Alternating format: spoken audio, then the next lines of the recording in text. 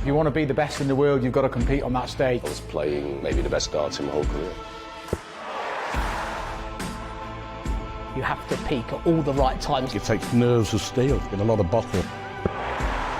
It changes your life. Become a world champion, it's the toughest one of all. It's the main thing, everyone wants to be remembered as a world champion.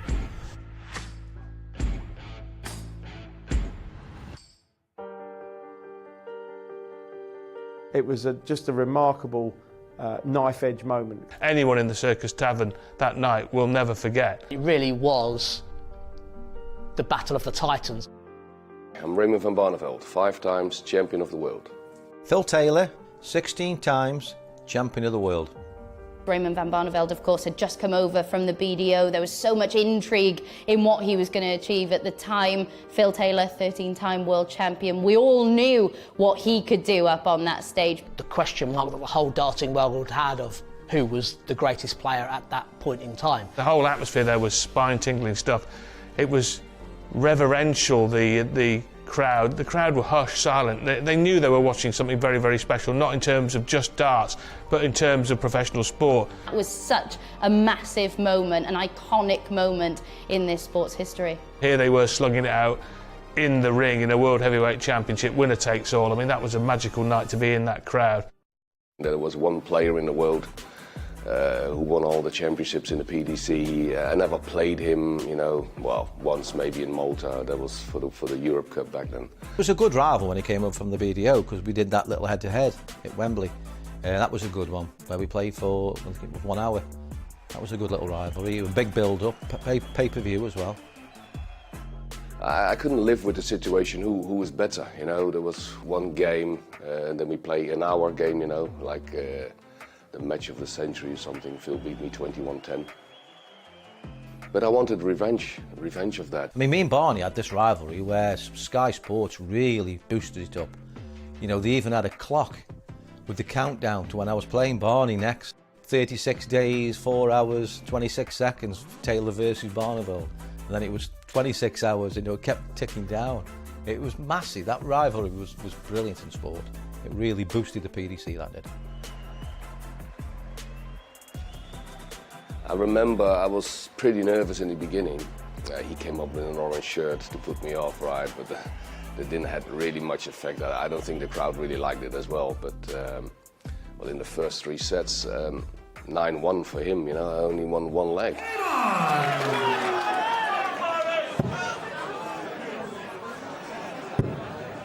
Barneveld first to the mark. 43. And what a mind gamer. He did that in '99 when Barney whipped out of the Wembley Arena and Taylor went and had drinks with 2,000 Dutch fans. He never misses a trick. Taylor won the throw and gave it away. That shows cockiness. 37. The crowd are on their feet. They've been queuing for 4 hours to get into the Circus Tavern at the culmination of a festival of fine arrow play. So Taylor, if he wins the first set, I think he's hinted he'll take that Dutch shirt off. Having got the fans on his side from the start. Eat your heart out, Sigmund Freud. This is a psychologist. And Sid, I just get the feeling that this match is going to come down to doubles. Who is going to hit? Who is going to miss? We know they both can score outrageously, but it is going to be the man who's the lord of the outer rings that's going to win here tonight. Coming from Dave Lannon, whose team get blitzed. West Ham supporter. And there forever, bursting bubbles. Lovely stagger dart. Sloppy by his standards. The second dart. 140. So Taylor, who as per normal won the ball, but elected to give the throw to Barneveld. And it looks as though 59. Taylor could finish here. 143. Here we go, first pop, but a big combo by the power. Very slack by his standards at starter dart. So here we go, first man to 7. 83. It's what we're after, Dave. It's a very, very sluggish start from Barneveld, averaging just over 50. And Taylor down at a finish, and Barneveld's back on 286, but now the signs are he's finding his range. There we go. Failure requires 60. Down at the Colin Stoke, the top lipstick. There's the easy bit. The first blood to the power from the Potteries. Topsy ones. That's just the kind of start that Taylor would have been wishing for. Second leg. He wins the first leg against the third. It's a very long journey. This is a marathon, not a sprint. But Phil Taylor gets the first taste of blood here at the Circus Tavern. Now, I don't want to get strung up from the rafters by the cheeseheads, the Holland fans, but in the BDO final a year ago, he couldn't push his average past 89 against Jelle Klassen, who went on to win. At a vital time, Barney couldn't get that over 100 average. He can't afford to let Taylor pulverise the averages. Taylor then, 46 years old, 24-gram unicorn darts are his chosen weapons. And massive psychological games like wearing an orange shirt when you're taking on a Dutchman. 97.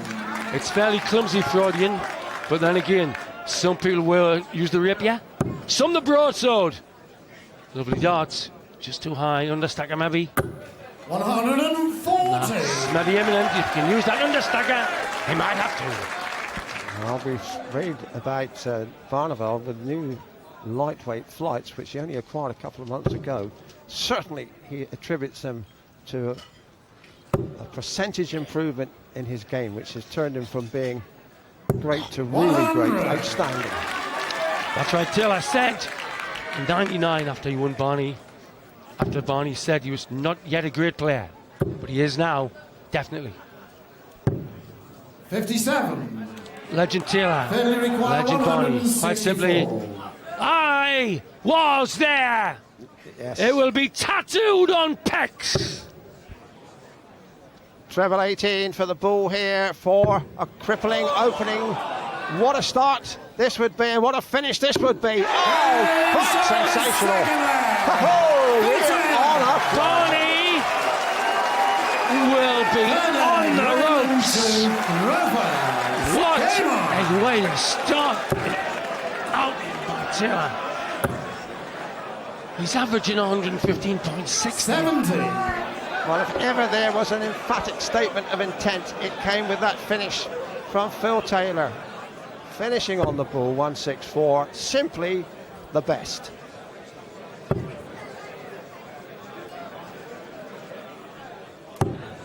Here we go then. There's Mrs. Taylor looking demure. Barney, that's a simple stacker. Simple stacker to the right as well. 100. Only 100. MBE, mighty ballistic energy. And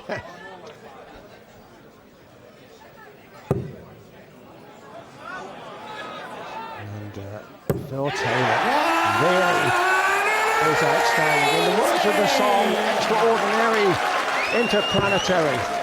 The perfect Alan Evans shot. The late Alan Evans was the best I ever saw lateral, 3 along the bed. 100. Taylor averaging 120. This could be over by 10 to 9. Only joking, folks, but what a way to hit him, Dave. I think not. I think Barneveld still is going to have a say in this final, Sid. We know he is nerveless and will keep battling. Phil Taylor should stay there. Another 180. Grievous bodily tungsten by Taylor.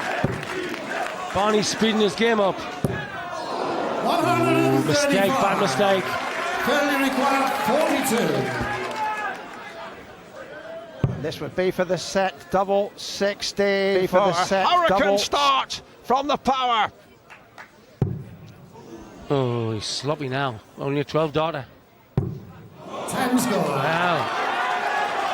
Raymond, you require 96. This is the moment, these are the kind of moments that Barneveld really shows his class. He normally picks up these kind of pieces. He's not going to this time. 56. Got to take shots like that. Failure required He's taking a 32. piecemeal against Martel at Sunderland, the PDL, 500 plus as. He's got to get the 60 to 100 shots out. Jello wants double 16. That's a nice little fall lob onto the barrel. Game shot in the first set. Phil Taylor. I was dominating and I wanted to do, I go out and change my shirt. And for some reason or other, I didn't play as well then. In the break, something happened in my head and says, come on, Ed van der Veer, my coach, he said, come on, Ray, next to the stage, come on, believe in it. And yeah, then I was starting playing, I felt relieved, and then I came back in the match, and it was an unbelievable cracker, bizarre.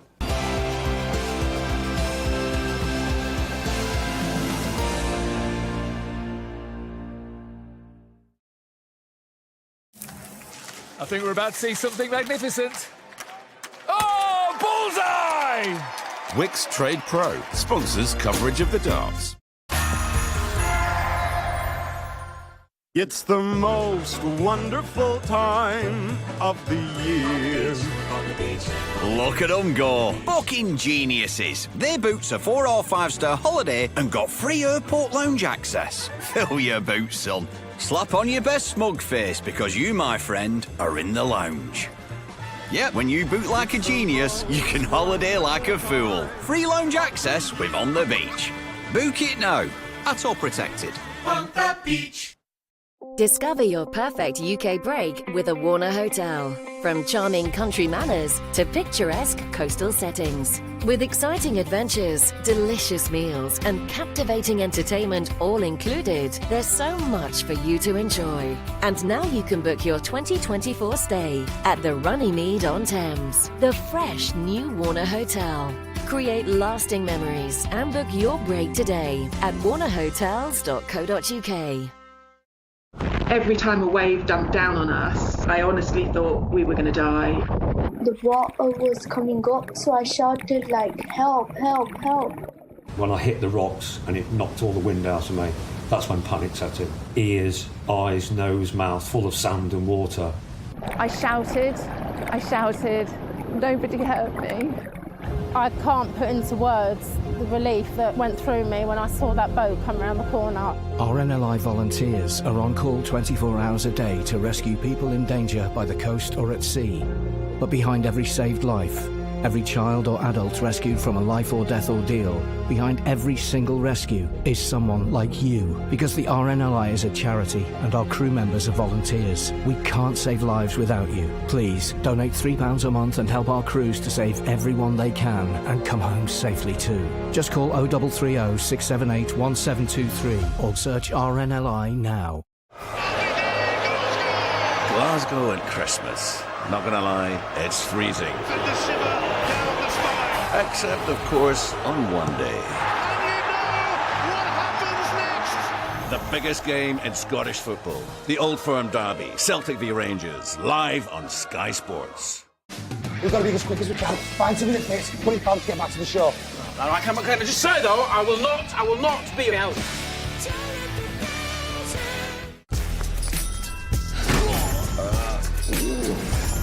Christmas, don't you just love it?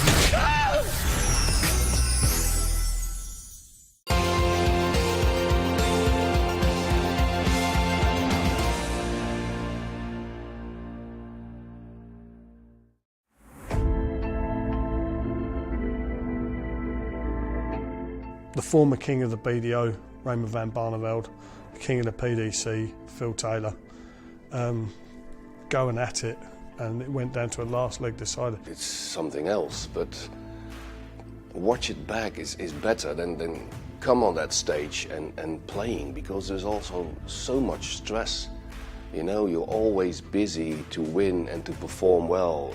You forget about the rest because you try to block it. The crowd is magnificent, they are the best ever. But you try not to think about it that much, because then you step out your zone, you know, you step out your concentration circle, and that's what you don't want. You want to perform well. I think, Sid, indicative of the situation we're in now, all four legs in this set have gone against the darts. Nervous players, but still throwing brilliantly. He gets the big 170 shot when he needs it. He is a genius. 58. He will have to be the double first to save his title. What a match.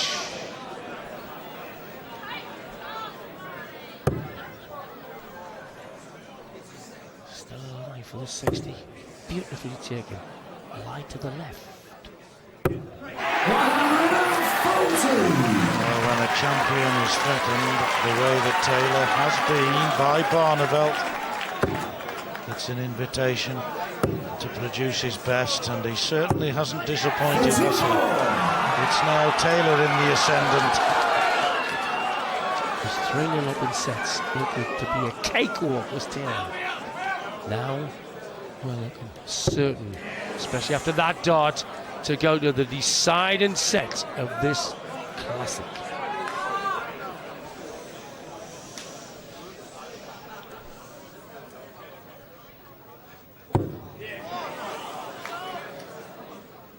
He's, I think, had his concentration affected by the dropping of the dart, but he's on a finish.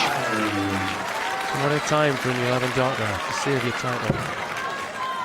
Here we go then. 2 darts to take us to the deciding set of a classic. 52 then for Taylor.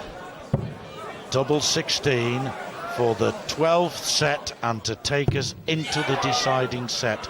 He knows he'll be back even if he misses. He doesn't miss. That's 6 sets all, and into the 13th and final set. Level at 6-6, I've been there before, and I knew he hadn't. So I thought, right, you just keep sticking in now and try and nick a leg off him when there's darts. That's the main one. Because obviously you've got to win by 2 clear legs, or you go to the end and you ball up. So that was my main objective, just try and nick the darts off him.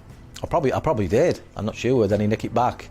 It was nip and tuck all the way. In those years, I saw a sports psychiatrist,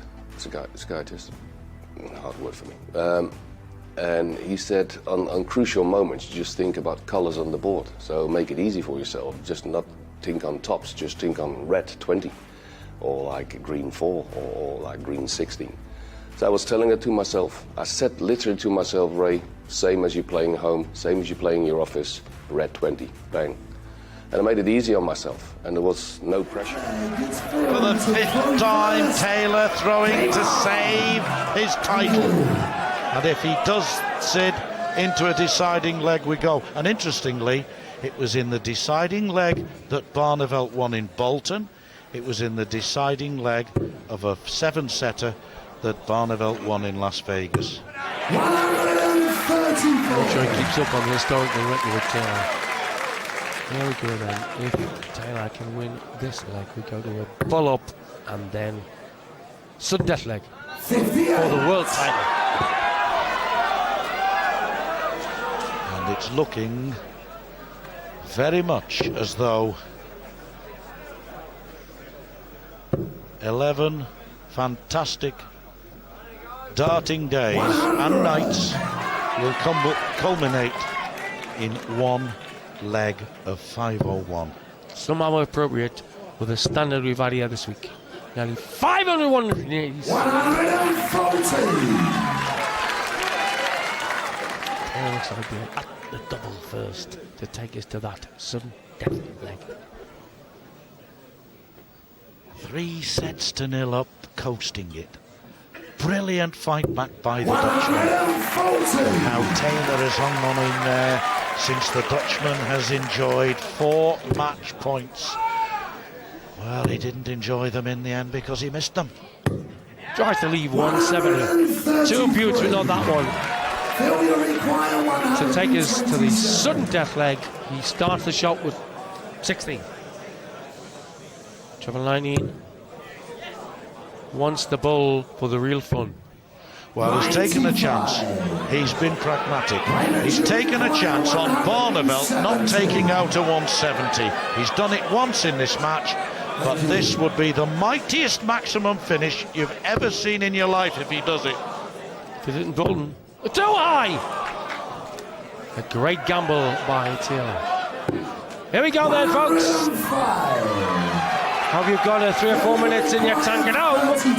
This is heading for double 16 for the sudden death set.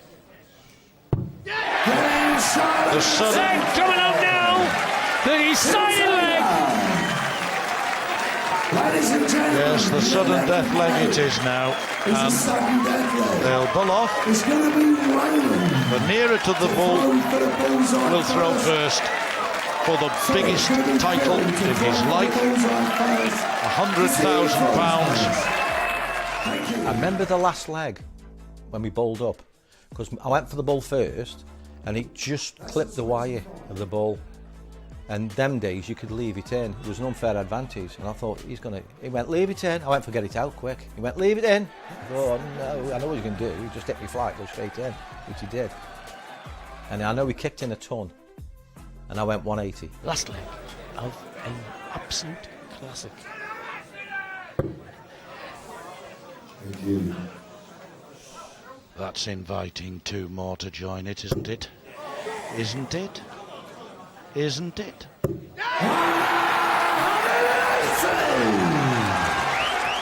And then what did he do? He hit 180 back. And that got me.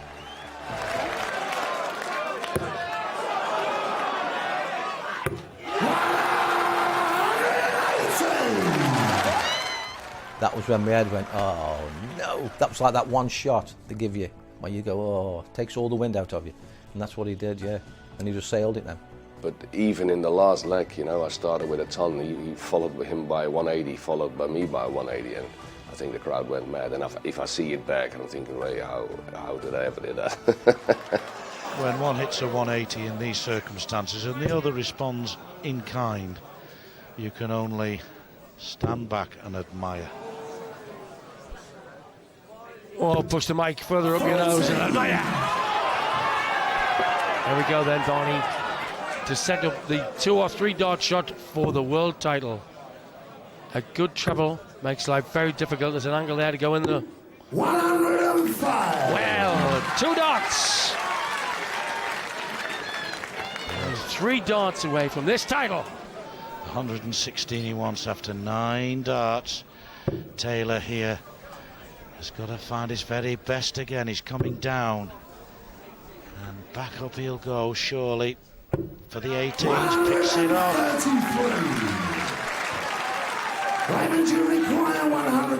For the world title, 16. Raymond van Barneveld wants that for the title. 76.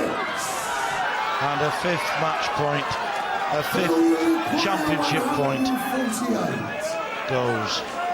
Now Taylor, 148, and we have to say for his 14th world title. Looks at the 60. Yes. For Raymond van Barneveld, 4 times PDO champion, to end the greatest year of his life. I knew he was on 90-something, 92 or 94, and I knew he would have hit that if I would have missed. And trust me, I missed a lot in these years against him. We played so many times. I always got shots and keep on blowing my finishes. Tops he wants. And he gets it! Barneveld is the champion of the world! Equals Eric Rister's 5 title records! What a player! What a player! What a comeback! What a match! But Phil also think it was the best match I ever played. I don't think so. It was nip and tuck all the way. It was a good final, that was. I know it had boosted my career. You know, I was never really that famous until that match, I think. You know, people knew you, but all of a sudden you become like a household name after that final. Well, this is what people think about you. You know, you're a 5 times world champion. That's what people think. I was in a TV show one day, and the presenter asked me, you're always so hard for yourself, you know. You always say second doesn't count, third doesn't count. I said, okay, Jack. In all honesty, how many times I became runner-up then in the World Championship? He didn't know. He said, yeah, well, I know you won 5. I said, yeah, the 5 winnings, you know. But the 3 finals are lost in the World Championship, everyone forgets. And this is how you're being treated. There's no one who's telling you're a vice world champion for 3 times, because it doesn't count. Only the world champion counts. And that's why I'm always so hard on myself. I want to win trophies, I want to lift trophies, because that's what I do. I don't do it for less. Honestly, if I could turn back time now, I'd have won it. Easy. Not easy, but I'd have won it. Yeah, I got the measure of him then, and I didn't. It's ever so strange, isn't it? Again, sport, it's all on the day. You can be the best team or the best player ever, and it's all on the day.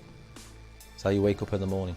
But if you would have told me after that match, after 21 180s, if you would have told me or anyone, Ray, this is your last World Championship title, I would have laughed.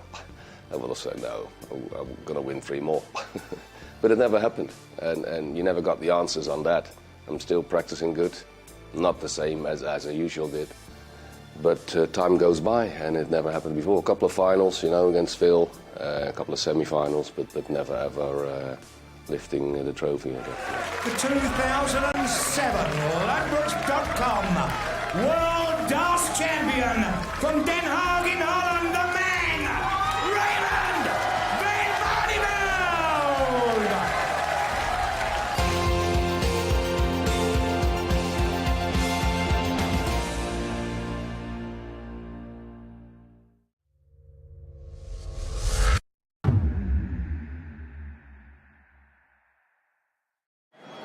Will his hard work pay off? Oh, perfect precision. This is why he's 10% better than the rest. Wix Trade Pro sponsors coverage of the darts.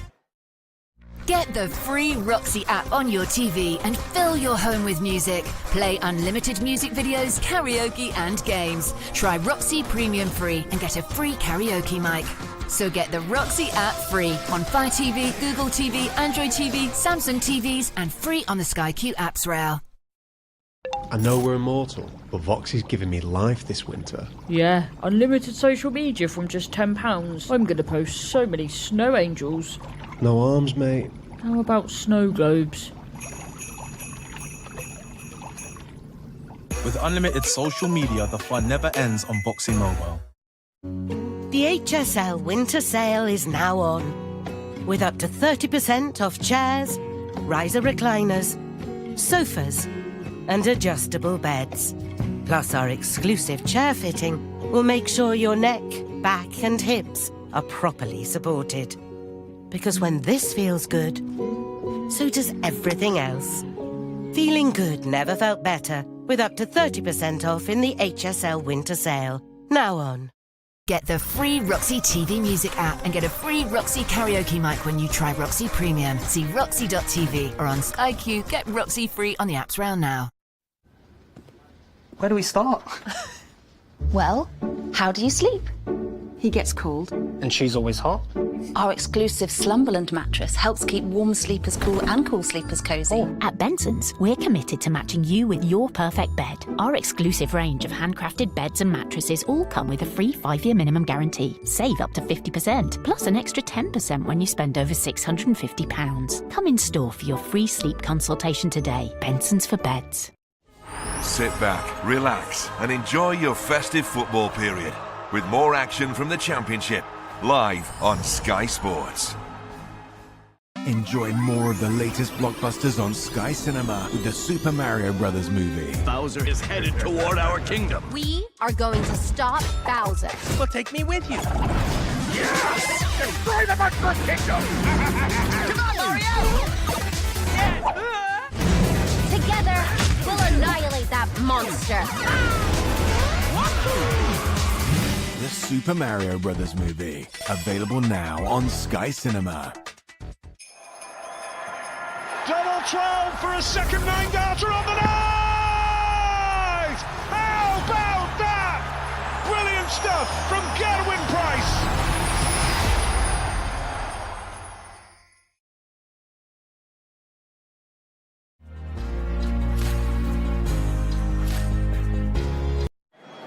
Will his hard work pay off?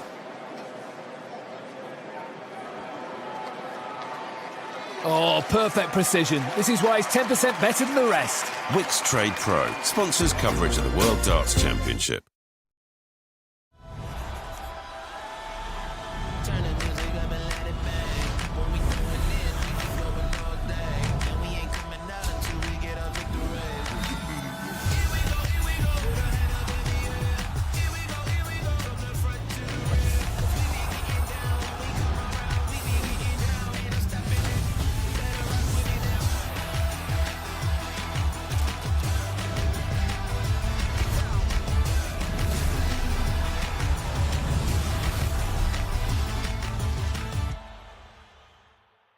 We have had 9 full days of darting drama. The twists, the turns, the ups and downs. You never know what is going to happen on that Ali Pali stage. But the good news is we are back and the race to the top is very much on.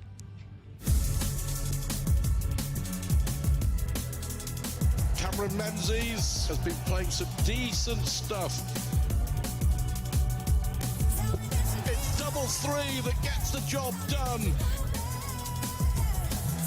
But it's Man Lok Leung. Comes back 3 in hand for 40. And he's won it! One of the great wins in one of the great first-round ties we've ever seen at the Alexandra Palace. Qualified by the Asian Tour on the biggest stage of them all. He wants tops. Outstanding stuff. Tomoyo Goto of Japan has ousted Ian White. James Wade, the 10-time major champion, is a real test for Matt Campbell. For a level match, it is 1 apiece. 2 darts for the set, and he takes it. We're going the distance. Matt Campbell sweeps the set to 0. And Matt Campbell takes out the great James Wade. Luke Littler lit up the Palace for a place in the last 32. And Luke Littler wows the crowd again at the Alexandra Palace. We're just really not sure how this match will pan out. Van Dijvenbode was on fire, but Kritsmar has doused the flames. This set is about to go, and is gone. And this is for the match. And the big Croat has knocked out Dirk Van Dijvenbode and goes through. Damon Heta takes on Martin Lukman. And that is the game wrapped up for Damon Heta. It's all good things for D-Rod, don't you worry about that. It's not an easy game either way here. Scott Williams will have his work cut out. Scott Williams beats the number 7 seed, Danny Noppert. I'm here after Christmas, baby. I'm here after Christmas. That's what we're after. Gurney Super Chin and Steve Beaton, the bronze Adonis. Oh my days, Daryl Gurney! That is the Super Chin of old. To get the best of order, Barry Van Peer steels himself for another win on the Ali Pali stage to continue his debut. Barry Van Peer with peerless finishing sees off Josh Rock.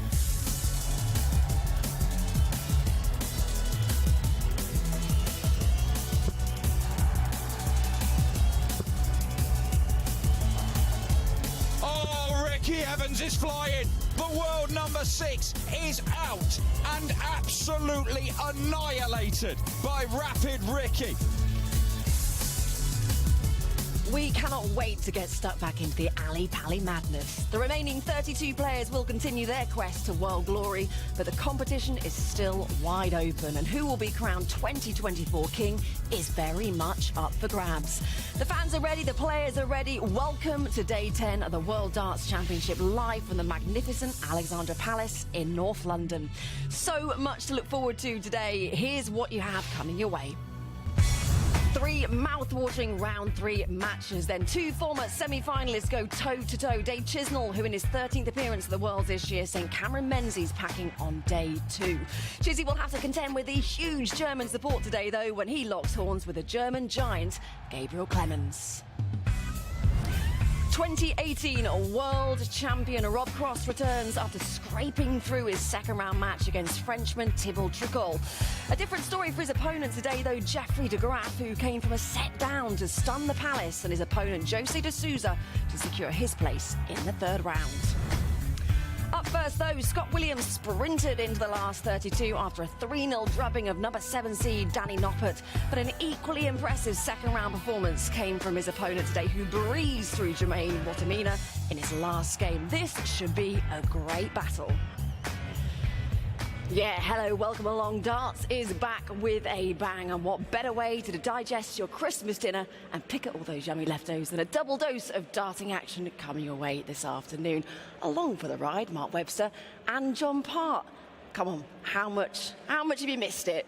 Yeah, this is the part I really like the best now, when I think games come thick and fast. There's a longer format, the prize money jumps are huge as well, and players getting to rounds they've never been before, looking at the rankings, and I do like the element that the players can't think about things now. They win today, they've got a quick day off, and then they've got to go again. It's the business end of the tournament, and it's going to be a great 7 days. John, what's it like for the players? Can they relax? Can they enjoy Christmas? Can you switch off? I think it depends basically on maybe what your draw is after, but no, I think the short answer is no, because yes, they're very relieved to be still in after Christmas, but to lose in the 32 round is a significant setback for most of the seeds. They have visions of going far further than that, so they'll have been on the boards and at times over the last few days, and they'll be thinking about it, and they're very anxious to get in here now and compete. You know, so it's been way too long probably for some of them. Well, we're into day 10, aren't we? But one of the stories so far, it has to be the person that everybody is talking about. Teenage sensation, Luke Littler, 16 years old, born in 2007. And my, oh my, on Wednesday night, did he announce himself to the world. What a performance against Christian Kiss. He absolutely blew him away. Slightly more test against Andrew Gilding the next day, but all part of the learning experience. He would have learned so much from that. Yeah, he showed in that just over 24-hour period that he's the complete package. He dominated his opening match against Christian Kiss, never gave him a chance, and just proved how ruthless he can be when he gets out in front. The next match against Andrew Gilding, where he's got to dig in and show his fight inside, he did that as well. Look, Luke Littler, we expected big things, and he's shown quality already, and his draw's panning out pretty well as well. He'll fancy it against Matt Campbell, but he's got to respect Matt Campbell as well. He can't look beyond him, and he will do that. He's an ambitious player, Luke Littler. I like the way he speaks. I like the way he's panning out his career. His confidence as well. Of course, yeah. And I'm looking forward to him on the big stage again. Wayne Mardle, he's sort of likening him to the likes of Michael van Gerwen, which is a huge thing to do, but at 16 years old, does that add a lot of pressure, John? Well, yeah, it would a little, except I think when you're that age, maybe you don't understand or feel pressure in the same way you do as you get older and you see other people going through it around you. I think for Luke, he's winning a lot. He's winning at every level. He just goes out and plays the match, and he expects to win it. So that diffuses a lot of pressure right there. I think he enjoys the atmosphere, the noise, it's a festival for him in a lot of ways. It's something to enjoy and savor. So I don't think he's seen any of the negatives really so far. I loved after his first match, he said that his Instagram followers have gone up 7,000. I can only imagine over Christmas how much they've gone up and beyond after today as well, because that's what it's all about, isn't it, really? They will continue to go up, and they ramp up in this tournament. There's so much coverage, and there was so much attention on Luke Littler in that match, and he deserves that. I think he's enjoying that element of this as well. It's a great learning curve for him, but he's dealing with it really well. Well, some of the big names that were touted before the tournament came in were, of course, the likes of Michael van Gerwen, Luke Humphries, big favourite. Now Luke Littler's very much in the mix, Mark. Yeah, after that first round performance, obviously they have to be careful how they price him. Obviously, Luke Humphries has fallen to second favourite just based on obviously the performance a bit flat, but he'd done enough. I wouldn't read into that. There's a bit of value in kind of maybe Bunton at 16-1. I think he was excellent in his first round match. He could potentially play Michael van Gerwen next, so that will change. But we're still none the wiser at this stage. I can see a right smile there on John Parr's face. I like the looks of 40-1 in Chris Delby. Yeah, I mean, I know he can play. Well, we know what you're doing, but you're not allowed, remember, you're not allowed. Yeah. Of course, it is very serious business, isn't it, here at Ali Pali? We see some epic darts on that stage, but we have a few laughs along the way.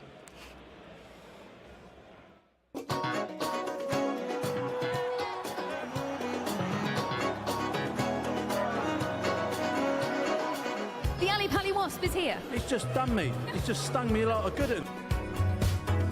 Have you got a message for Chris? You can stare down the camera. Chris is one of the good ones. Fair play, bud. Happy Christmas.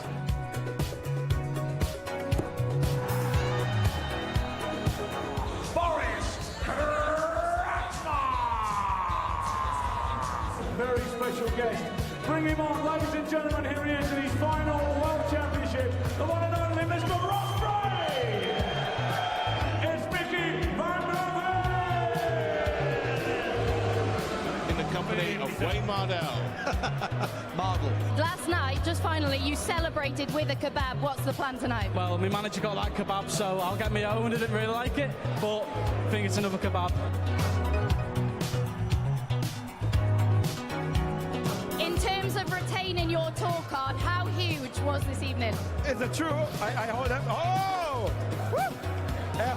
We look forward to seeing you after Christmas. Cheers, thank you.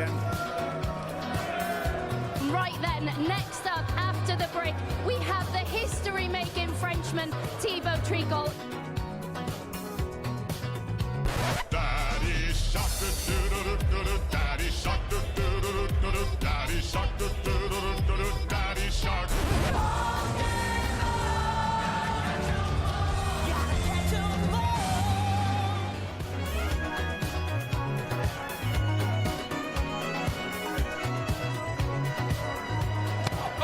Oh, how about this? Little look away 180 attempt. Didn't get any points for it.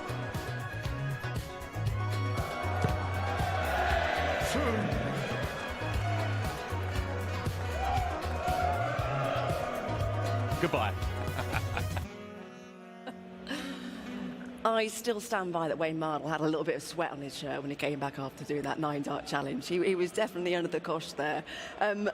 For me, it has to be Suzuku and the Baby Shark, because that was going round and round and round my head. And I'm sure people at home, when you were watching that, all the kids stand up, they start singing, the parents go, oh no, not again.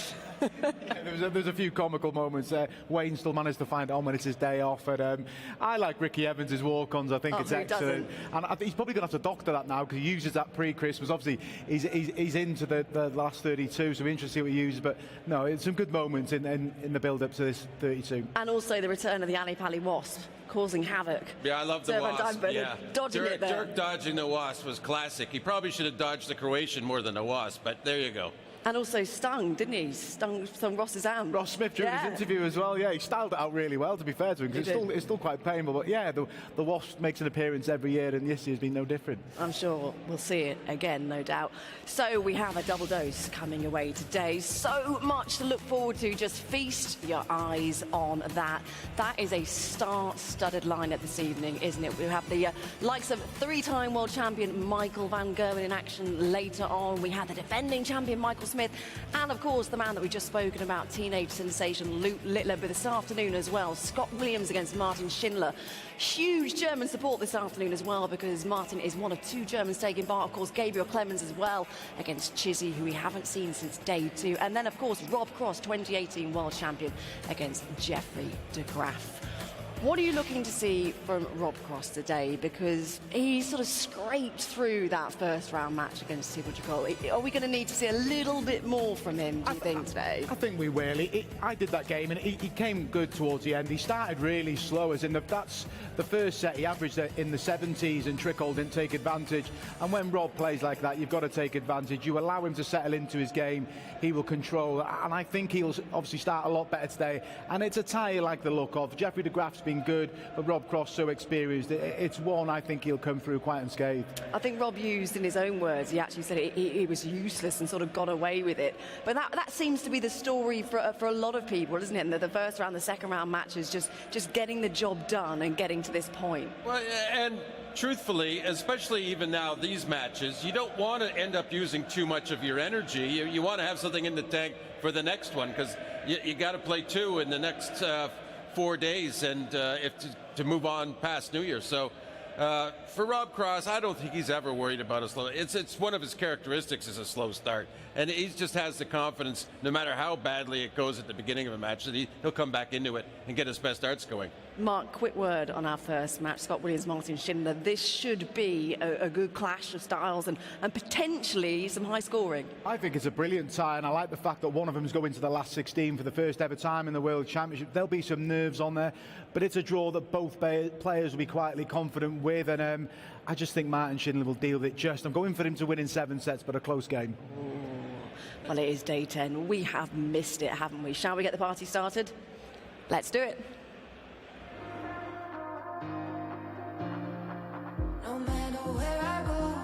Quite simply, the biggest show on the planet.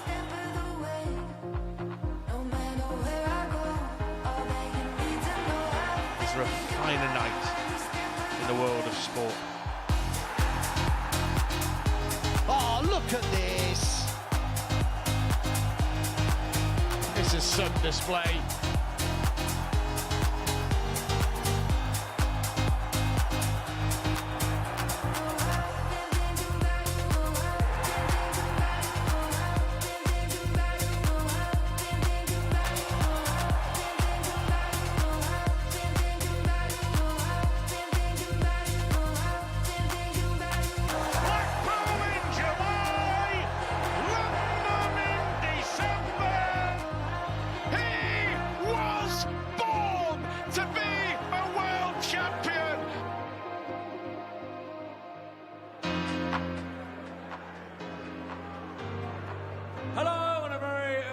welcome. You've joined us live on Sky Sports from the Alexandra Palace, London.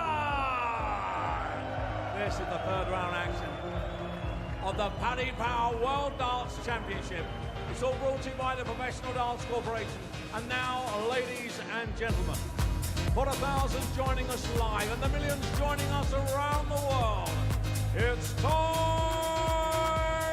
to meet the players from England in his World Championship debut. Ladies and gentlemen, here's Shaggy Scott Williams!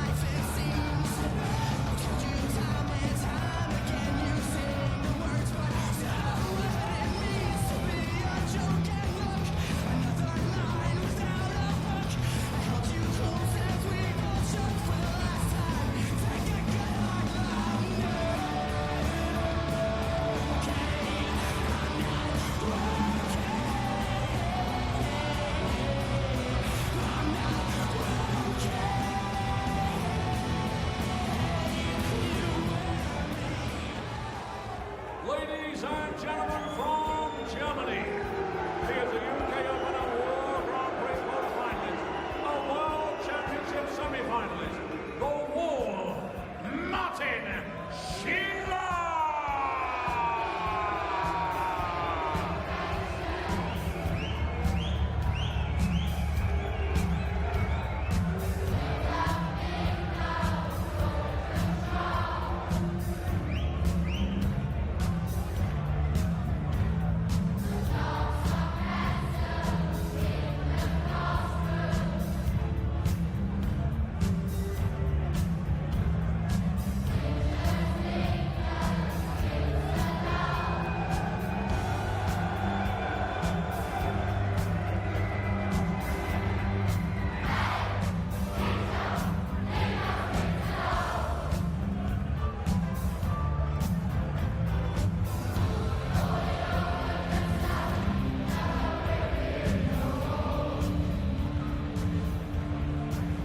It's good to be back, isn't it? We are into our first third round match of the afternoon there. Martin Schindler enjoying every moment of his walk on there, taking his time, soaking it up.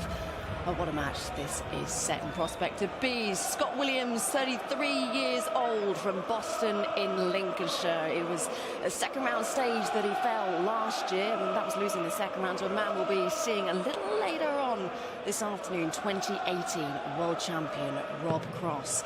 His second appearance here at Ali Pali, and he should be full of confidence going into this match after that impressive second round win against number 7 seed Danny Noppert. Well, Scott Williams is up against this man, Martin Schindler, and as we know, the German fans, you can hear them, they are out in force. Over 25% apparently of ticket sales have gone to German fans, and of course Gabriel Clemens coming up a little bit later on as well. But this man is first, the Wall, Martin Schindler. His 5th time here at Ali Pali. Last year, though, was his best performance, reaching this stage. Current world champion Michael Smith put an end to his run in that year, though. Can he go one better? Looking forward to this one. So, for the first time this afternoon, let's hand you over to your commentary team, Mark Webster and Dan Dawson. Good afternoon, gents. Good afternoon, yes. Shaggy and Shindy here to shake you from your Christmas torpor, and Scott Williams in particular making a real effort at it.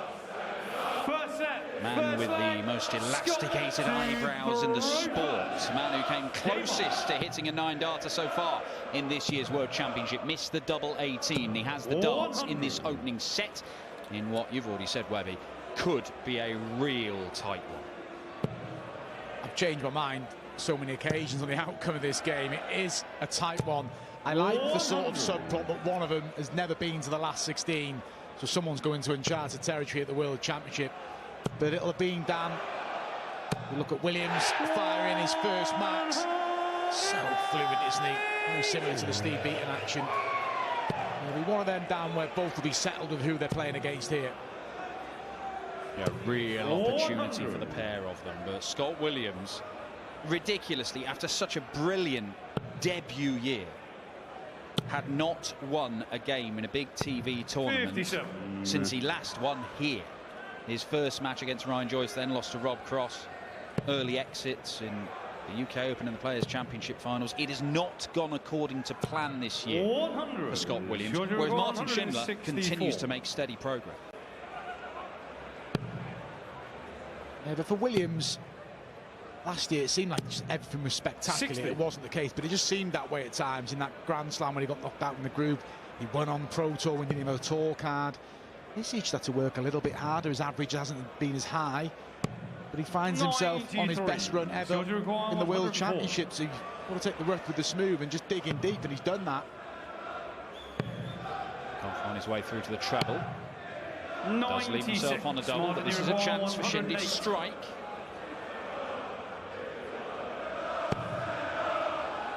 He's going to get it down.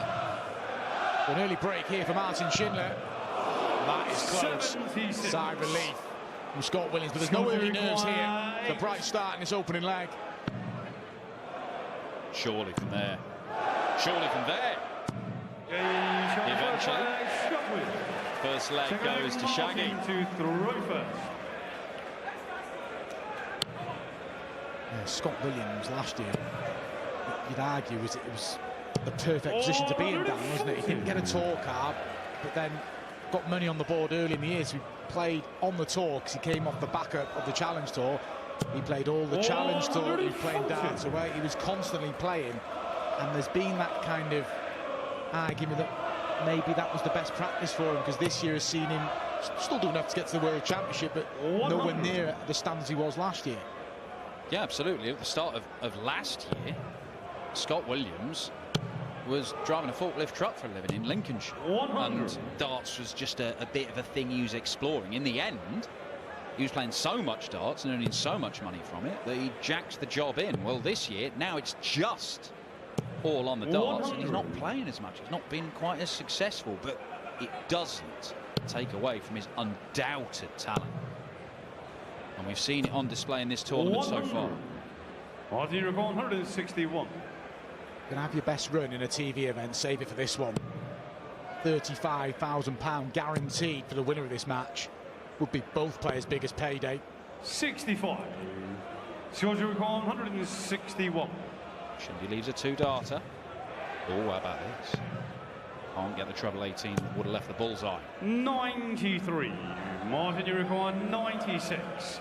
And it's a level. Is he going to go searching for that treble? He does. Brilliant dart. Brilliant finish for Martin Schindler. A couple of confident legs to start the match from both. Really impressive from Schindler there.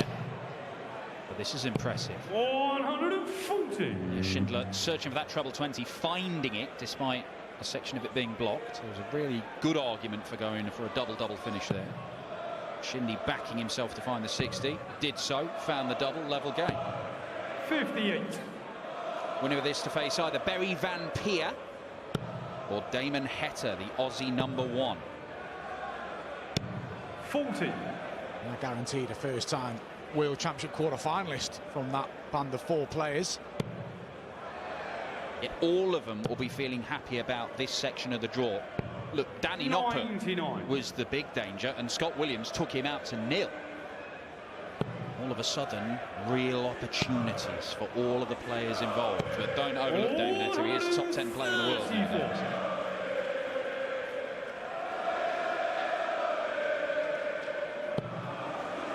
Barry Van Peer either. He's kind of the name it's easy just to dismiss at these 4. He's worked really hard on his game. He's worked really hard in this tournament. Schindler. And in his first match in the 3rd leg. 43. That's a slip. Martin, you're 164. Schindler will feel he's probably got 2 visits from here to break the throw. He's going to need at least 2 visits. Incorporate the bullseye. 64. Knocks off the 64. 144. Another one of them. Disappointed. It was a brilliant first start from Scott Williams. 90. So Schindler got rid of 96 in the previous leg. A turn here will give him a break and allow him to throw for the set, and that's the perfect start. And that is a brilliant finish from Martin Schindler.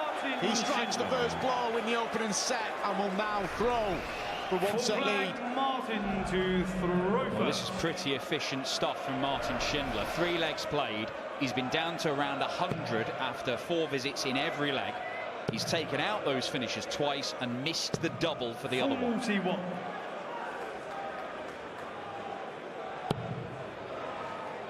Already opened the door, though, for Scott Williams to break straight back. An opening visit of 41 for Martin Schindler. And maximum possible damage done by Williams with his second max.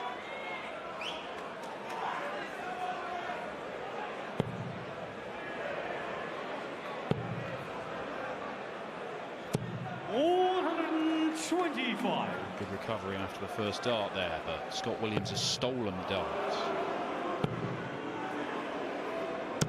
45. Doesn't recover after a wayward first dart.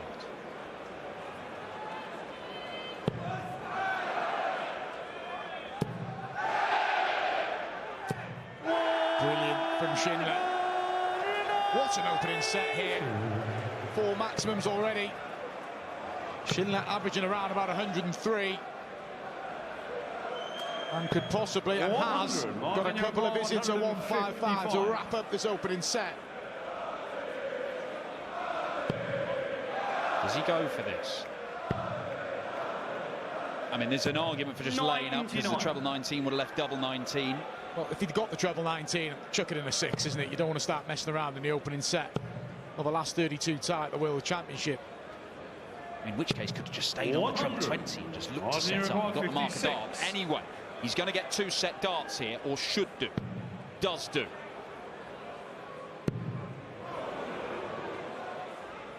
And that is an excellent opening set from the German number 2. Martin Schindler, ton average, 60% on the doubles, wins the set against the darts and takes an early lead.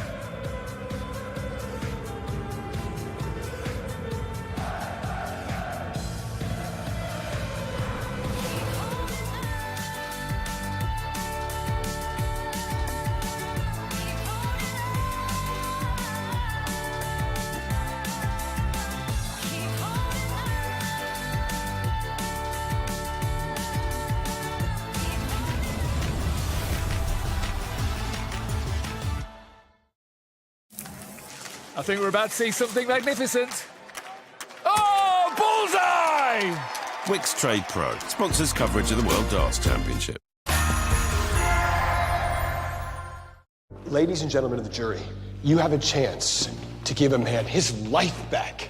So the question you must ask yourselves is, can anyone smell garlic? Objection, Your Honor. Overruled. What do you see, counsel? Chicken, Your Honor, with a smoky, spicy coating. I think we can conclude it's Spanish-style chicken with patatas bravas. Steal the show with 250 recipes every month from $2.99 a meal. Gusto. With extra winter savings at DFS, it's time to find the right thing for you. Take things easy with the Orca at just $6.99. Or go feet up on the Foster for $7.79.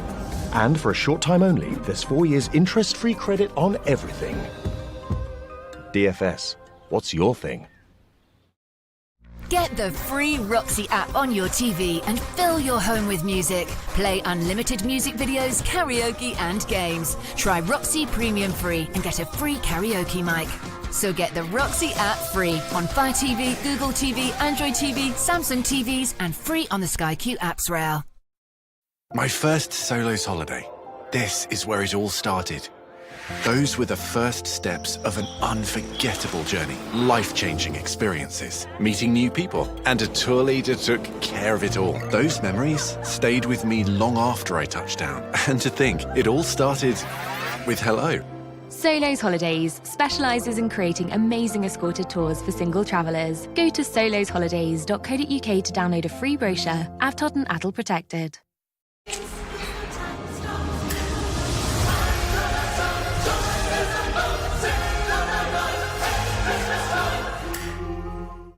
Get the free Roxy TV Music app and get a free Roxy karaoke mic when you try Roxy Premium. See roxy.tv or on Sky Q. Get Roxy free on the apps round now.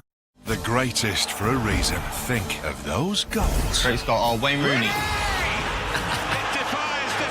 Happy Cisse. Here's Chelsea. Outside the bill. Oh. Thierry Henry. Flick it up. Spun. Bully. To games that roll straight off the tongue. Old school Arsenal, Man United. 6-1. Newcastle, Liverpool. Just Stan Collymore scoring a winner. Collymore closing in! Premier League years. Let's kick into 2024 and make more Premier League memories. Live on Sky Sports.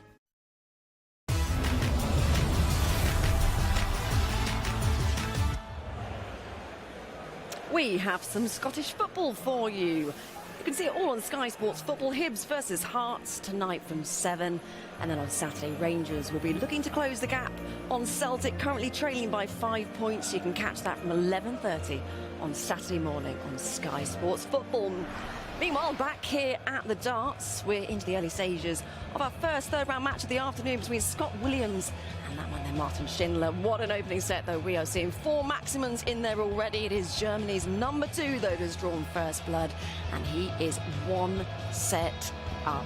Damon Heta, Barry Van Peer, they await the winner of this one. How will it all unfold? Let's find out then and hand you back to Mark and Dan for the rest of the match. Yes, no sign of post-Christmas lethargy from Shindy, flying out the blocks in this opening set, taking it with that 100 average and straight in the treble 20 again.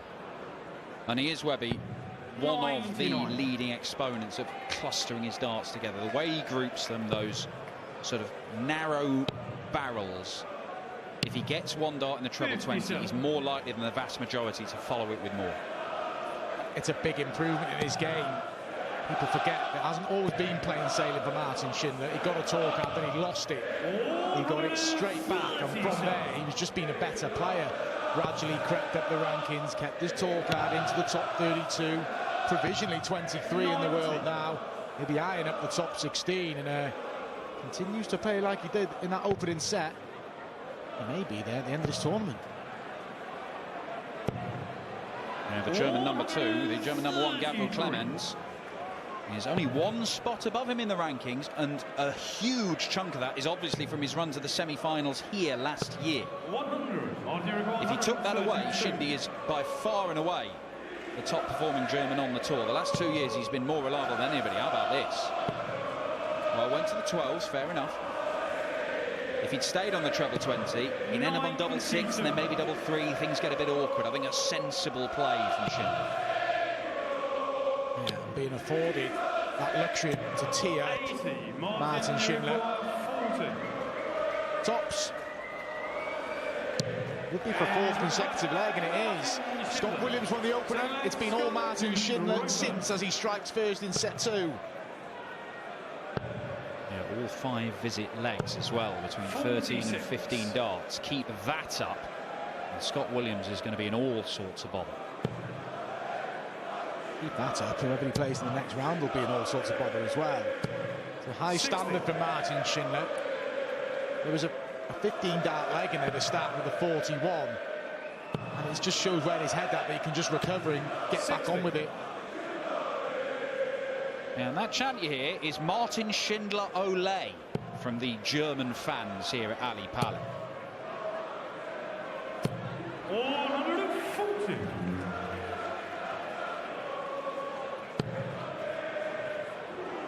What Martin Schindler's got to do there, when you're on top, get yourself that 2-set advantage.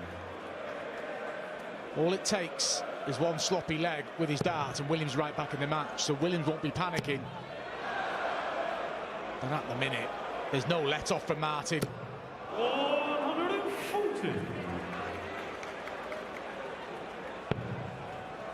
Scott Williams looking at the 19s, because 5 of them leaves 160. That's why he's trying to change the angle and get in there, which he does. Shindy has effectively stolen the darts in this leg, though. Martin Schindler hadn't won a match on the Ali Pali stage until last year. He beat Martin Lukeman. 65. You can argue it was the closest we came to seeing Michael Smith defeated. 3-1 he led in this round. and lost 4-3, but I feel that was a turning point for Martin Schindler, 60. who's consolidated his positions in the majors this year, had a run to a Grand Prix quarter-final. Does he try and find the treble again? He does, and he finds it again to lead double 8. And this time he doesn't pin it. It's big for Scott Williams. Up for top, surely. Just can't quite find it. And more opportunities for Martin to get another leg. Double 8. He's sliding alongside it. And double 4 will do the job. It is 5 legs in a row for Martin Schindler. Not just that, it is 5 legs in a row where Scott Williams has not had a dart at double. And Scott Williams will be disappointed that he's letting his opponent break his darts in 6 visits. An 18 dart breaker throw there for Martin Schindler, his worst leg of the match, but it gives him control of the second set. 440.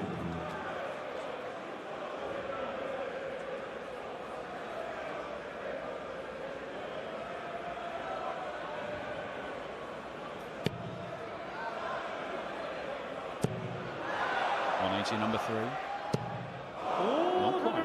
425. 10 grand game of darts, this. Big jump in the prize money. He gets bigger and bigger as the tournament goes on. But don't come bigger than that. 180 number 3 for Scott Williams. Brilliant visit from Williams. Not giving up in this set, even though he's got a lot to do. He's got to win 3 leg 2 against the darts. 180 there, just indicate how fluent and on point Scott Williams is. And it's all clicking into gear. 65. I think that's the word. He even said he felt that something had clicked in his game, his throwing action or something. He was feeling great prior to the Christmas break. And when he is feeling good, he is capable of the spectacular. But this is good battling from Schindler.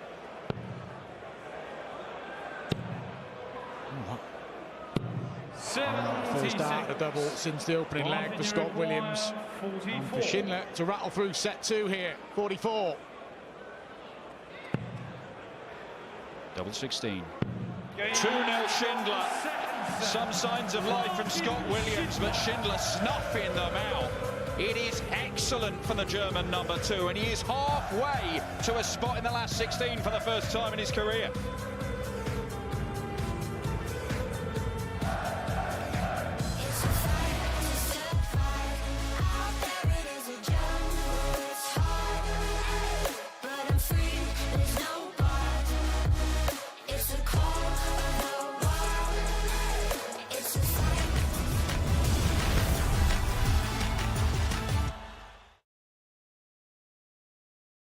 Of course, it's all been leading to this moment.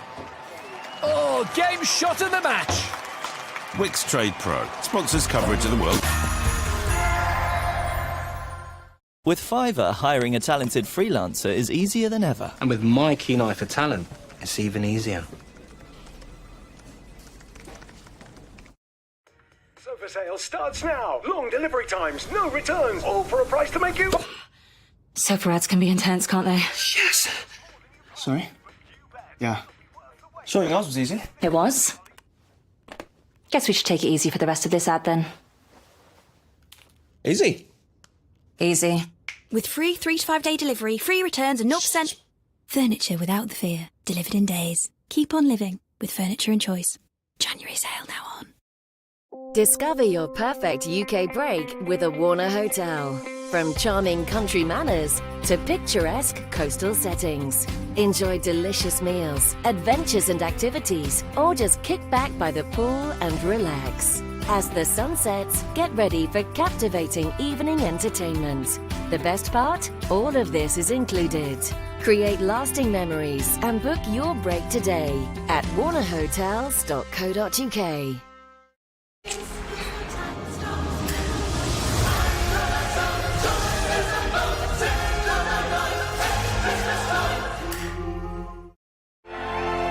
Don't miss out on Lotto this Saturday. Another huge £15 million jackpot must be won. It could be you. Play on app.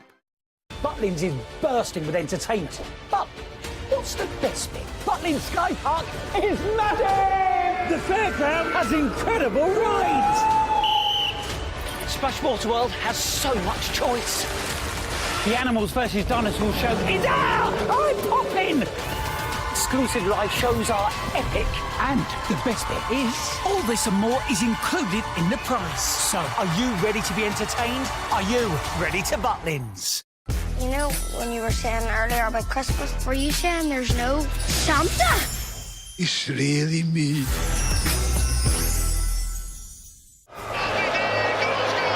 Glasgow at Christmas. Not gonna lie, it's freezing. Except, of course, on one day. The biggest game in Scottish football. The Old Firm Derby, Celtic v Rangers, live on Sky Sports.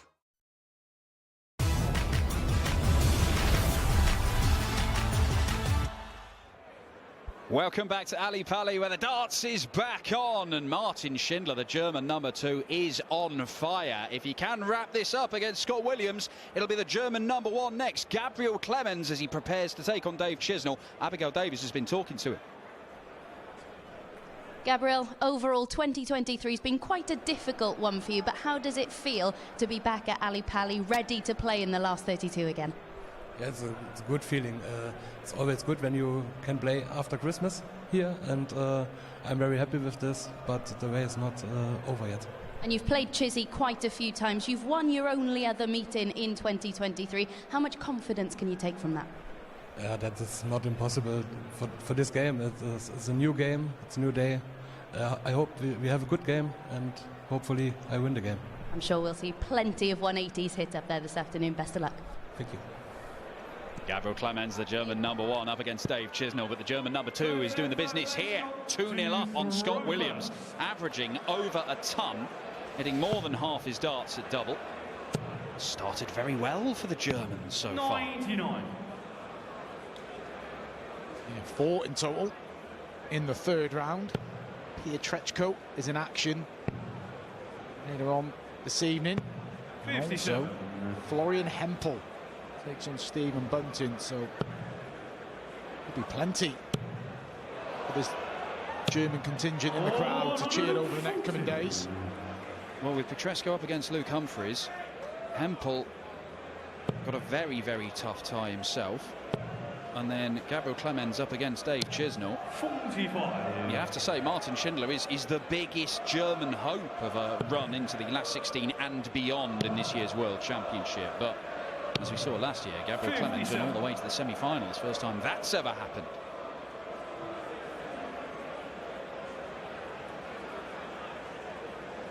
A little bit of breathing space for Williams for first time in a leg. And plenty of it now.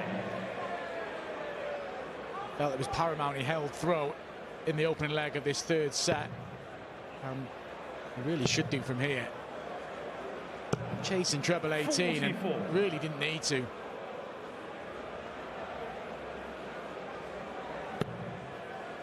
First of 4 sets in this last 32, so extended format. It does change the dynamic. You can lose the first 2 sets and it's not quite panic stations. It's still not good, but compared to the first couple of rounds, it is a very, very different feeling. You go 3 sets down into tall order. It can happen. We saw Ryan Searle blow a 3-set lead here last year.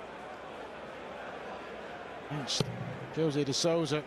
You're giving yourself a lot to do, and shake of the head from Williams, but he's okay in this leg. Yeah, good dart.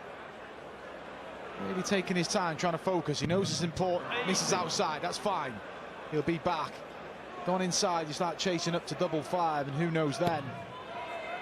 Just wonder whether he's contemplating going treble 16 for double 16. Well, he's going to get more darts for the leg, but Martin Schindler has catapulted himself back into contention. For all of about 5 seconds, Scott Williams takes the opening leg. Worst leg of the match.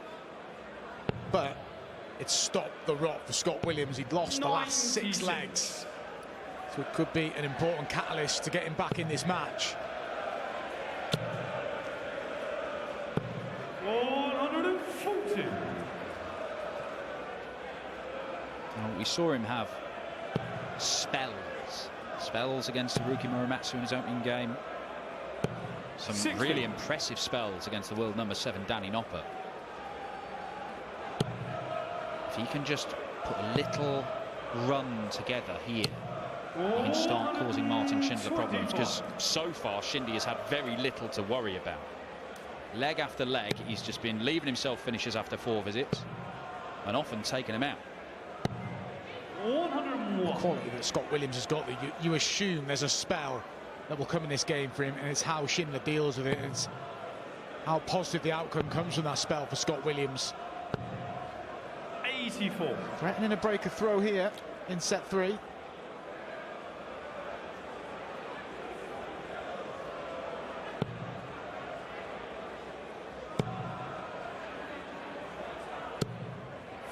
Not enough for Shindy. 152. Williams bossing this set at the moment. Another in there. Leaves double 16 for a 152. As if it were nothing. Just what he does. Well, in the blink of an eye, Scott Williams is throwing for the 3rd set. Brilliant 152 finish. Acknowledges the crowd as well. This is good from Williams. Was a bit flat in the previous. As good as Schindler's been, he was a bit flat in that previous set. This is a lot better. 60. And take encouragement as well that Schindler's levels dropped off slightly. 99. Pally crowd deciding to get behind Scott Williams now. They want to see a contest. I think they might be getting one.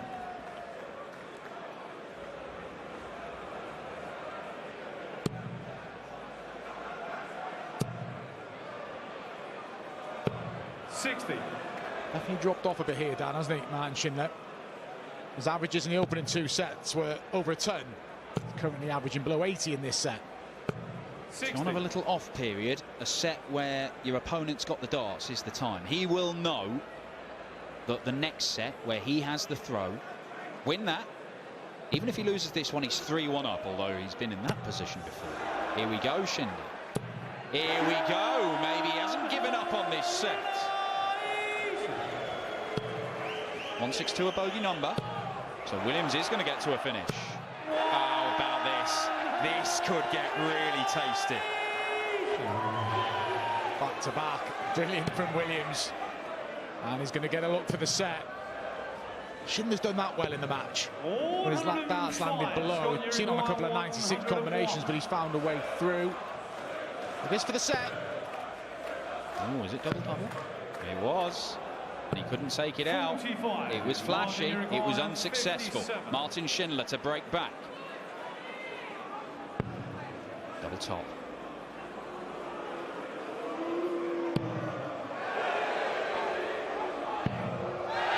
Two chances to really throw this set into doubt.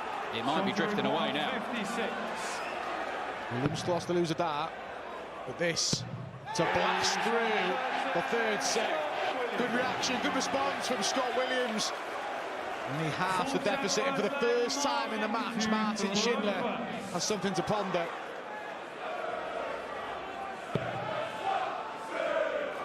And the crowd find their voice again. 59.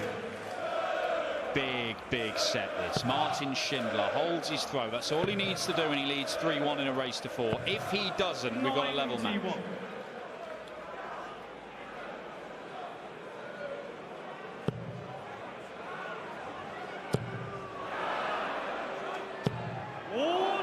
It was paramount that Scott Williams won that set. You go 3-0 down, you give yourself a lot to do. Just the manner in which he won it down, just to get through it with no drama. And he's picked the pace up here. And he's raised his game here, Scott Williams. We said a spell would come, and it looks like it's coming here. The 5th maximum for Scott Williams. Shindy's not going to find his fifth. And he's just had a few. If he is missing that 20 segment, it's tending to go left into the fives.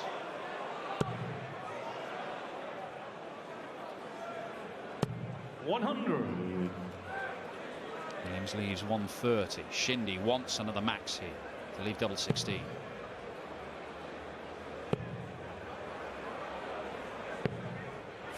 Schindler's tailed off. 130. But let's not do a disservice to how well Scott Williams has played from set 3 onwards. The guy can't get the treble for the ball. We're quietly confident he's coming back. But that last start is 154. still going to make it a little bit hard work. Even the 25 does him a favour. At the very least, Scott Williams should be getting a dart at the ball to break the Schindler throw. And after losing 6 on the spin, this would be 4 legs on the spin for Scott Williams. 287. Should be minimum dart at the ball. 20 for tops. 20 for bull, I should say. 62. Not far off. 109. A good effort. He's been very good at getting darts for these sorts of finishes. Well, he can still rescue it. It's going to have to be treble 18.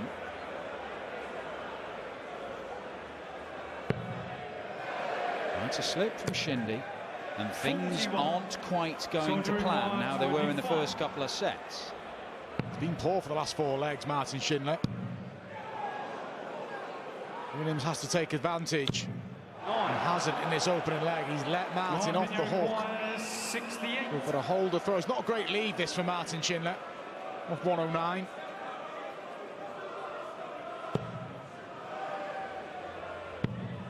Oh, it looks a good guide for the double.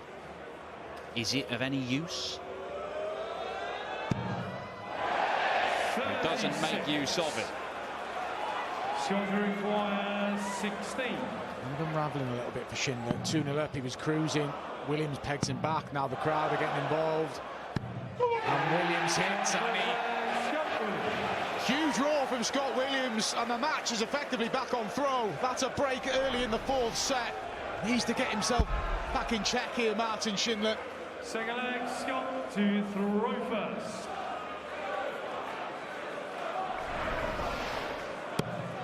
Fired up Scott Williams. He's getting right back into this match. 140.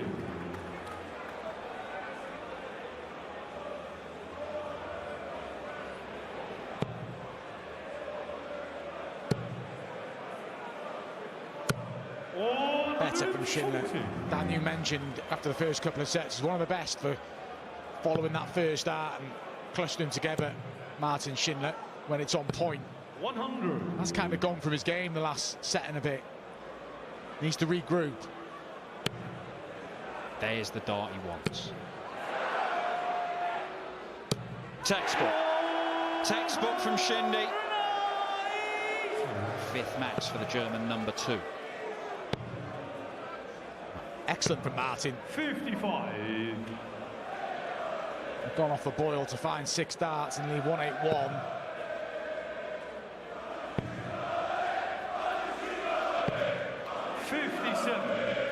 German contingent are trying to get behind Martin here. Rally him again.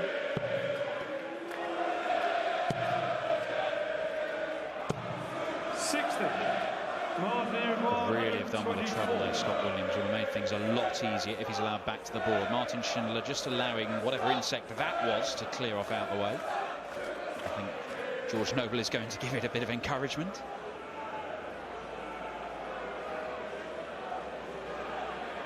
Well, he didn't catch it in chopsticks, but it's still pretty impressive.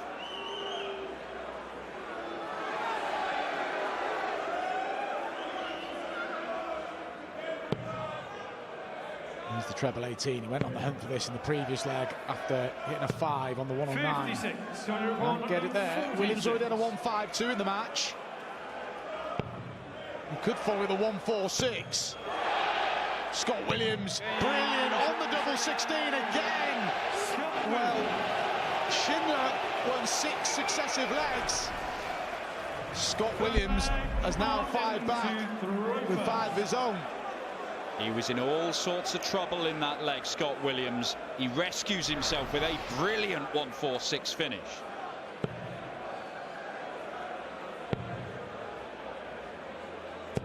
$134.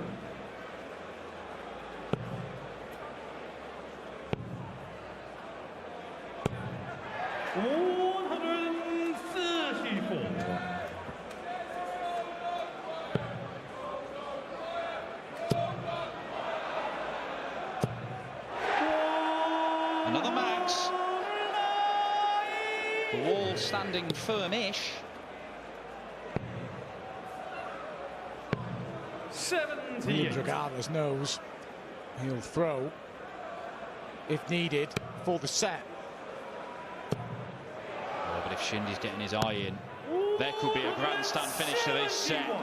6 perfect darts in a row from Martin Schindler. 180, 171 leaves double 8 for a superb lap. 127. Martin, you've got 16.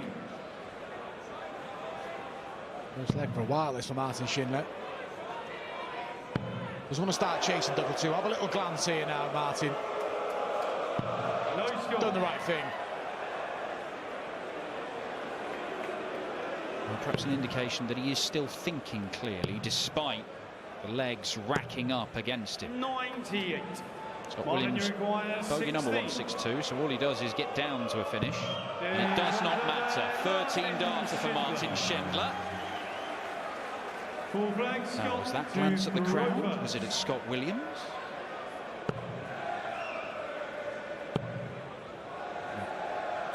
100.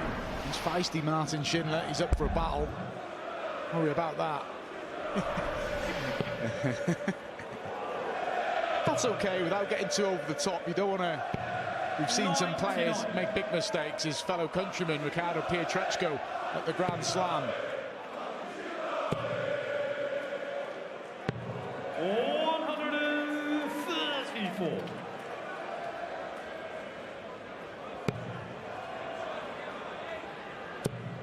Oh, this is good. It's really good, and Shindy is making life incredibly difficult for Scott Williams here.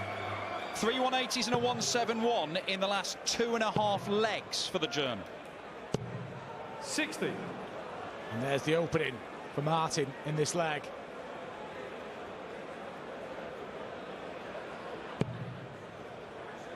Firing himself up, Schindler. 41. That's sloppy, though. There's nerves here. Why wouldn't there be? It's a huge game. And a huge moment in it. And it's a decent setup. Scott Williams leaves himself on a finish that should get him at least 1 dart at a double.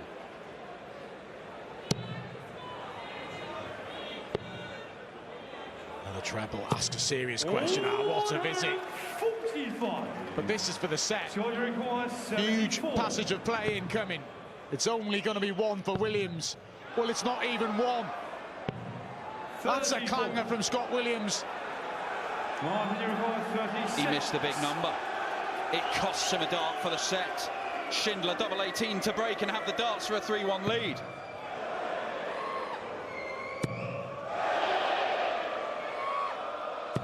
He punishes, and Scott Williams, who should have had a chance to wrap up this set and be level, now must break or be 3-1 down in a race to 4.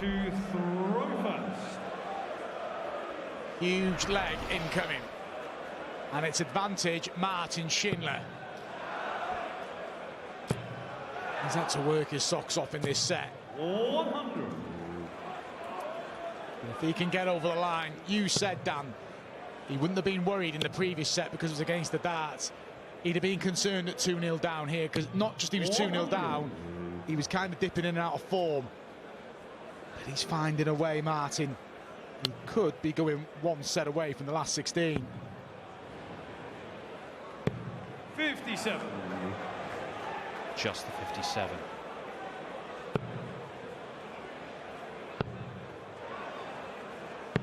$93. It's a lead for Williams, but it's not a decisive one.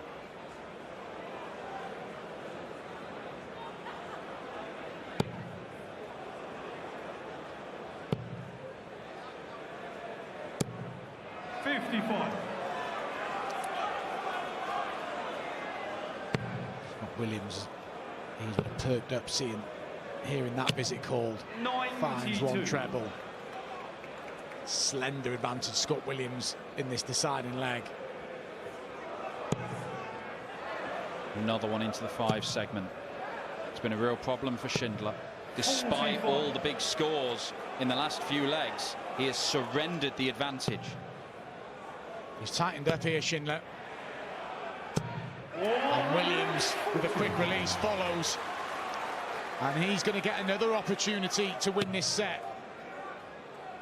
And he should. Missed the big number on the 74 combination. What a wobble this is for Martin Schindler. He's gifted this to Scott Williams. We should be level in a few moments' time. Double 8. Scott Williams wants noise in the hall. He's a showman.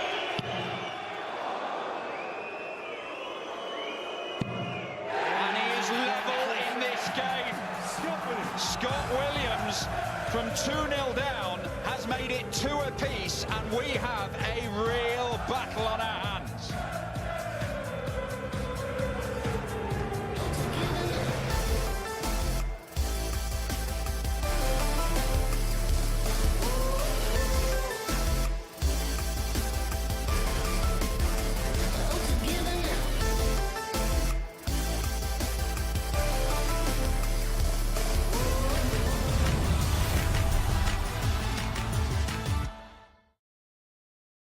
This is it. He's lining up. Oh my word, he's in a double. Wix Trade Pro sponsors coverage of the World Darts Championship. Ladies and gentlemen of the jury, you have a chance to give a man his life back. So the question you must ask yourselves is, can anyone smell garlic? Objection, Your Honor. Overruled. What do you see, counsel? Chicken, Your Honor, with a smoky, spicy coating. I think we can conclude it's Spanish-style chicken with patatas bravas. Steal the show with 250 recipes every month from $2.99 a meal. Gusto. And you are done.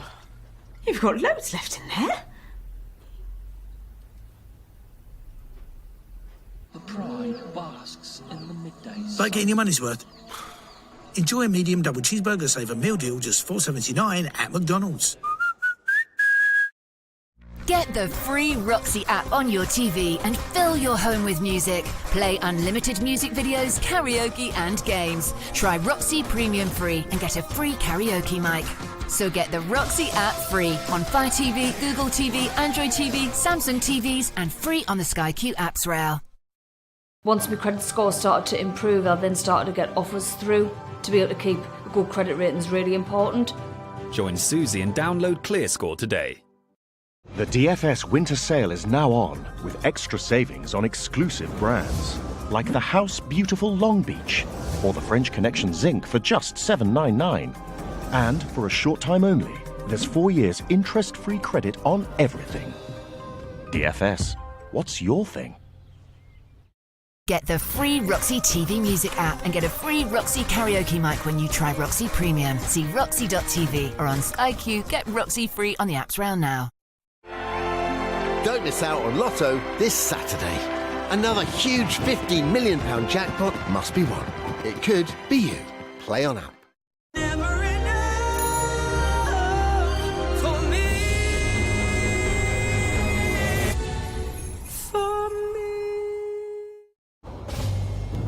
Here's Bruno Fernandes. Nice pass. Oh, yes! Just wonderful.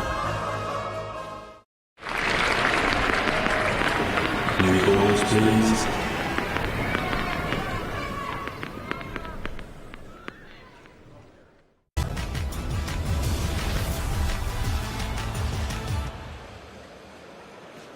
Welcome back. Well, what a first match we are seeing this afternoon here at Ali Pali. A brilliant comeback from Scott Williams after Martin Schindler. He took the first couple of sets with relative ease, but it is Williams, though, who's just levelled the score, as you can see there, to go 2 apiece. That's the game going on now. Up next this afternoon, we have the return of Dave Chisnell, who is taking on another German playing here at Ali Pali this afternoon, Gabriel Clemens. Of course, Chizzy, we haven't seen him, have we, since day 2 of the competition, but it is 2 former semi-finalists that will be locking horns in just a short while. Right, let's get back to Mark and Dan to see how this one unfolds. Well, we might have some while to wait before the German number 1 takes the stage, because there is very little between them. 2-2 in sets. If you look at the leg play, it's only 8-7 in Schindler's favour. If he can produce stuff in the first couple of sets, stuff like that, then Martin Schindler could take control of this game again. But right now, Scott Williams is in the enviable position of having the darts. 121. Well, you mentioned the German number 1. Could still be waiting a while to get on the stage. At one point we thought he was going to be up here in double quick time when Schindler led 2-0, averaging almost 11 points more. Got to tip your hat to Scott Williams. He's fired himself up, he's enjoying the occasion. And a couple of big finishes in there as well. He deserves to be level. Does it feel to you, Mark, like Scott Williams has kind of played a similar sort of game from start to finish? Martin Schindler was brilliant for 2 sets, dropped off massively, and Williams, his sort of low to mid-90s average, has been good enough to win the next 2 sets. Williams is playing around about his tournament average, and it's found him his way back into the match. The key leg was that last one, because Martin really wobbled, didn't he? I think it was 3 darts in the 5 segment. He sprayed him around, and he gifted that set to Scott Williams. He could hit back here because he's going to set up brilliantly. Trail 10.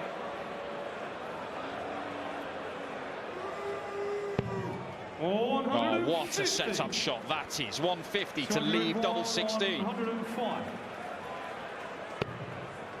Williams could slam the door shut. Each their own. I'm not a fan of that way. Well, it didn't work. Didn't even get close. That's close. That's right where it needs to be. And Martin Schindler breaks to get his nose in front.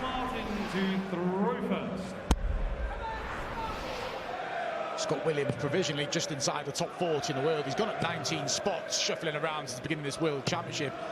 He'll be looking towards the top 32. To do that, Dan, he's probably going to have to start qualifying for the other TV majors, which we expected Scott Williams to do this year. Absolutely.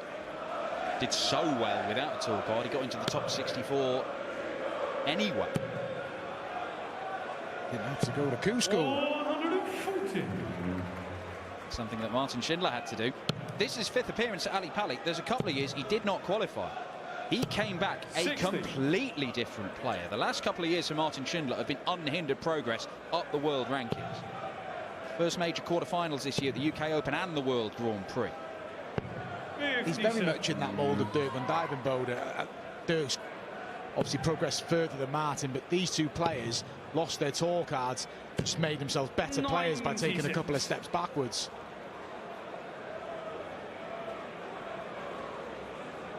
Well, we said on the show when Barney played that Barney and Schindler got on the tour at the same time. And their comebacks. And Schindler's done more than Raymond has, the 5-time world champion. He's ranked higher than him. Oh, a sensible play, that. He could have gone for the 180 to leave himself 3 darts at a double, but if he didn't get the treble, he might have had to use 2 darts to get to a double. He's used the bullseye there, just so sensible. Yeah, he's kept his head on a couple of occasions. There was a temptation to chase down double 2 earlier on in the match, and that backs up your point, Dan. By leaving the single to double, he grabs himself a 2-leg lead and just trying to reassert himself in the tie, Martin Schindler. 77. The tide is turning in this game once again. It's turning in favour of the little man from Strasbourg in Germany. And he hammer home this advantage. This game has been all about spells. It was all Shindy for 2 sets. He dropped off massively, allowed Scott Williams to start dominating. 100.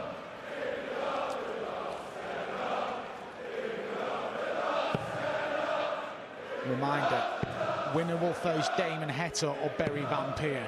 40. One of these 4 players is going to the quarterfinals. That guarantees you £50,000. That guarantees you playing in the new year as well. 140.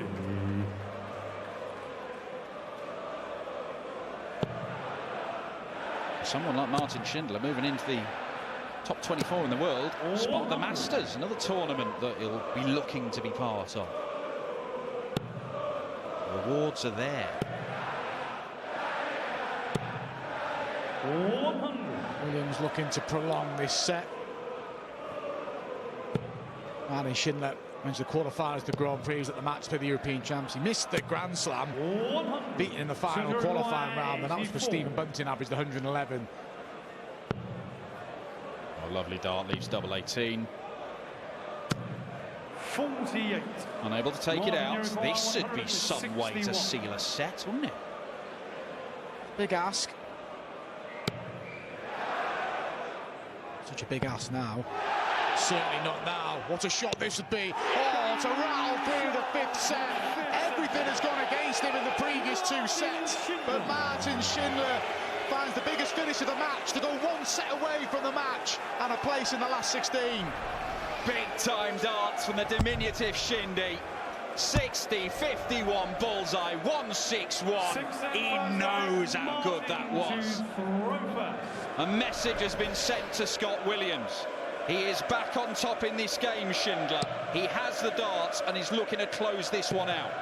Has Williams got any more in him? 60.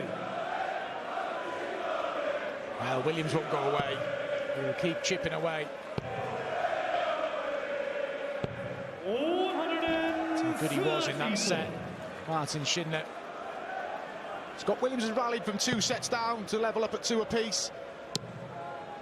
Yes, he'll be concerned that he's so close to being eliminated, but he knows he's done it previously. Had some big wins to get here as well. 140. Good response.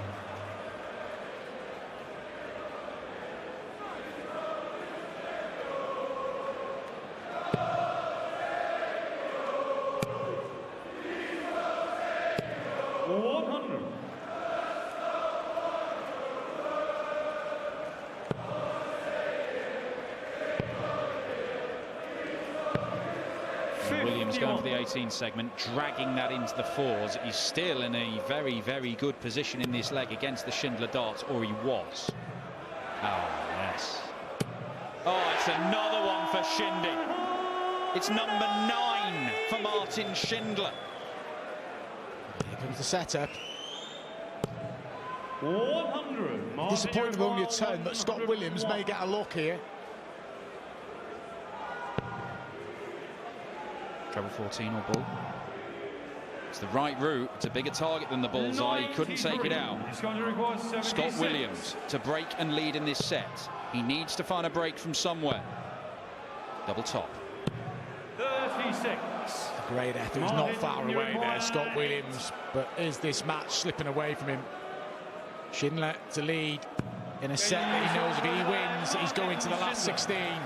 Second leg, Scott to throw first. 16 darter enough for Schindler to hold his throw. 57. They're decent numbers from Schindler. He was very impressive in dealing with Jermaine Watamena in his opening game. High 90s average, good on the doubles. What he's added in this is the 180 hitting, which we know he can do in abundance. 96. Scott Williams needs to hold throw here. Don't let just Schindler walk to the finishing line. If he stays in touch with him, we saw a little wobble from Martin in that deciding leg. 49. Of set 4.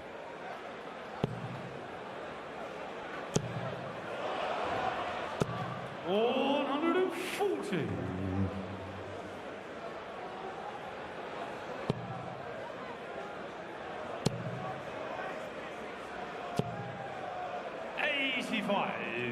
If there's one thing that's let him down in this game, it's been that dart into the 5 segment, Martin Schindler.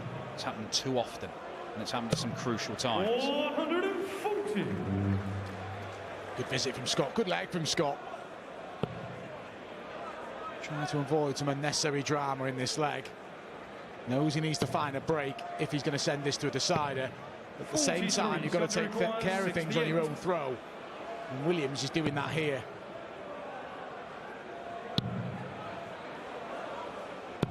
Brilliant finisher. Not sure what he's aiming for, a 16 or 8. Doesn't matter. Williams levels up. Schindler has held once. He needs to do it twice more. Knows if he does it twice more in this set he wins. 93. Here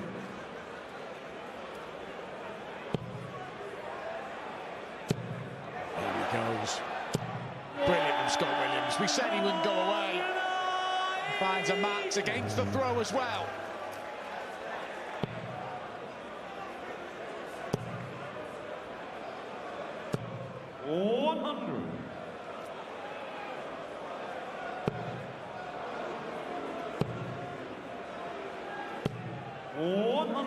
That'll do. 180 ton against the darts. Shindy must be feeling the pressure.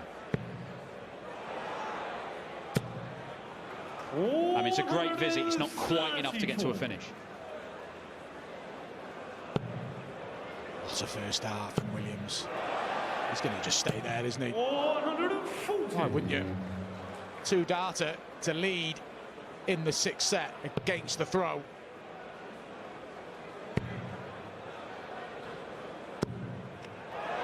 That hurts. That hurts the German. Only gets him down to 135. Will he even get a look at it? What's in the 3? Gets the treble 18, double 12. Lovely stuff. 12 darter, Scott Williams to break.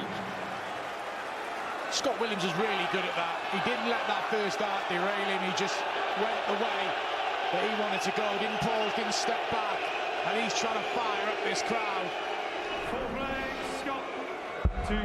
He needs to concentrate here though, Scott. He's done the hard work getting the break. Has to back it up here and send this match all the way.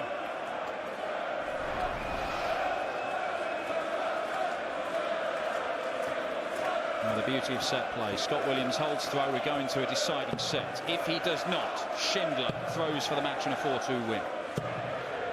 83.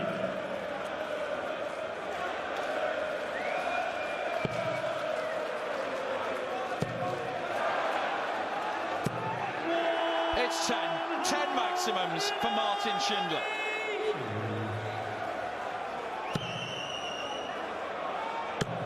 Look at this.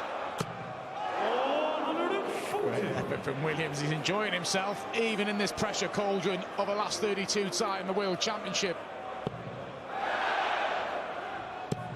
4 perfect darts from Martin Schindler, and 5 out of 6 is excellent.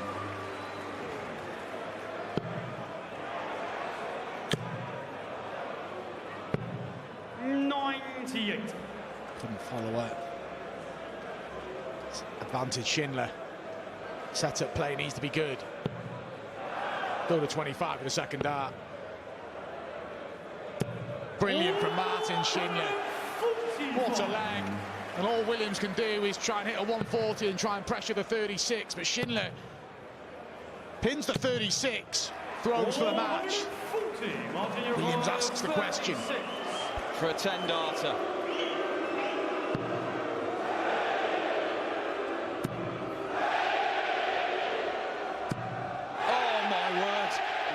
Martin Schindler, millimetres from the leg.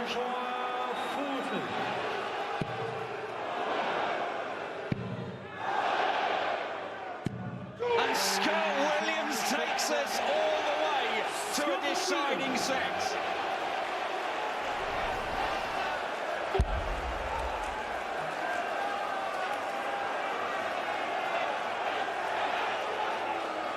What a contest. 7th and final set. What a brilliant leg. Martin Schindler leaves 36 after 9, and he couldn't have got closer.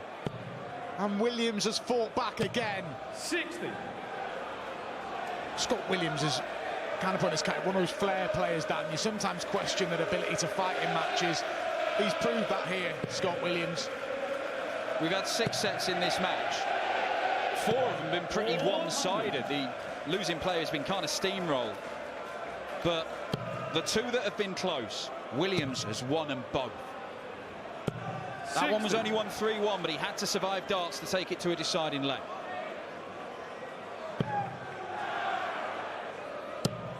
Martin Schindler has responded well to setbacks in this match so far, and he's on the hunt to do it again here.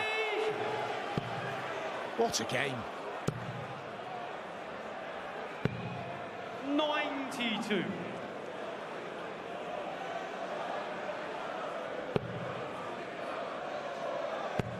Scott Williams led in this match when he won the opening leg. 57. He was immediately pegged back. He has not had his nose in front. He's not been a leg in front at any stage of this match since then.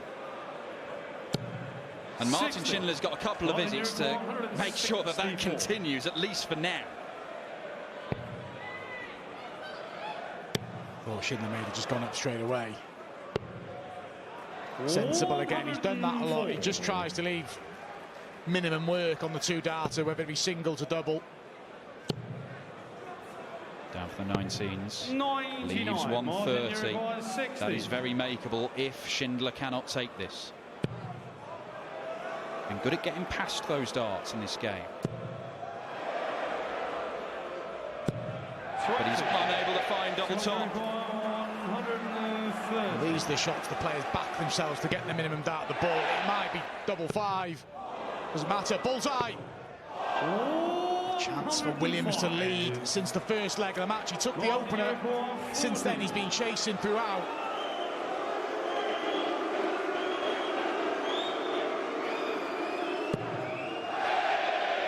To break. It's there.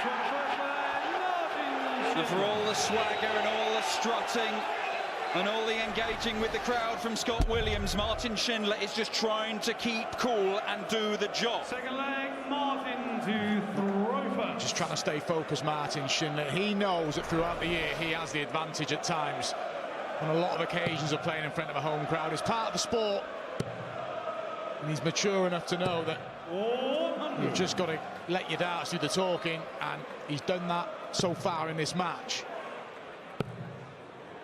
Oh, he had to deal with playing Michael Smith here last year, and the crowd were against him then, and he very nearly pulled off what would have been a huge shot.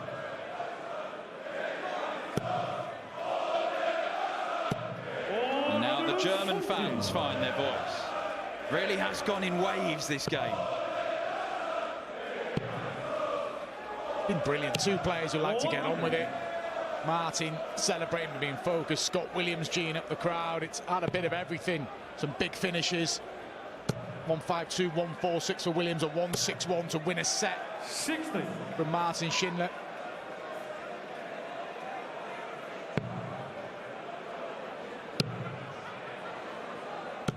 Oh, brilliant stuff from Scott Williams. Down to a finish. Schindler should get to a better one from here, though.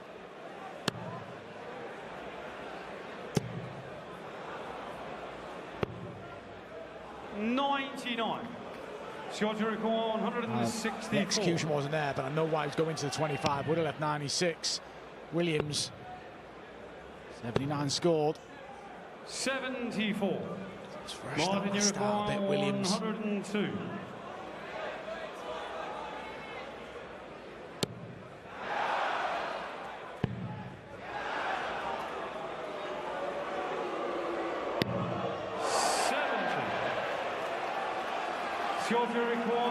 Williams to level. Oh, what a first start. He'll fancy double 15 and wide, wouldn't he? What a tidy. After a bit of a wayward last start in the previous visit, we're level again. Martin Schindler missed the dart at double 16 to go within a leg of victory. Williams has now broken back. You've got to win by 2 clear legs in deciding sets. We could have a fair old way to go in this one.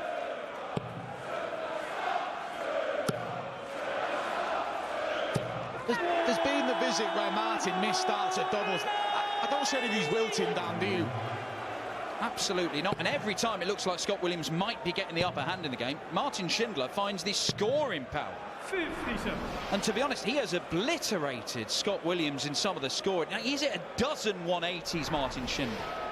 And how many times has he been pegged back or suffered a disappointment and then fired in a maximum? 96. He's living up to his nickname, The Wall, isn't he? Martin Schindler. Williams just gives it a stare. 40. Can't quite find a treble. Advantage Schindler again here.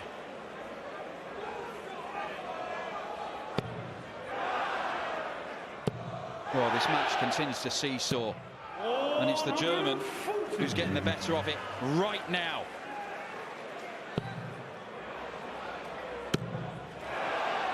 Mitchell to lead. Mitchell. Williams to lead 90 again. Got the wrong Scott. Will Schindler get the right shot? It'll be the 20 segment. That leaves double 5.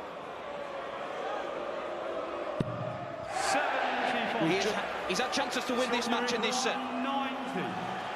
Scott Williams. Oh, same drill. Leaving it to the third dart on this occasion, but he's hitting with the third dart. And Scott Williams led by 1-0 in set 1. Ever since then, he's been chasing. He now leads again, and he's 1 leg away from the last 16. One more leg. That's all he needs.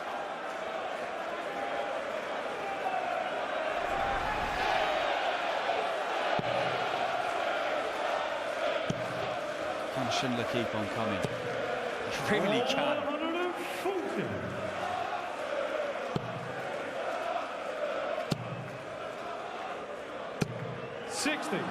Schindler's, he knows that the doubles are just eluded him. The scoring's been there throughout. Letting down slightly at the back end of this match. He should have taken it with a signing leg in the previous 91. set. Missed opportunities there, and he's missed opportunities in this decider.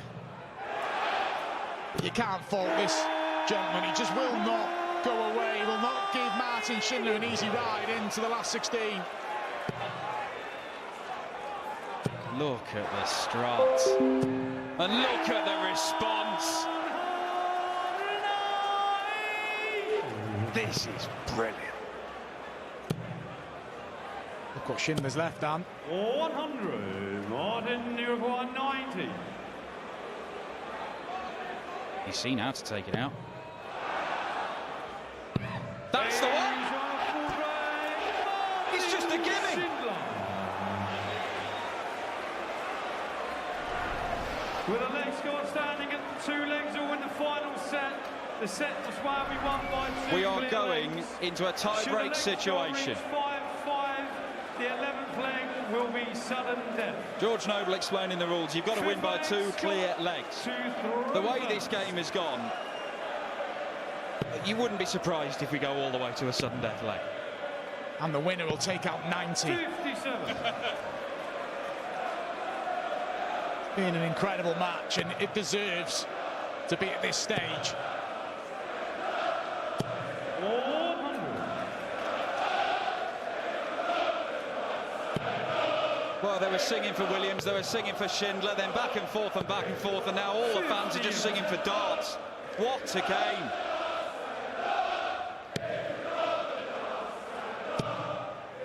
There's a window again for Schindler here. 100. He'll have expected more.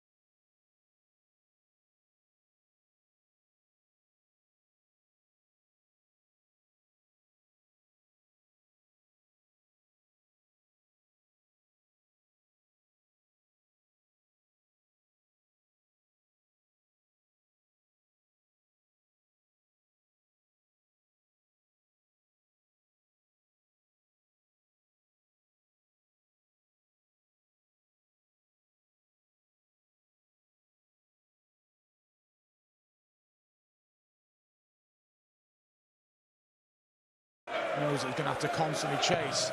For the second time, he's throwing to stay in the tournament. 59.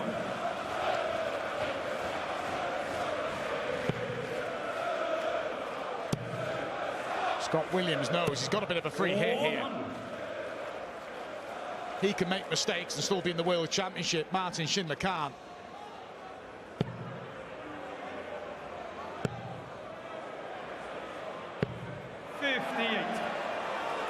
And that might be a mistake.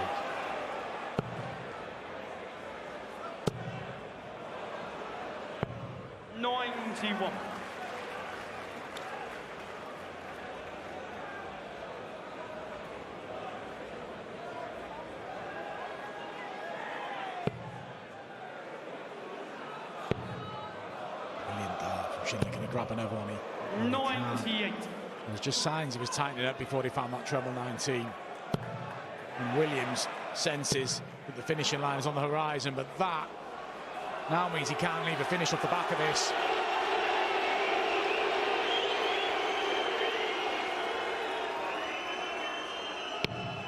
'94. 2 trebles to get to a finish. And he's not going to get them. Scott Williams. 60. The winning line is just tantalisingly on the horizon. And it's getting closer and closer still. It's right there for him. Well, Martin Schindler has had chance upon chance in this leg, but he's wilted here. He did this in the deciding leg of the previous. He's done it here. And Scott Williams has battled throughout this match and has a dream opportunity. And Scott Williams wins it. He trailed for so long and has found a way to turn it around. Shindy had his chances, he couldn't take them, and in the end the towel was thrown in because Scott Williams found a way to get it done. In a deciding set tiebreak, Shaggy has torn down the wall and booked his place in the last 16 of the World Championship for the first time in his career. What a performance, what a contest, and what a horrible one for Schindler to take. Huge victory for Scott Williams. Made his debut here last year and made a decent account of himself. He's not been at his fluent best, but he's just been battling through. He beat Haruki in round 1, he beat Danny Nopper, but there we see confirmation of that. 4-3 in a deciding set. We went into a tie-break legs where he'll face the winner of Damon Heta and Barry Vampire, but Scott Williams, for the first time, is in the last 16 of a World Championship.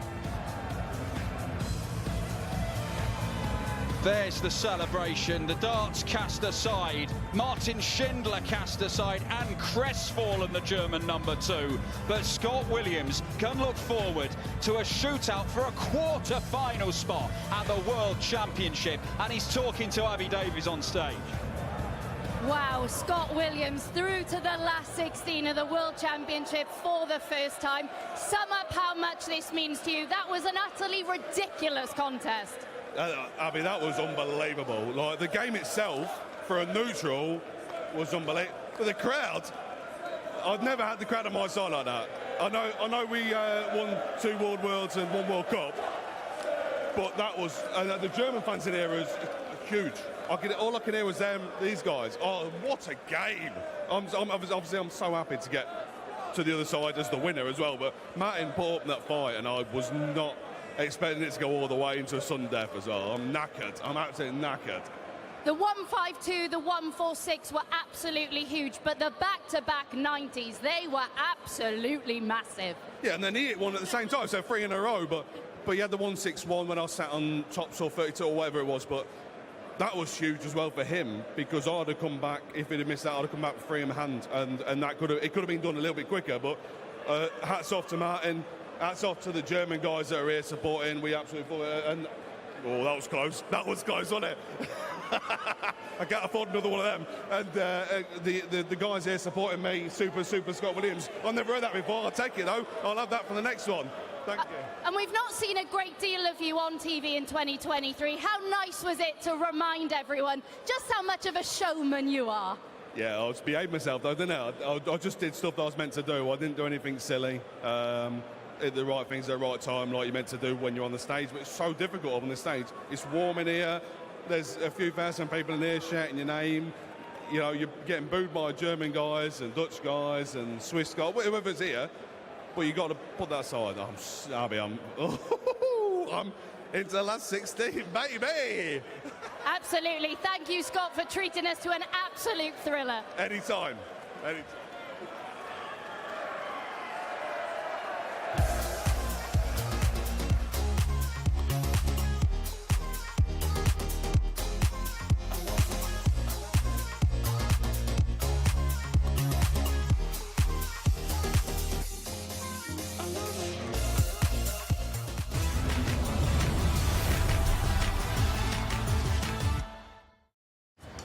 Oh, and he seems to be making a little adjustment here before the game.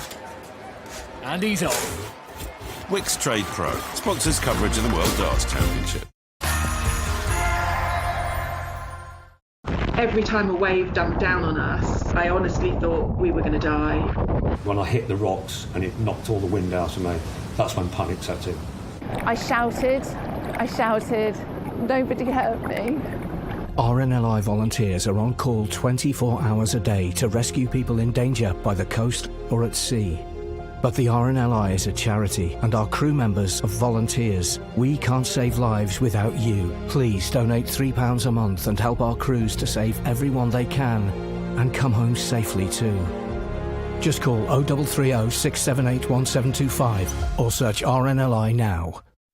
Formula One fans, get race ready at fanatics.co.uk with official team products shipped right to your door. Fanatics.co.uk, officially licensed everything. Get the free Roxy app on your TV and fill your home with music. Play unlimited music videos, karaoke and games. Try Roxy Premium free and get a free karaoke mic. So get the Roxy app free on Fire TV, Google TV, Android TV, Samsung TVs and free on the Sky Q apps rail. Thousands of top UK brands pay us when you shop, and we share that cash with you. So, thinking of shopping online? Top cash back. Not sure where to start with ED treatment? Through HIMS, you'll match with a licensed provider who can determine if treatment is right for you, 100% online. If approved, your order ships discreetly to your door for free. With treatments like Viagra Connect and Cialis together, the search for ED treatment starts here. Get started today at 4hims.co.uk.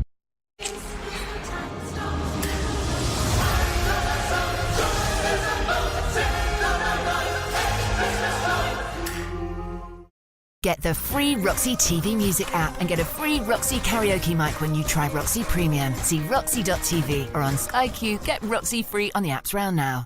The greatest for a reason. Think of those goals. Greatest goal. Oh, Wayne Rooney. Happy CC. Against Chelsea. Outside the bill. Oh. Thierry Henry. Flick it up. Spun. Bully. To games that roll straight off the top. Old school Arsenal, Man United. 6-1. Newcastle, Liverpool. Just Stan Collymore score winner. Closing in! Premier League years. Let's kick into 2024 and make more Premier League memories live on Sky Sports.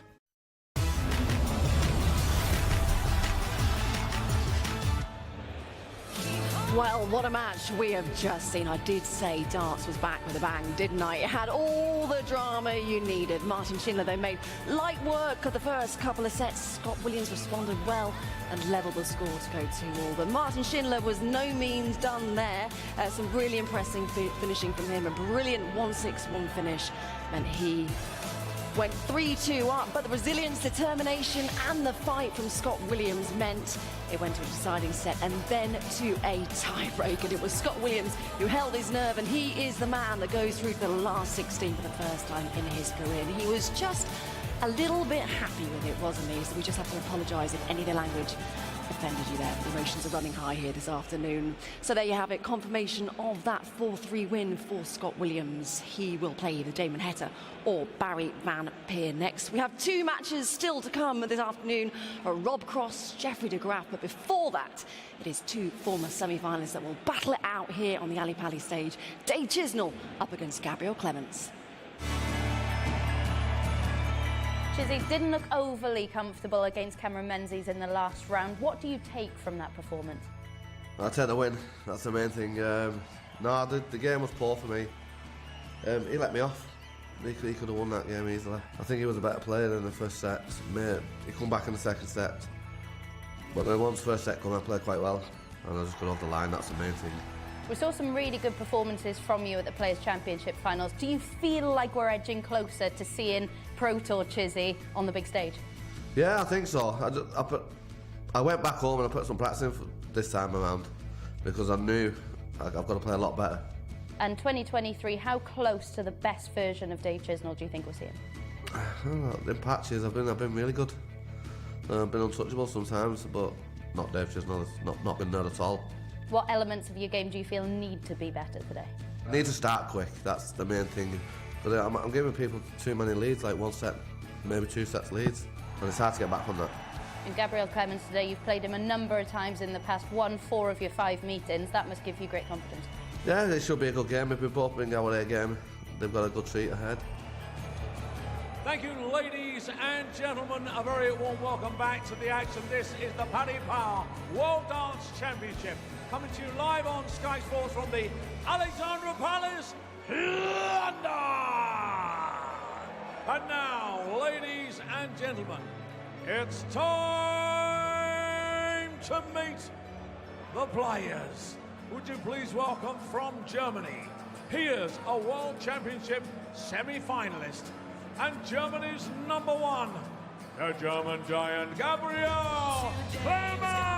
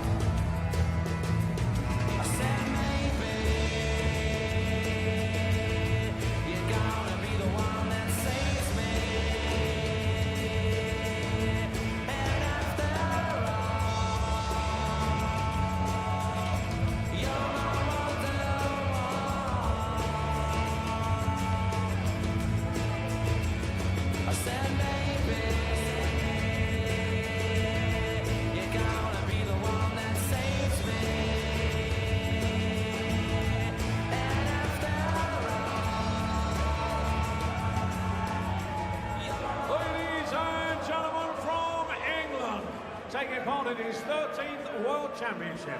Ladies and gentlemen, a World Championship semi-finalist and the winner of 22 PDC titles worldwide. It's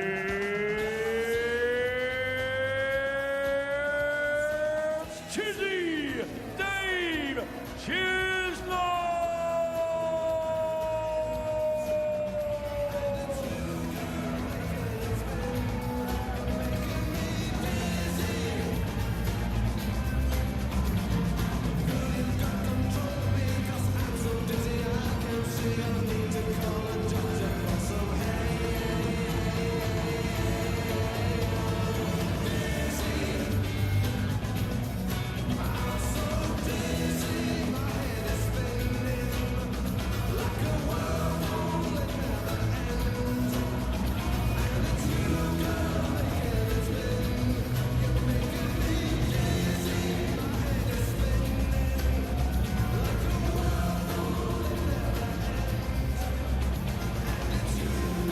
Good to see Chizzy back, isn't it? We are into our second match of the afternoon then between Dave Chisnell and German Gabriel Clemens. Look at Dave Chisnell there, absolutely lapping it up.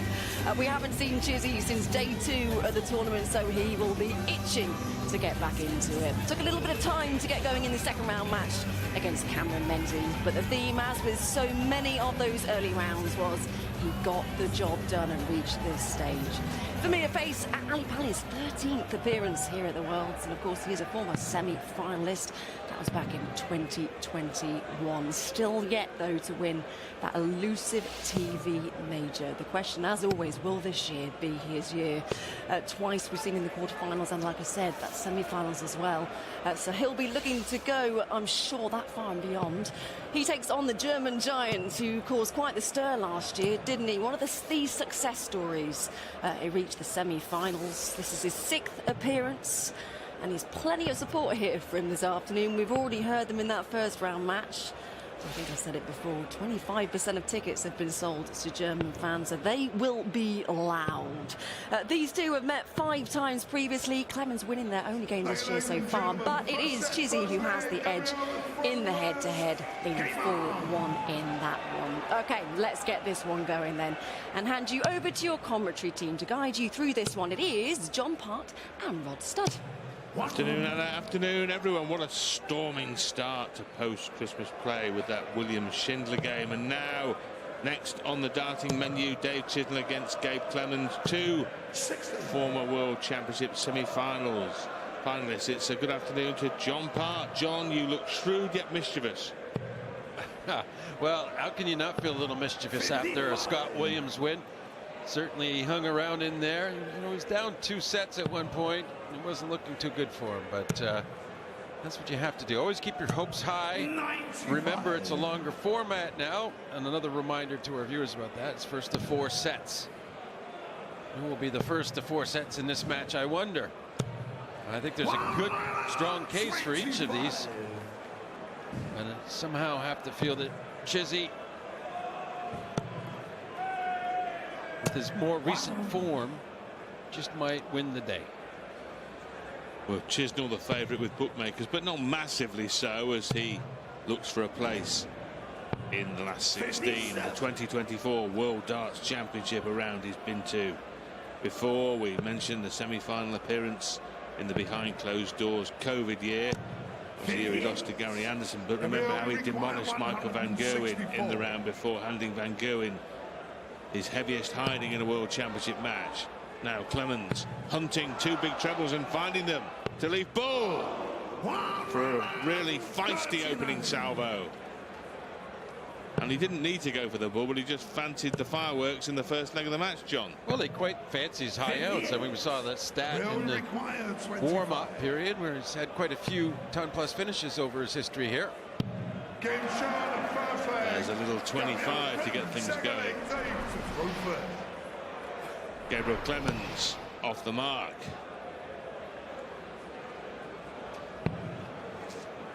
Started the day with 4 German Aerosmiths still in the tournament. One of them is now departed. Martin Schindler taken down by Williams in the opening game.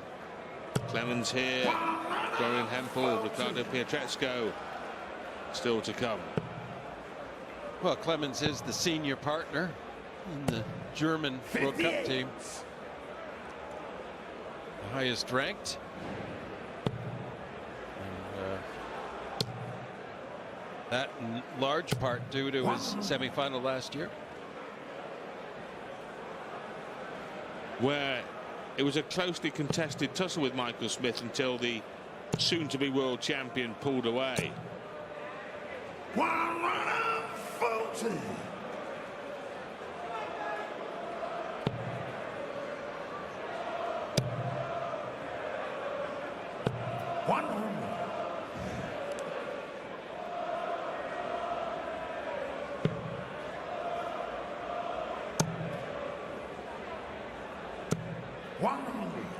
Well, he'll be disappointed he couldn't get that last one in as well.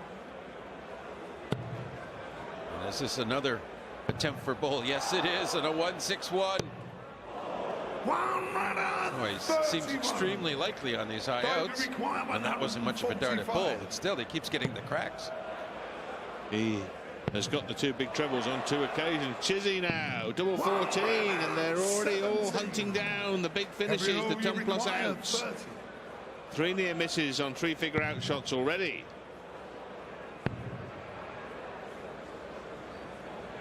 Well, he's had to go the long way around after a missed big number, 18. And it could be expensive. Diving required 28. It's only trouble with some of these big outshot combinations. You end up in a double maybe you wouldn't have selected, but double 14 it is. To level it up, and there it is. Well, that time Clemens could not clean up the double 15 as he cleaned up the 25 in the opening leg. Chisnell mopping up the double 14. It's a level game early on in the piece.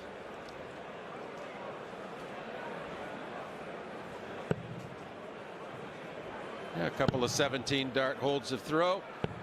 46. Nothing too exciting or flashy aside from those outshot misses. But a good caliber start nonetheless, Rod. I think they'll both feel like they can move on, get that level up from here.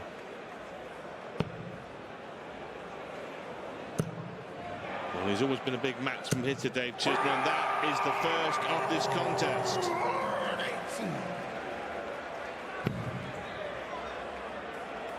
And in fact, it's his 250th in the PDC World Championship, which puts him 10th on the all-time list. Phil Taylor is top with 688 maximums in the PDC World Championship. Am I second or third? Didn't see your name on the list, curiously, John. Oh, right. Whoops. I'll have a trawl through down into the 50s, 60s and 70s on the list, but you'll have a few, no doubt, won't you? Well, I imagine. 95. You weren't famed for maximums, John. You were famed for winning. Yes, which is probably more important, to be fair. Yeah, and to be fair, I probably have more match wins than 180s. 39. Gabriel, you require 112. Here's another offering of a three-figure out shot. Double 16 for the big German. 80.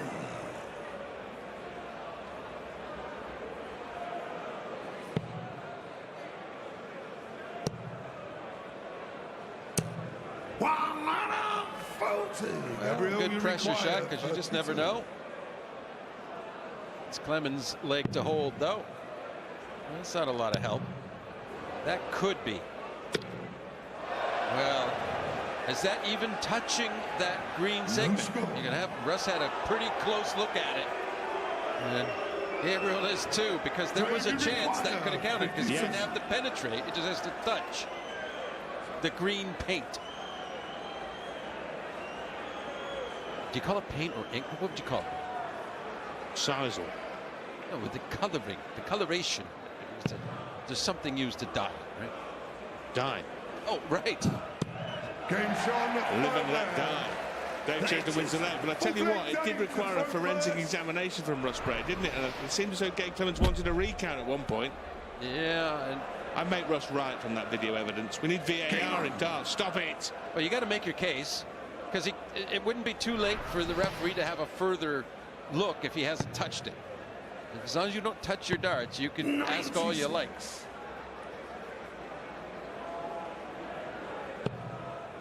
It didn't look in from the pictures, and more importantly and pertinently, it didn't look into the eyes of Russ Bray, and that's all that matters. And it certainly didn't look into Dave Chisnall. No.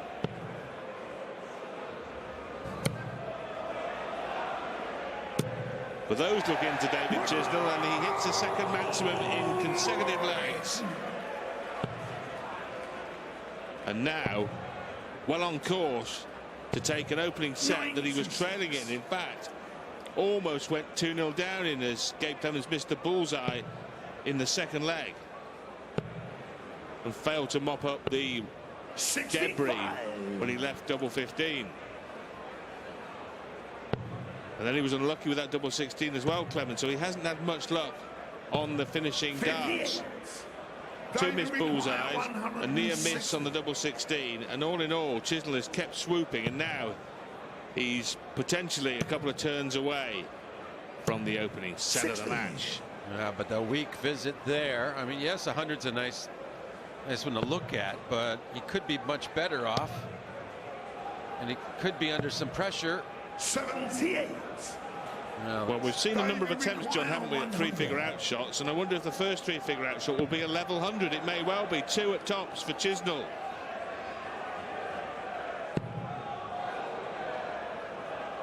Exactly a ton, and he's won the first set of the match, running 3 legs straight after Clemens took the opening leg of the match. Dave Chisnall's finishing on point here, and Chizzy getting busy early on. He's taken the opening set over the big German. Chisnall leads Clemens 1-0.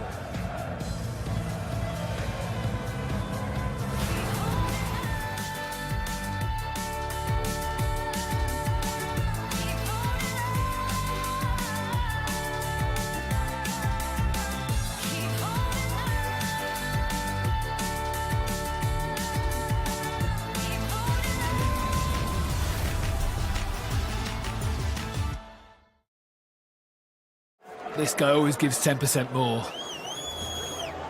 Mugs away. What a pro. Wix Trade Pro sponsors coverage of the World Darts Championship. But a waistcoat pop. The greatest storyteller always had the perfect story whenever you needed to hear it. There were adventures that could stir the weariest soul, or even move you to tears. But surely a storyteller so great must be just another story, right? With extra winter savings at DFS, it's time to find the right thing for you. Take things easy with the Orca at just $6.99. Or go feet up on the Foster for $7.79. And for a short time only, there's 4 years interest-free credit on everything. DFS, what's your thing? With Fiverr, hiring a talented freelancer is easier than ever. Sign up for free. How much? Free. How do monthly donations change lives? Thanks to you, we've helped double cancer survival in the UK, which meant she could get back to what she loves. We found out how to make radiotherapy more precise, so he could find his strength again. We invented tests that uncover cancer earlier, so she could celebrate more milestones. But every 2 minutes, someone in the UK is diagnosed with cancer. Your donations keep us researching month in, month out, so that in the future, more people will hear. It's gone. Set up a monthly donation today to protect moments like these. Together, we are beating cancer. Donate monthly at cruk.org/donate or call 0300 123 6646. Bowser is coming. Together, we'll annihilate that monster. The Super Mario Brothers movie, available now on Sky Cinema. Glasgow at Christmas. Not gonna lie, it's freezing. Except, of course, on one day. The biggest game in Scottish football. The Old Firm Derby, Celtic v Rangers, live on Sky Sports.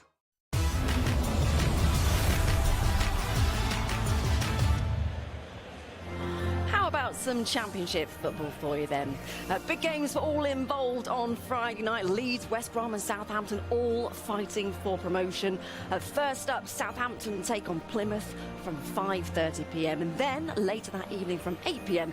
it is 5th v 4th West Brom who take on Leeds. All available on Sky Sports Football for you. Meanwhile, back here at Ali Pally, Dave Chisnell and the German giant Gabriel Clemens are battling it out to book their place in the last 16. But it is that man there, Dave Chisnell, who has the upper hand in the early stages, leading by 1 set to the good. And just to remind you, the winner of this one plays with Ricky Evans or Daryl Gurney, who play each other on Thursday evening. Right, let's see how this one unfolds then, and hand you back to John and Rod. With that, he had to survive a number of long-range finishing attempts from Gabe Clemens, who missed the bullseye for a 164, the bullseye for a 161, double 16 for a 112 before Chisnell took out a level ton. 68. His first ton plus outshot of this tournament, his highest finish of the tournament, therefore, to take the opening stanza by 3 legs to 1. And he has the darts in this one. All in all, looking good for Chizzy, but there were some near misses from Gabe Clemens there, John. Well, and it's those near misses that he has to think about first and foremost in a positive sense, that he's flowing through the big combinations and such. It's a positive. And the results weren't positive, but you hope that you just maintain the standard you're employing and that you will get rewarded. The problem is, I don't think it was Chizzy's best set of darts in history, and he's ended up with a rather comfortable set 1 win, and he really can only get better from here in my mind. Well, it wasn't his best set by any manner of means. It was an average in the mid-80s in the end, and it wasn't his best performance in the opening match of the tournament for him when he scrambled past Cameron Menzies by 3 sets to 1. Clemens beat Manlock Young by the same score, and Clemens now has won 5 of his last 6 matches on this Ali Pali stage after that good run to the semis last year when Michael Smith derailed him. But he's beaten O'Connor, Williams, Souter and Price and Manlock Young in his last half a dozen appearances at the Ali Pali, and Chisnell now looking at 145. Not going to happen. Yeah, but it's not a worry. Just your bog basic ton is always good when your opponent's not on a finish. Let's set it up now. Well, Dave Chisnell has a choice of double here, multiple choices. Will it be A double top? It will be. It will not be B double 18 or C double 16. And it is double top, and Dave Chisnell makes it 4 consecutive winning legs in this darts match to take the opening leg of the second set, having taken the last 3 legs of the first set. All good so far for David Chisnell.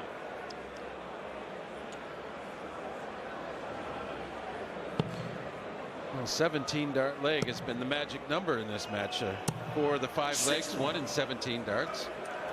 The only exception, the set winning leg by Chizzy, 15 darts, set 1. Dave Chisnell's been coming here since 2012, the year he famously beat Phil Taylor in the early rounds, then lost to Andrew Hamilton. But he's made rather of a habit of playing brilliantly and losing matches. Did that to Gary Anderson in 2017 when he hit 21 maximums and got beat. And in 2020 he averaged 102 in a barn burner of a game against Jeffrey Desvan and got beat. You're better to play poorly and win than play brilliantly and lose, John, aren't you? Well, yes. There is some comfort in playing brilliantly, though. You can always move forward from there with some kind of positivity. This is usually the phase of the match when I mentioned John holds the record for the lowest winning average in the PDC World Final and the BDO World Final, but this is the time of goodwill to all mankind, so I will not mention it, John. Not this time. What an achievement, huh? Well, winning the World Championship is the key achievement, John. Something we know you've done on 3 occasions. Epic stuff. He wants double top, and another 3-figure outshot goes a-begging for the German giant. But it's like bringing a knife to a gunfight, Rod. If you win, it's pretty impressive. Chisnell swoops again. And it's fast becoming the story of this match. Missed 3-figure outshot attempts from Gabe Clemens. Clean-up job from Dave Chisnell to take the leg. 5 legs on the trot. And in 4 of those legs, with 4 legs so far, Chisnell has had to avoid a 3-figure outshot attempt from Clemens. Well, at some point, Clemens needs to hit one or not need one. He needs to get something going here, though. 16. You know, this is we haven't seen, that was a 14 dart leg, the best in the match so far, but what Clemens really needs is a 12 or better. On his throw, against throw, whatever. Just get some real high, super high quality going. But there we're seeing the super high quality from Chizzy. 3 maximums. Is this the first for Clemens? Yes, it is. 180, 180. Chisnell with an 80-point advantage here as he looks to shut down the second set in the minimum time possible. 96.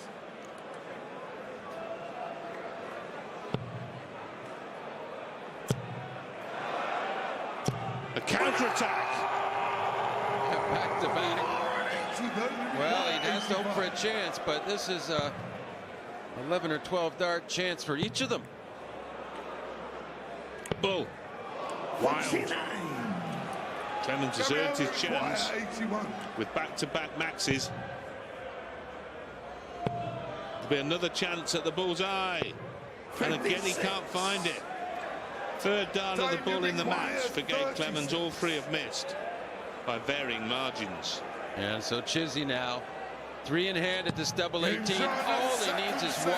Best leg of the match so far, 13 dart leg.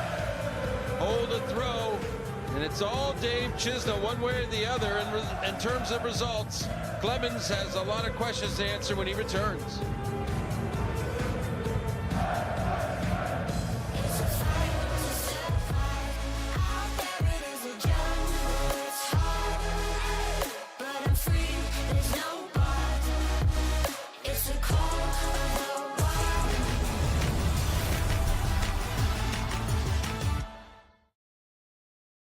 Here he goes.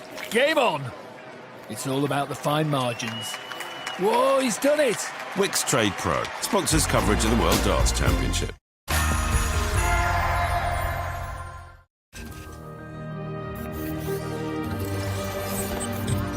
The fully electric Škoda Enyaq SUV.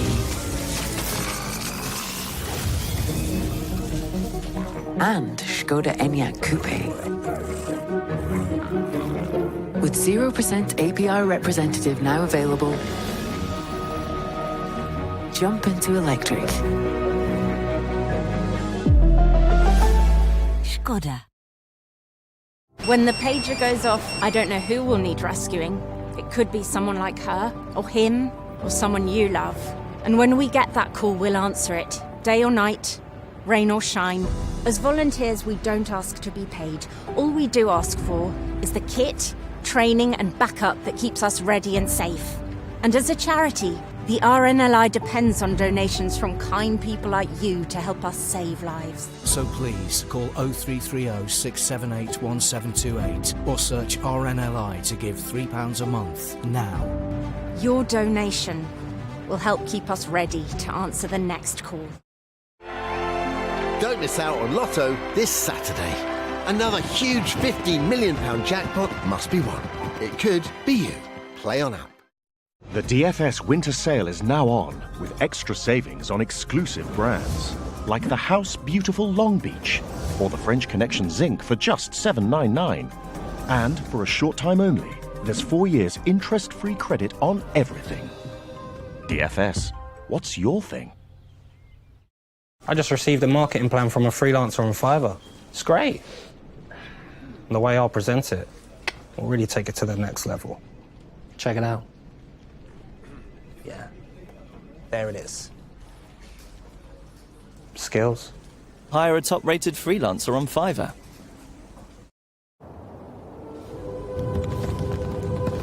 The games are coming thick and fast on Sky Sports, and today we're shaking up Seville.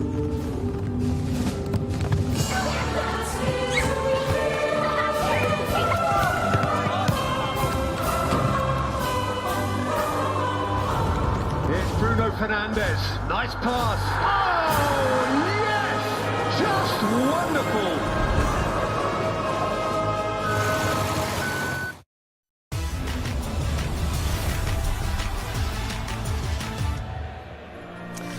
Yeah, so much football to look forward to over the festive period. Some Premier League action for you. Saturday night football. Manchester United, who will be full of confidence, won't they, after their 3-2 win against Villa last night. They travel to Nottingham Forest. You can see the build-up for that one from 5 p.m. And then on Super Sunday, Arsenal, who are on a charge to the very top, aren't they? They travel to Craven Cottage to take on Fulham. You can catch all the build-up from 1:30 on Sky Sports Premier League. Meanwhile, back here at Ali Pally, and Chizzy is very much on a charge, isn't he? He is flying. Currently 2 sets up in the early stages over Gabriel Clements, but he is a very happy man right now. Let's see how this one unfolds and unwraps, and hand you back to Rod and John for the rest. Thanks, Anna. Yes, Dave Chisler's won the last 6 legs of this match to turn an early deficit in the first set into a 2-0 advantage here. Clemens has missed the bullseye 3 times and failed on the double with 4 ton-plus outshots. He's hit 1 of 11 on the double, and therein lies the problem for the German. Chisnell taking full advantage of Clemens' mistakes. He's 2 sets up anyway back here, John, for the German giant. Yeah, well, the double percentages makes a pretty clear-cut case for Chizzy. 6 of 10 versus 1 of 11. And you're not going to lose when you have that kind of edge in a match on the percentages of double. Well, the last set was very good from Chisnell, 102.5 average.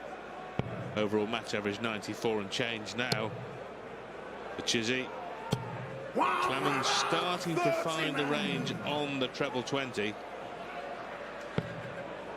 Well, he has to, and it's as simple as that, and he knows it.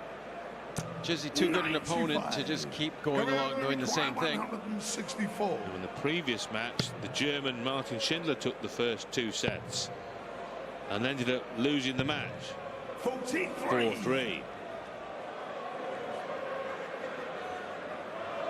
So in a race to 4 sets, there is a bit more wriggle room for the guy that's behind.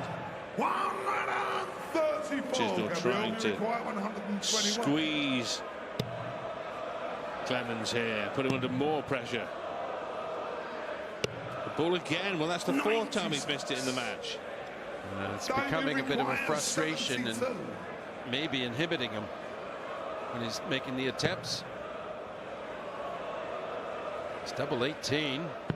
And that was very clinical. 14 dart leg to break the throw of the big German here in the beginning of set 3. 7 legs on the trot here for Chizzy after another failed bullseye bid by Clemens. 4th in the match, and 1 in 4, 1 in 5 would be a reasonable strike rate on the bullseye. So we're starting to think that on his next attempt he'd probably hit it on the law of averages. That's true, but you kind of get a little where you start trying to aim too much and instead of let your natural stroke at the target follow through, so you can actually inhibit your ability to get the target when it gets firmly lodged in your head that it's a problem. Well, clear evidence here that it is the smallest target on the darts board.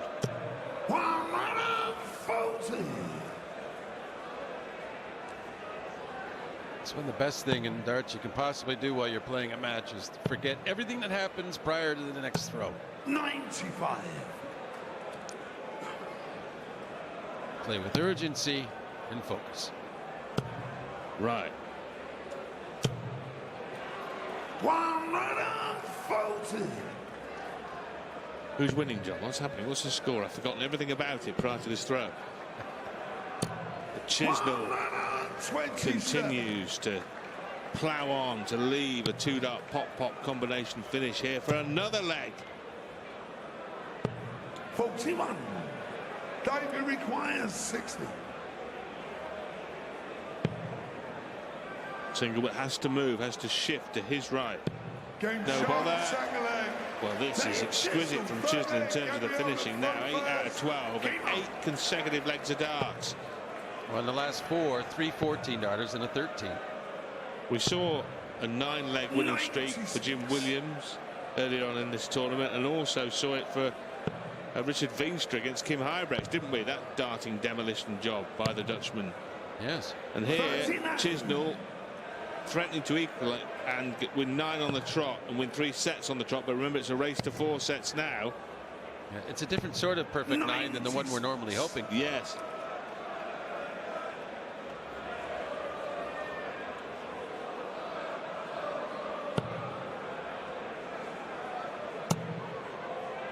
Haven't had a 9-darter at the Ali Pali this year. We must be due one by now, John, aren't we? Maybe Chisnell could provide it. He seems to be the sort that could do it. 99. Did it at the Grand Slam a few years ago in Wolverhampton. And the way his game has progressed inside of the match, he's just been getting slowly better and better and moving towards that. This leg, nothing to write home about, though. But against the throw, this is now a great chance for Clemens to stop the rot on the leg loss.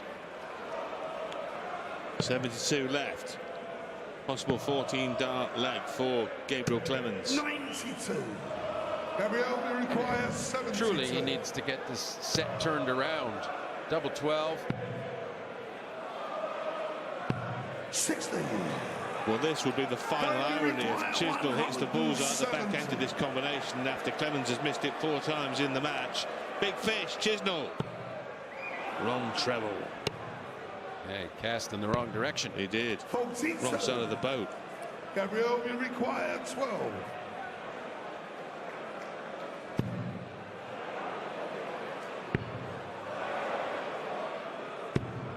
Well, this is turning to a doubling disaster now. That's the 14th, 15th and 16th darts missed at double in this match.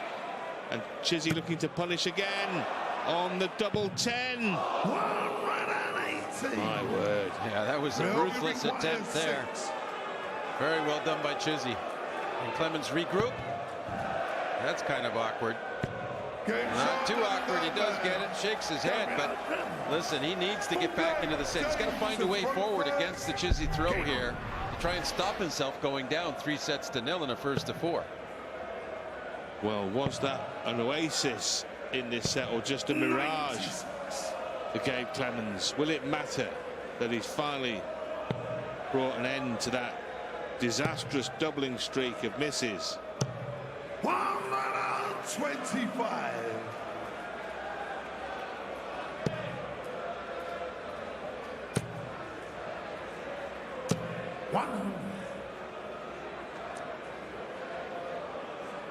Well, he hit his second dart at double of the match, I think, and then his next success was his 19th attempt, so what a streak of misses there by Clemens on the outer ring and the bullseye.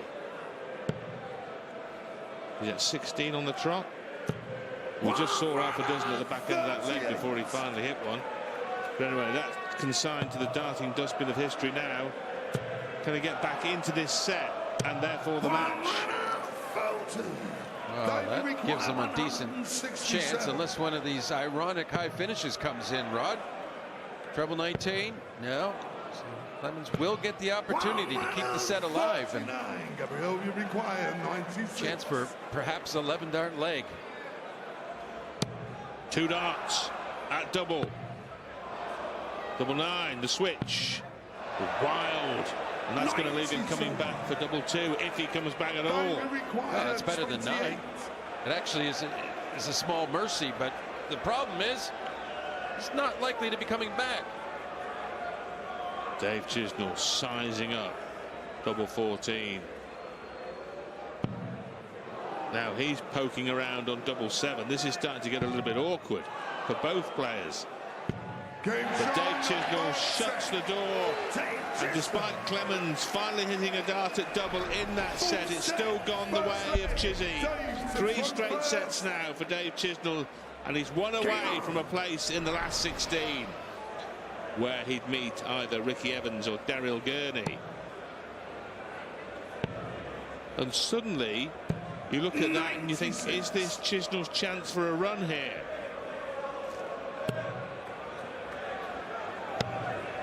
He's lost 2 quarterfinals before to Gary Anderson. He's lost a semi to Gary Anderson. Well, we see the set averages, and past set 1 they kind of woke up, and Chizzy's been very decent since. 102, 98 in that set. And should he win in this set, Rod, and win 4-1? 46.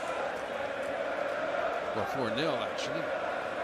How did I give away a set there? I don't know. But Clemens certainly seems robbed on a few instances. Well, he probably seems like Clemens should have won a set with all the doubles he's missed and chances he's spurned, but he hasn't. But Chizzy will be able to not use too much overall energy in this effort.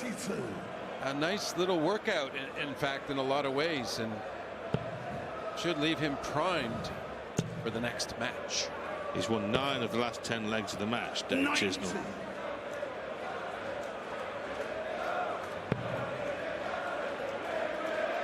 No finish left here, though, on 165. 126. No finish left there on 179, so very much advantage Chisnall again. 95. Yeah, very doable out in 70. Which he'll be back for, and 59. Only a 120 left. Dave requires 70. Treble 10 or treble 18. Treble 10 was the target. Now the single 20 for the double above that dart. 30. Gabriel will require 120. Well, it's another 3-figure out shot here, but one that's entirely manageable if he can just pitch one over the top there into the treble. Overpitched fractionally. 60. Just trying a little too hard and forcing shots. This is not guaranteed. No score. By no means, John. Gabriel will require 4 darts missed there in 2 visits to the board. Clemens tops. Game shot of first leg.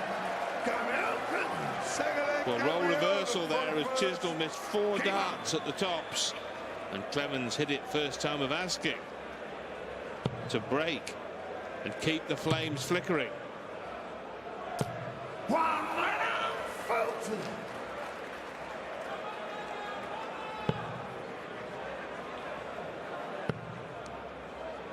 Now Chizzy under pressure here early in the set after giving away leg 1.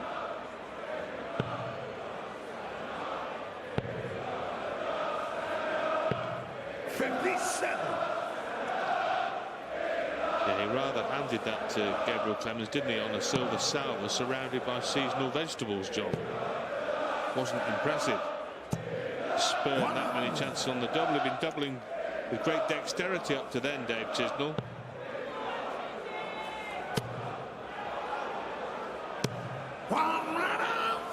The second 140 of the leg.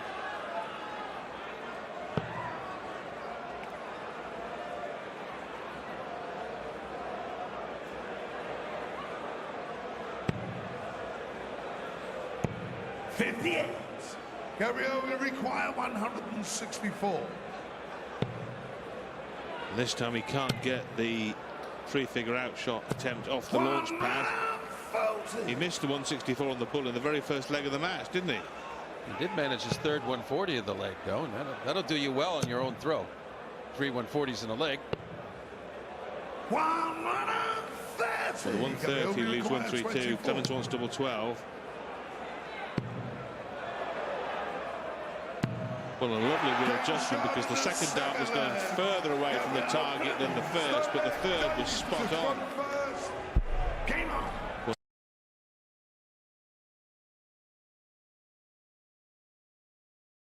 Here, Clemens holds, wins the set, then he has the darts in the next, wins that one, and suddenly it's 3 sets to 2. You can get ahead of yourself a little bit here, John, can't you? You can, and it's easy, and you start defending when, by all rights, you should be attacking if you're Chizzy.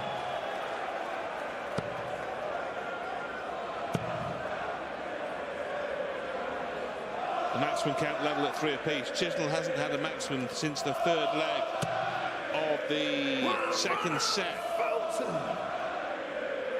6-7 legs ago.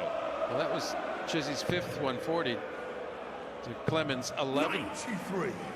He's well ahead in the tons, Chizzy, and they're equal in the 180s, but those 140s have helped keep Clemens involved in a lot of legs where he's ultimately failed, but he has been in and about when it comes down to deciding the legs. Yeah, and those statistics underline the point that this match is still very much alive, despite the scoreline in sets being 3-zip to Chisnell. Not on now, and so Clemens coming back for a 2-dart combination of 88 to get a set on the board. 18 segment leaves another bit at the bull. You're going to need a bigger bull. Well, I don't think they're going to put one on there for him. But Chizzy, the tops have been letting him down lately.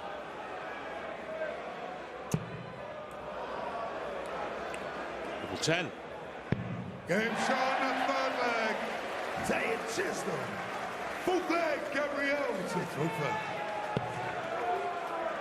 Well, Clemens still has the darts despite that leg from Chisnell, and he's using them.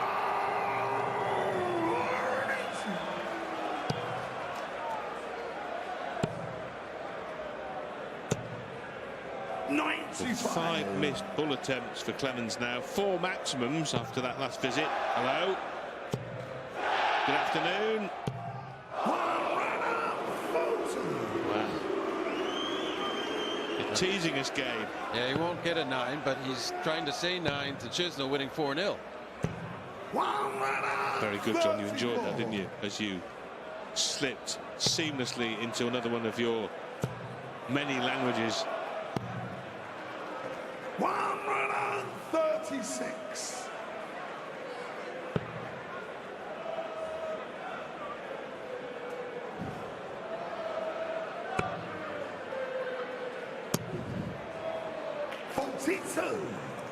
Gabriel will require 45. Double 16. And a lovely leg of darts. 11-dart leg of darts for Gabe Clemens. And he's still very much in this contest.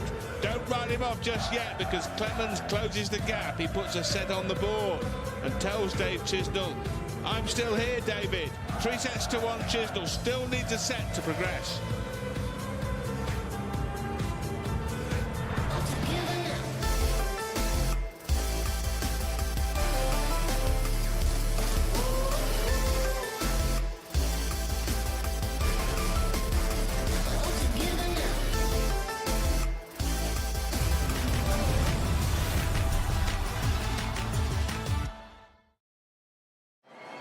Let's see if he's 10% better than the rest. Oh, perfect precision. Wix Trade Pro sponsors coverage of the World Darts Championship.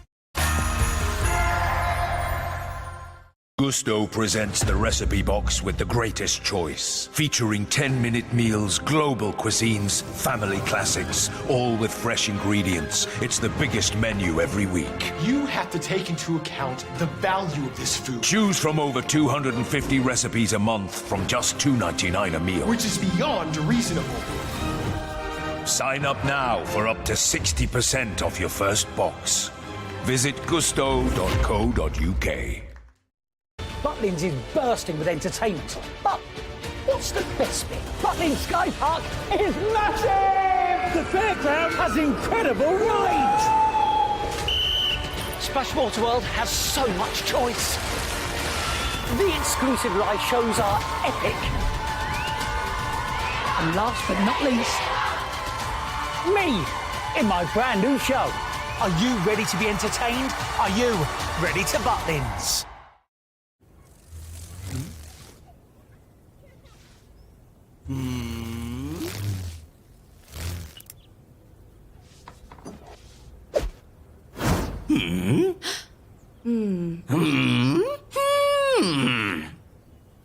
Huh? Oh. Thousands of top UK brands pay us when you shop. And we share that cash with you. So, thinking of shopping online? Top cash back. Sofa sale starts now. Long delivery times, no returns, all for a price to make you... Sofa ads can be intense, can't they? Yes. Sorry?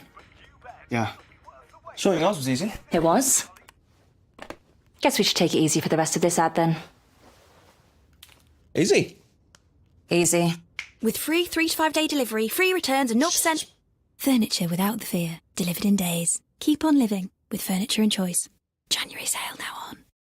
Everyone keeps telling me how my story is supposed to go. I'm gonna do my own thing. Spider-Man Across the Spider-Verse, available now on Sky Cinema. Please.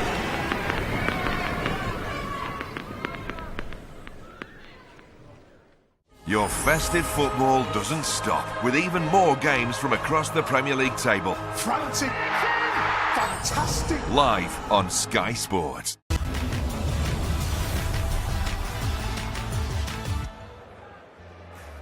Welcome back to the Alexandra Palace. Dave Chisnall leads Gabriel Clemens, but the German took the last set and is still very much in the contest. It's 3-1 Chisnall now.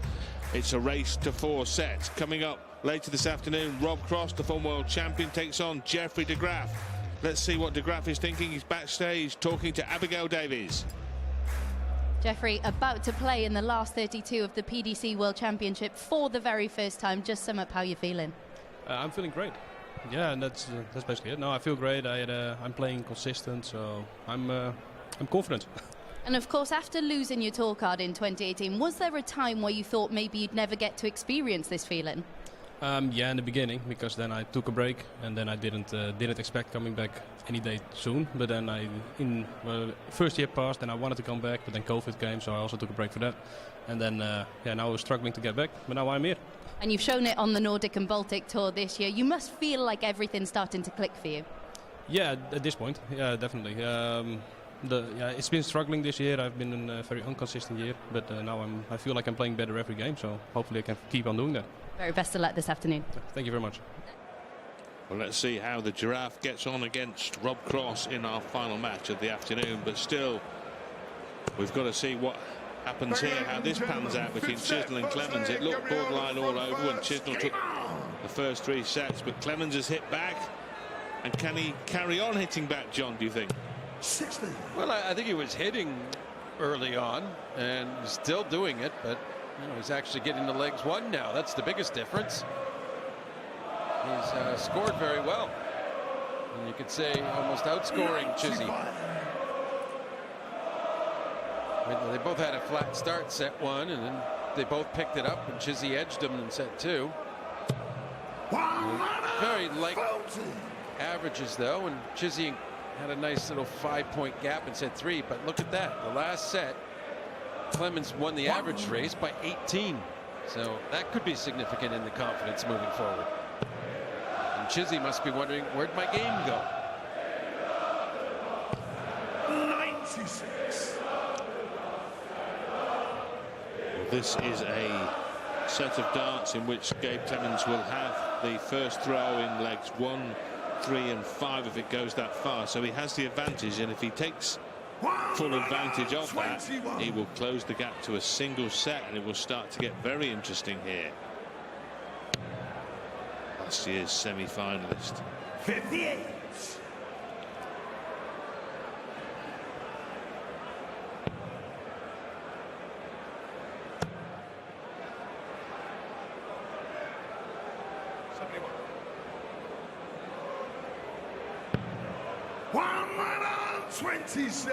Well, they missed the last treble, but still a very good setup play.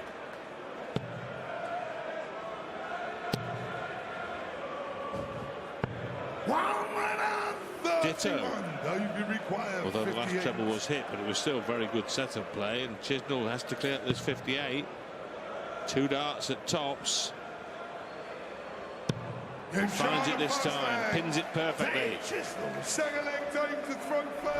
And now, courtesy of that break of throw, Chisnell now a couple of holes away from game, set and match. Yeah, major setback for Clemens, losing that leg.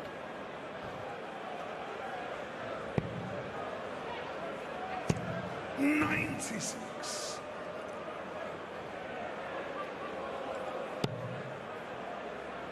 He has to find a way to break straight back, in my mind. 100. Yeah, he's only got 2 chances, hasn't he? This leg and the 4th leg. Problem in the 4th leg is it'd be a must-win leg, whereas it's a little easier in this leg because it's not quite must-win yet. No, it would be break or bust then, wouldn't it? That's assuming he holds himself, John. 60. Well, yes. He'd have to do that as well, you know, so he's got a bunch of problems coming in his direction. Yeah, all the more reason to try and win this leg, but he's already well behind. Chizzy's ensuring that. Leaves 1-3-2. And Clemens needs a max to get to an out. Yeah, there's some light at the end of the tunnel, but he's reaching the phase of the match when that turns out to be a train coming in the opposite direction. 1-3-2. Didn't need to go for the ball 32 because Clemens isn't within touching distance of the finishing line in this leg himself. Yeah, that's decent enough, really. Well, we've just seen 58 as well, haven't we, John? So 58. Can he replicate it? Require 58. Can he go pop, pop, 18 tops? Tops to move to the brink of victory. Beautiful. Yeah, matching 14 dart legs here in set 5 for Chizzy. And somewhere on his chaise longs, Wayne Mardell mumbles dart j'avoue as Chisnell goes 58-58. That's if Mardell put his champagne glass down to say something. It's doubtful. It's not a guarantee on the afternoon of the 27th of December.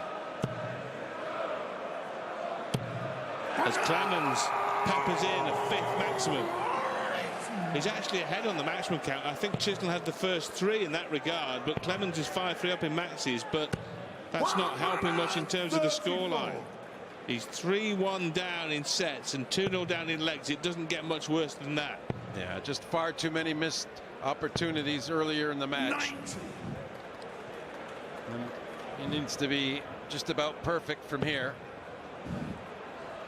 at least for the next 3 legs, or 2 legs and a 91 out. 134, Gabriel. You require 91. We all can't speak. 51. Well, it'll have to do, but Chisnell, 140. can he take out his highest finish of the match and the tournament to wrap it up? And the short answer is no. 58. Gabriel, you require 40. Well, the long answer may well be he's going to have to wait another leg, and it is. The 3rd leg. Gabriel Clemens. Full leg. Dave to front first. Well, you're getting beat by 14 dart legs. Throw a 13. Good policy. And the band plays on, and the German plays on. He's got to win the next 2 legs. He really does have to try and get a 12, especially with the start Chizzy just had with the 140. You can't be expecting a 5th visit in this leg if you're Clemens. Has to be all out scoring. 96. He's 11 legs without a maximum, Chisnell, but he won't worry too much about being dry on the 180s for that period of time. He's got the match in the palm of his hand. 60. Well, that last start looked buttery.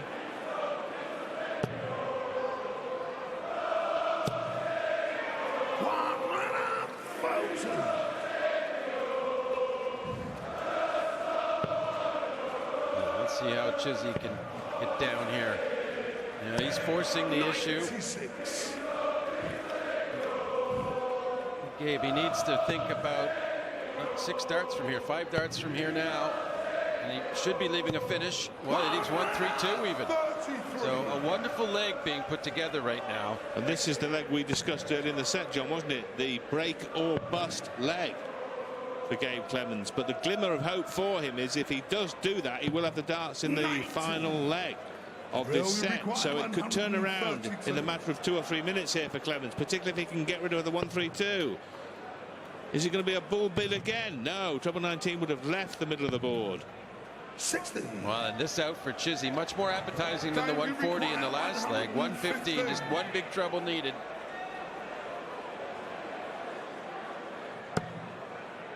Treble 19 for double 19 to put it to bed. 77. That's a match start that's come and gone for Dave Chisnell. 72. Skin saver here for Clemens. Double 12. Stays alive in the World Darts Championship. Well, kudos to Clemens. Well, we started this set talking about their past set averages. They're both on 102 right now in this set. Well, Dave Chisnell has missed 1 match start, and if you said to most pros which double would you least want to be throwing a match start at, I think maybe double 17 would be the worst choice, but double 19 wouldn't be far behind. So does it really count as a clear chance? I suppose it does, but it was at the end of a 115 at double 19. Fairly awkward by any standards, but he's still got to find another leg here, and if he doesn't find the leg here, John, he goes right back to the bottom of the mountain and needs 3 legs in a set. Yeah, that's frustrating, and it can wear someone down.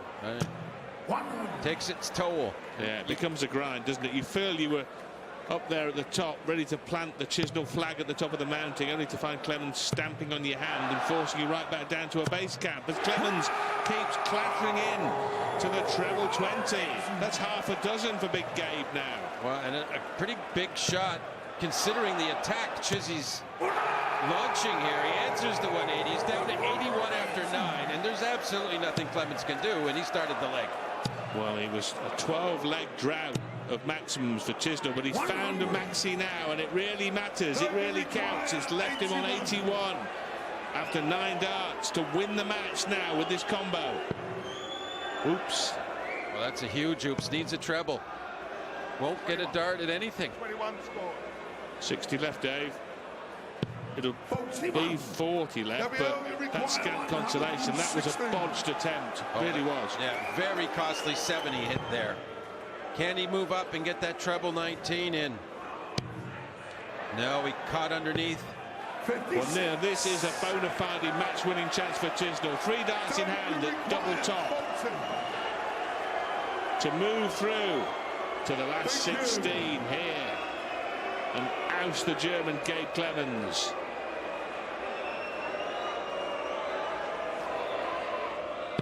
And in the end, Chizzy too cool for Clemens and gets through. There were some torrid moments for Dave Chisnall as he struggled to close the match out, and Clemens showed plenty of darting defiance, but in the end it's Chizzy who's done the business, and he gets through. He wins by 4 sets to 1, and he's through to the last 16 of the World Darts Championship. Yeah, Chizzy really rebounded well from a really subpar set 4 where Clemens played brilliantly. Clemens, he fought back hard here in set 5 from 2-0 down to force that leg, but what a leg it was from Chizzy. 13 darts, and it resulted in 105 average in set 5 for Chizzy to put it away. And we see confirming Chizzy into the last 16, awaiting Ricky Evans or Daryl Gurney. That should be a battle based on the last games of those two. Yeah, Chisnall will start favourite, I'm sure, whoever wins that match. And then you also saw in the same segment of the draw, Luke Humphries, the pre-tournament favourite. So it could get very interesting in that segment of the draw. OK, let's hear the thoughts of Dave Chisnall after that win over Gabe Clemens. Now he's on stage and he's talking to Abigail. Dave, things seemed incredibly easy early on in that match, but you started to struggle as you approached the finish line there. To be fair, I struggled at the beginning.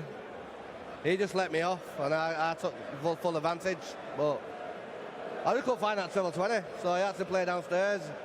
And when I was hitting the 719, I thought, I'm going to go for that again. But when I was missing that, I got through and hit the 2 720s.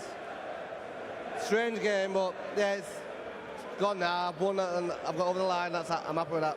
Mid-90s average. Your finishing in particular in that match must have pleased you, around 50%. Yeah, finishing was good. I'm normally for my scoring, but I'd rather not score and finish. That's why you win. But yeah, what a great crowd as well. But yeah, I've got to play a lot better next game. I keep saying it, but I'm getting through. So if I get through with 92 average, 91, 90, they're playing bad. There's been a lot of talk about you bringing your Pro Tour form to the big stage. It must feel really good to string some results together on the big stage. Yeah, it's hard work, to be fair. I know I've been struggling on the stage for the last 12 months. But last 2 tournaments, I've got through 2 rounds, so I'm going all the way this one. So it'll be 6 or 7 rounds, and I'll be happy then. We love to hear it. We look forward to seeing you back in action in the last 16. Thank you very much. Thank you.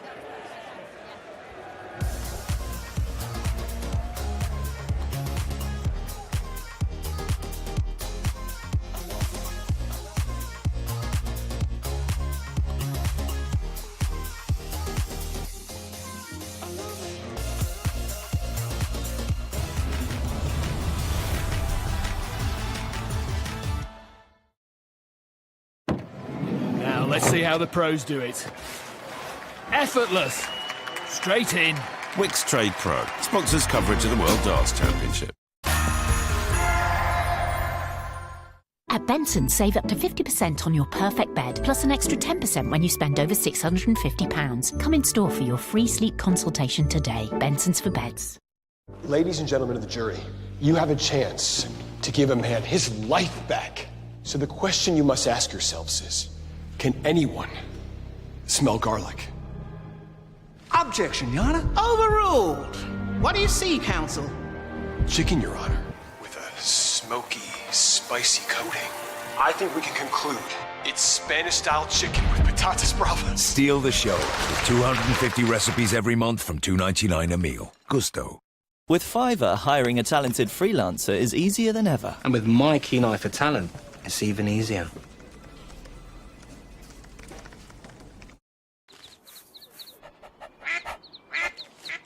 Oh, hello. Hiya. I was just thinking about what you were telling me about. Pure cremation. Were you? I might give him a ring. I mean, I don't want anything fancy when I go. And it's not just you lot I have to worry about, is it now? I just don't want my kids to have the stress or worry about the money. Yes, exactly. Getting it sorted and paid for has taken a weight off my mind. It cost less than I expected, and now they... Hey, Gran! will be able to remember me the way they want to. Find out why the UK's best-selling plan is the simple, fuss-free, pure cremation plan. Rated excellent on Trustpilot with over 13,000 reviews. Chat to our lovely people by calling now on 0800 130 3399 or visit purecremation.tv. Make memories with Get Your Guide. Unforgettable travel experiences.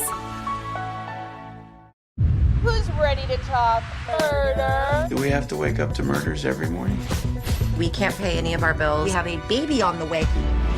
She is the victim of the West Side Ripper. What if we make a podcast about this? We could bring him in on it. Bring the killer in on what? The podcast. We forced them to do it. No one ever went broke betting on America's obsession with murder. We are in too deep. We're gonna have a baby in jail. No, we're not. Yeah, we Don't are. say Yes, that. we are.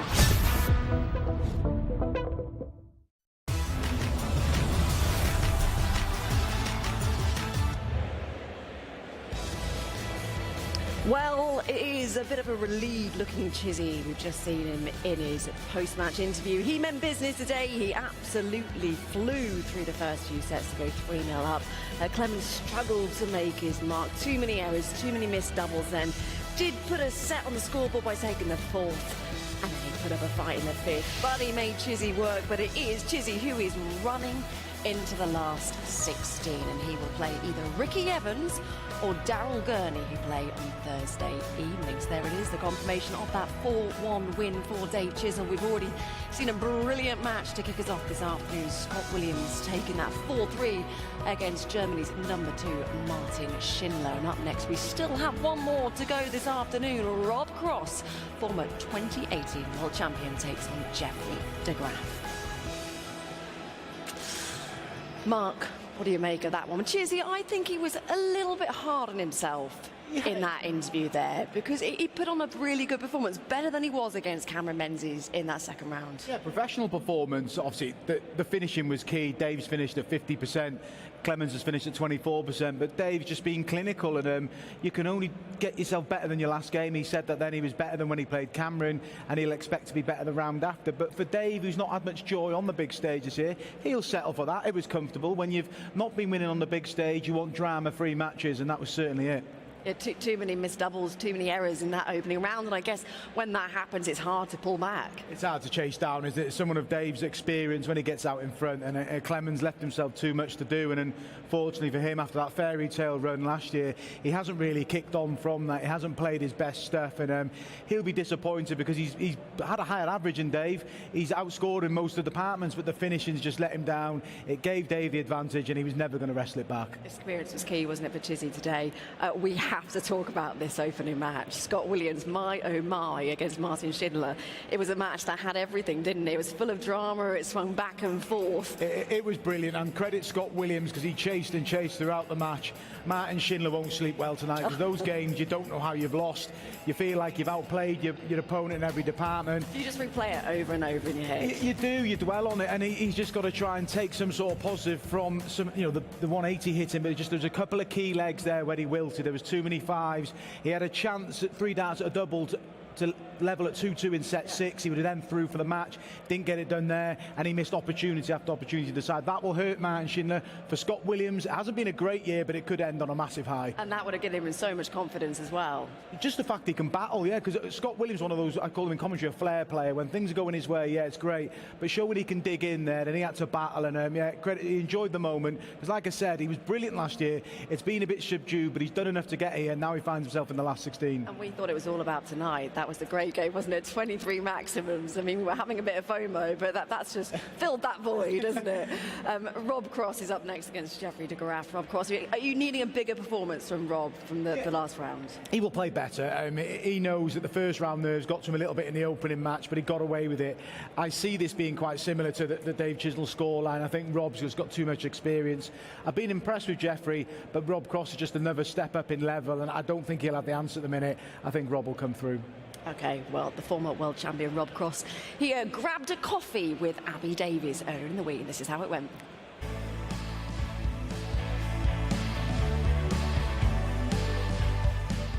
I'm delighted to be joined by the 2018 world champion for a coffee. Do you feel in the best form since your maiden year on the PDC? Yeah, 100%. Obviously, game's been better this year, and do you know, just the fluency, the throws come back nicely, and I'm enjoying it probably more than what I ever really have before. Everything happened pretty quickly for you, didn't it? Picking up that trophy on debut at the Alexandra Palace. What's the main thing you've learnt since 2018? Don't get me wrong, I was absolutely amazing that year. I couldn't really put a foot wrong, really. Even when people did have darts at a double they missed, and I sort of went out. But from there, I suppose, if anything, I've had to learn to be more professional. It changes your life, you know. Life turns upside down, so I've had to grow into it and probably mature. And after 7 years now, I feel like I've done that. I know everything, and I know what's coming in the schedules now, and sort of enjoying it a little bit more just makes me want to do it a little bit more too. And in the build-up to this year's tournament, you've been practising quite a lot with Scott Williams. How much has that aided your game? Oh, obviously getting a practice with Scotty. I'm hoping to move sort of that area same as him, so I can get a regular practice, because he's quite away from me at the minute. But he's a fantastic lad, you know. He still gives it all the big ones and other stuff. But I enjoy that, you know, and it puts more camaraderie there, and just sort of, yeah, you switch on a little bit more. You have to perform, you know. What has changed in 2023? Is it just that you want to be in everything again? You want to be in the Premier League, you want to be in the World Series? Yeah, of course. I think the want for the game and the love for the game has all come back, and do you know, I'm enjoying playing it. I want to go out there now. I want to try and put the best performance in I can for myself and get the win, but not only that, put a show on for the fans, you know, and having all the fans and everything, it's just a fantastic atmosphere. And this one going in this week, obviously it's the biggest tournament in the world, and I can't wait. Thank you, ladies and gentlemen. A very warm welcome back to the action. We are coming to you live on Sky Sports from the Alexandra Palace, London. This is the Paddypower World Darts Championship, brought to you by the Professional Darts Corporation. And now, ladies and gentlemen, it's time to meet the players. Ladies and gentlemen, a multi-Baltic and Nordic title winner. Would you please welcome Jeffrey de Graaf!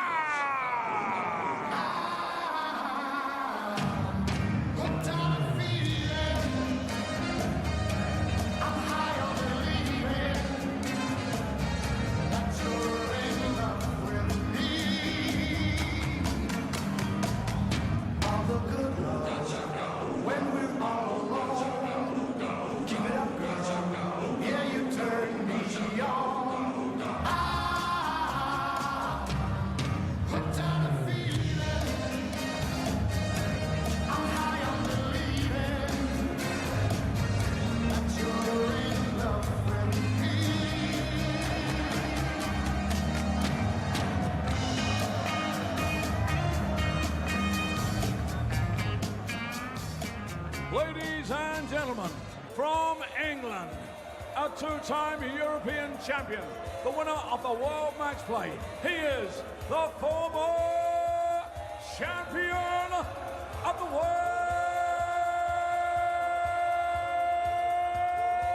Baltic, Rob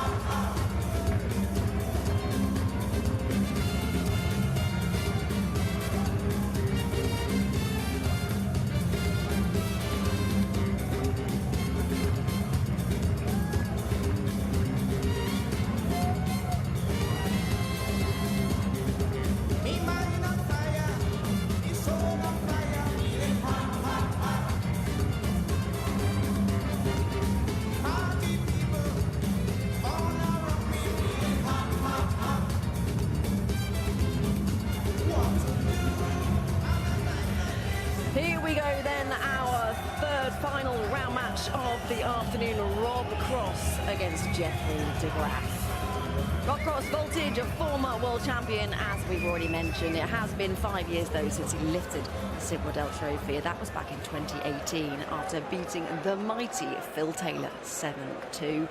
He hasn't been beyond the fourth round the last couple of years, though. Last year, exiting at that stage, losing to Chris Dobey. He was runner-up at this year's Grand Slam after losing to one of the favourites for this year's World Championship. That was, of course, Luke Humphries. But what can he do this year? Can he push on and take a step closer to replicating his form from 2018? He takes on Jeffrey de Graaf, 33 years old, from the Netherlands. This is the furthest de Graaf has ever got in the World Championship. He's never progressed beyond the first round in the last 6 years of his World Championship journey. No one has played more legs on the Ali Valley stage this year than Jeffrey de Graaf. An impressive 41 so far. Be racking a few up, I'm sure, again today. We saw him fight back from 2-0 down and survive a match start in his opening game against Richie Edhouse, and then send Jose de Souza on his way after coming from a set down to win the match 3-1. How will these two fare today, then?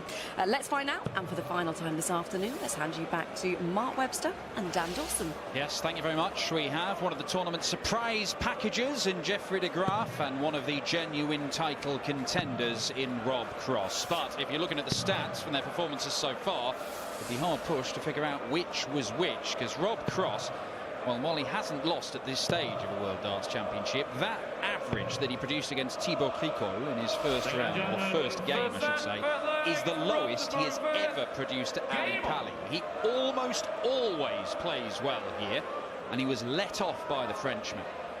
He will want to put things right and remind everybody that he should be considered as one of the most likely winners. He did say just a few months ago, Webby, I am going to win one of the big TV titles coming up, whether it was the Players' Championship Finals, the Slam, or this. He was close at the Slam. How close could he get here?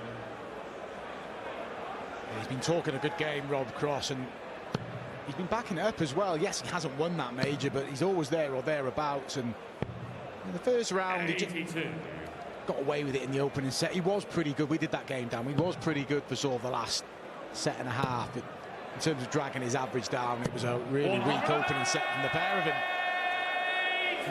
Jeffrey de Graaf will know if there's a passage of play like there was in the game against Trick over Rob Cross, he has to come out on the positive end of things, because that affected Trickle, and it may do the same to de Graaf.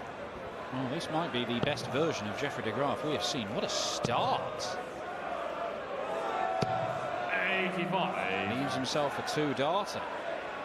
Former tall card holder, but didn't really pull up any trees back then. He only ever made 2 quarter-finals in ranking events and 1 semi. Is why ultimately he lost his spot on the tour. In the World Championship on previous appearances as well, he's never really looked the part. He lost to Jelle Klaassen on one occasion. And a real stinker of a game with Noel Malik then. We haven't seen him since. We are seeing. So this is probably the best version of Jeffrey. He said he's feeling better game by game. That this would sting a little. Double top for Cross to hold throw. Just a little high. Jeffrey require 40. For the perfect start, but Jeffrey de Graaf. A leg against the darts in the opening set. Clinical. He enjoyed that one. 180, 13 dart leg. De Graaf is off and running. Fascinating little sliding doors moment in darts involves these two playing each other. It's only the 3rd time they've met. Played once when Jeffrey was on tour back in 2017. But their first meeting was before Rob Cross even got on the tour. He'd been dragged out of bed by his uncle to go and play in a qualifier for the UK Open as an amateur. Won it, got there, did a lot of this business, but he was way behind against Jeffrey de Graaf in his second match. Came back to nick it 9-8 and got a shot on the main stage at Michael van Gerwen, where we know what happened. MVG hit a 9-darter, Cross took loads of legs off. It was a brilliant game, but that convinced Rob Cross to go on and give the Challenge Tour a go and see what this whole darts thing could be like. Fast forward about 20 months, he's world champion after completing the most sensational debut year ever seen in the PDC. But had he lost that game to Jeffrey de Graaf, it might not have happened. He never had to go to Q school as well, did he? Just got his talk out by dominating the Challenge Tour, like you said. And since winning that World Championship, he's added a couple of European Championships, the World Match Play. Just always there or thereabouts. He's never really, Dan, had a proper down spiral, has he? We thought he was going to drop out the top 20 a couple of years ago when he defended the prize money European Championship. He always finds a way, Rob Cross. The way he wants here is not on the 18 segments. Didn't need to with de Graaf back in the 200s, so he can set that up. But you're right. He has been...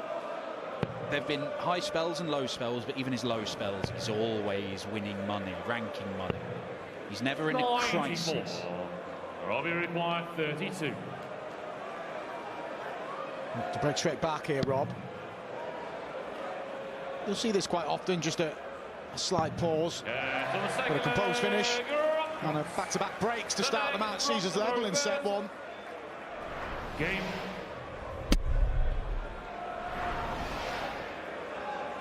When you think back to that Grand Slam final, and yes, he was beaten and beaten quite convincingly by Luke Humphries. Rob Cross averaged about 103 in that final. Rob Cross played really well, but he was running into a force of nature in cool hand Luke Humphries. Them defeats are easier to take, aren't they? When you know you give it everything, and Rob did that. He was excellent throughout that tournament. And you're just beaten by the better player, and it's easy to accept, and you just move on, and Rob's done that. 4 titles to his name this year, Rob Cross. His most successful since his first year, which culminated in the World Championship. Granted, those titles are Pro Tour titles, World Series titles. He hasn't got one of the majors, like the Match Play or the European Championships he mentioned, but he is winning things. He is regularly the best player in that room. That's a good feeling to have.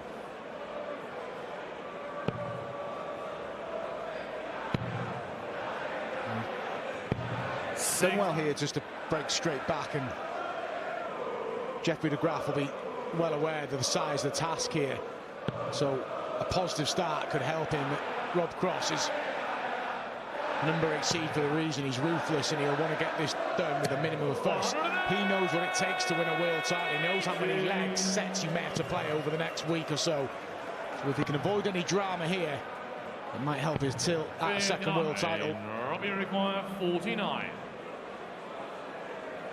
Looks a pretty comfortable leg.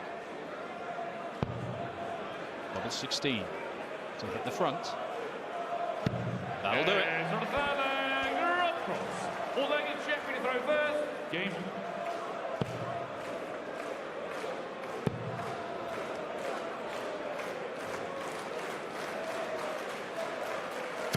$140. At this stage in his first round match, Rob was averaging in the 70s. It was really lacklustre, so I feel like he's learned from that slow start in his trick hole. Trick hole had 13 darts of doubles in the opening set. Missed them all, and from there Rob was just allowed to amble his way through the match and comfortably book his spot here. 134. And I'm sure you will have arrived here at Ali Pali today feeling like you had a point to prove to put things right.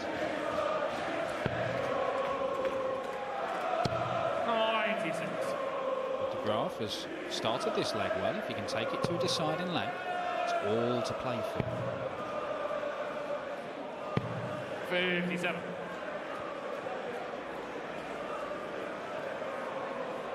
Knows he's got 6 darts to sort out this 170 minimum, Jeffrey de Graaf. So he won't be overly concerned about that previous visit without a treble. 170.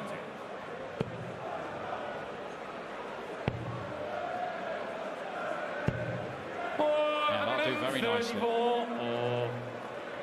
So Jeffrey de Graaf started the match with a 13 darter. He is on for another one here. And Rob Cross is going to be asked a question. Can you hold your throw and close this out? Jeffrey required 36. Good guide. Surely just clatter into them two. Yeah, he does. And we go to a decider in the opening set. It's Rob Cross with the advantage of having the darts in this final leg.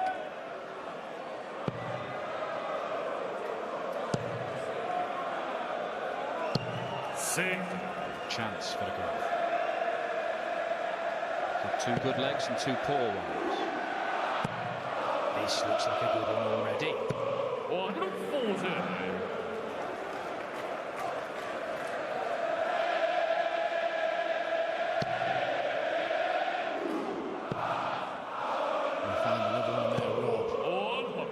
Can't, so opportunity here for De Graaf if he can back up that 140 with another. To take the opening set. He hasn't won in the opening set in this World Championship. He trailed 2-0 against Richie Edhouse. He dropped the opening set against Jose de Souza, but came through quite comfortably against Jose. He was made to work against Richie Edhouse, survived a match start. 83. Looking to get off on a positive note for the change.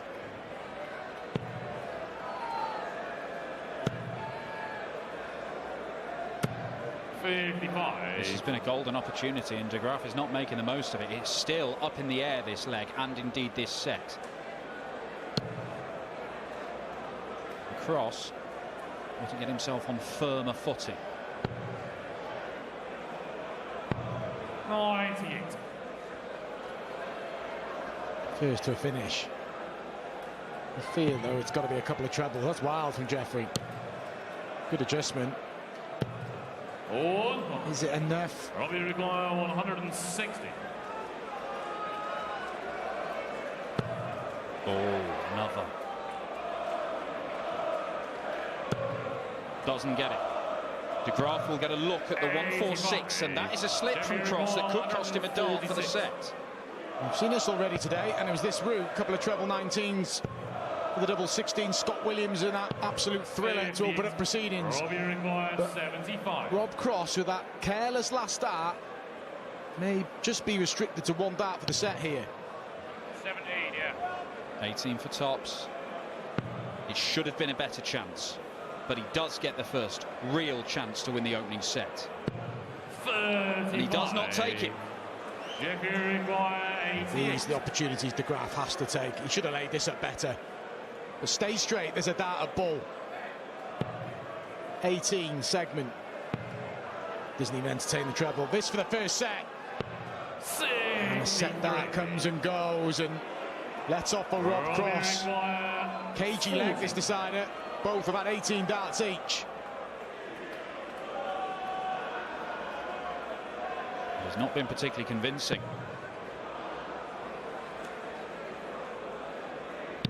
But Rob Cross gets the first set in the bag, surviving a set dart at the ball from Jeffrey De Graaf. If he did come here looking to make a statement, we are still waiting for it.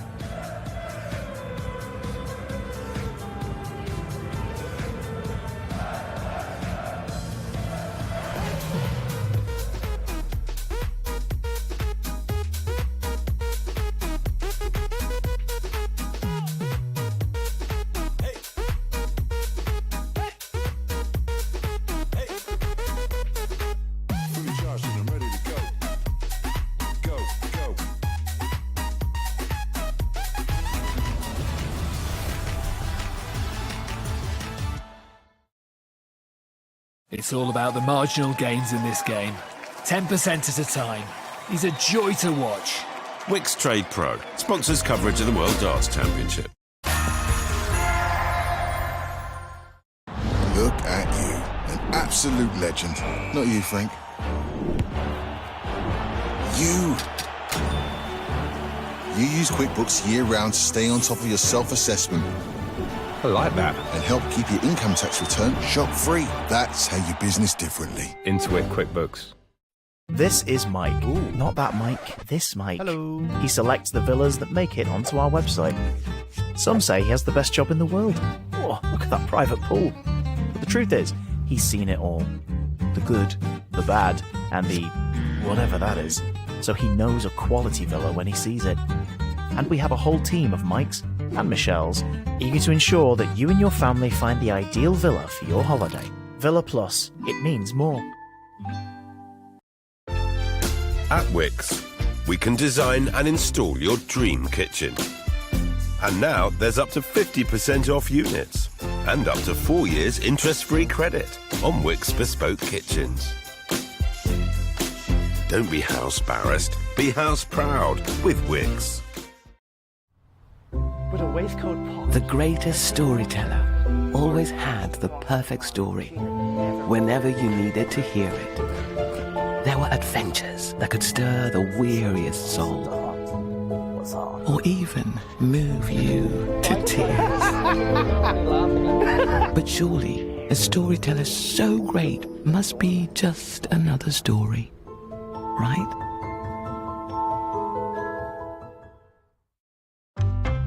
Searching for your ideal hotel? Do you have tons of tabs open because every site has a different price for the same room? Well, Trivago does all the work for you and instantly compares prices from hundreds of booking sites. Trivago makes it easy to find a great deal for your ideal hotel. Hotel? Trivago.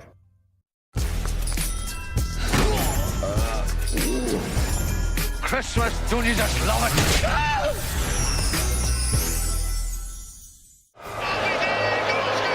Glasgow at Christmas. Not gonna lie, it's freezing.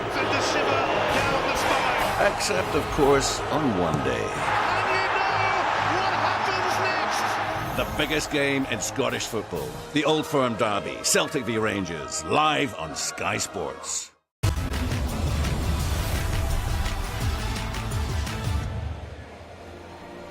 We have some cricket for you if you fancy. Day 3 of the first test between South Africa and India gets underway tomorrow from 7:30 in the morning on Sky Sports Cricket, so grab your coffee for that one.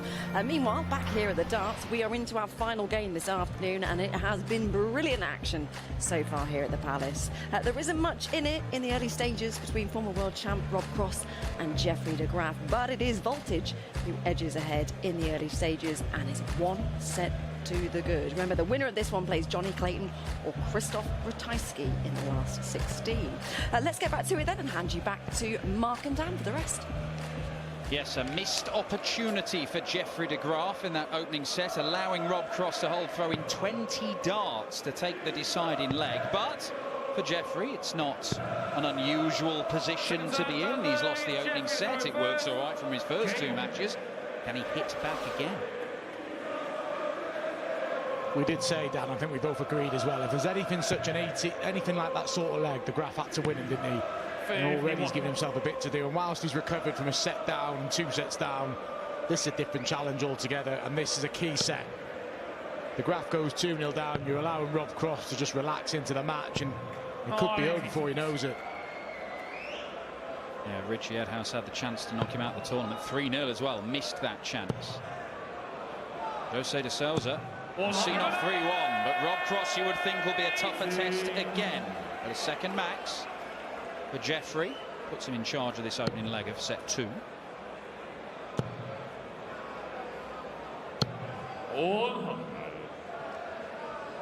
Cross exited the tournament at this stage.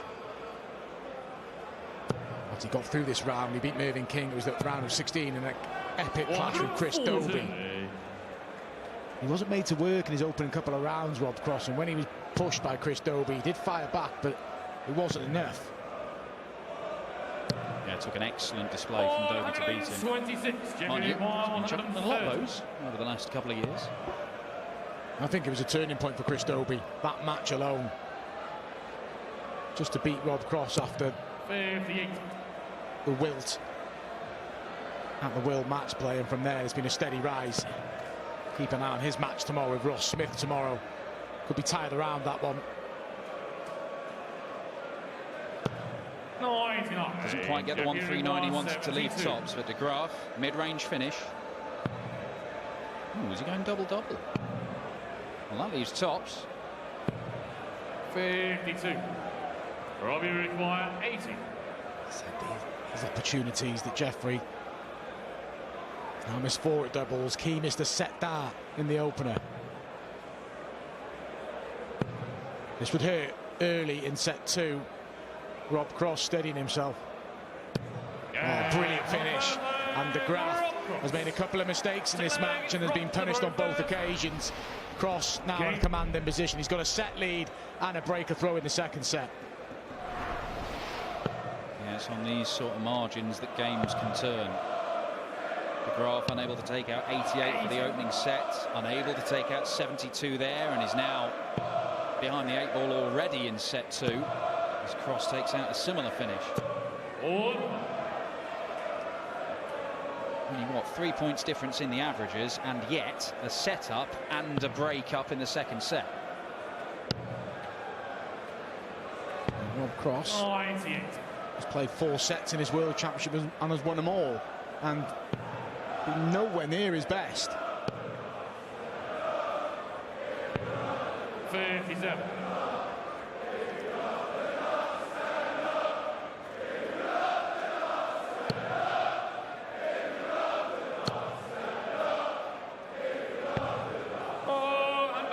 You'd have to say in this little section of the draw, while it is a tournament where we've seen pretty much a third of the seeded players exit, Rob Cross will be looking at it and thinking, I'm the most consistent player in this little section of the draw. Johnny Clayton has had highs and lows this year. Krzysztof Ratajski, very, very similar.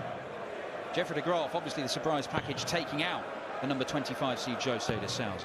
It is all set up for Voltage to move through to the latter stages of this tournament, but he hasn't sparkled yet.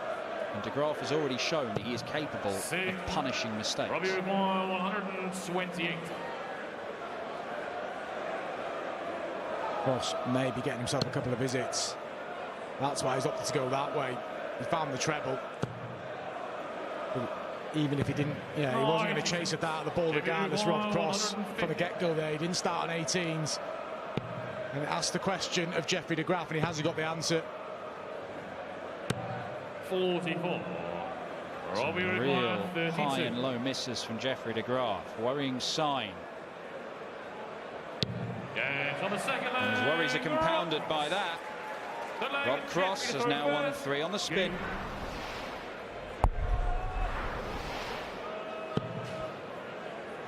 Controlling the tie now, Rob. Brilliant visit from Jeffrey. He's had a couple of 180s and a 177. He only capitalised on it on one occasion to go on and win the leg.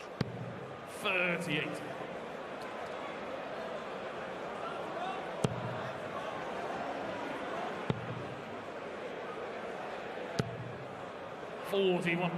Cuts it in half for that visit of 41.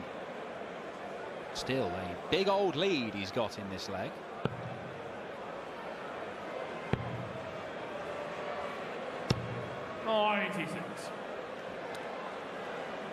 Needs a comfortable leg and just a clean finish at the end, Jeffrey de Graaf. Good last one, that's okay.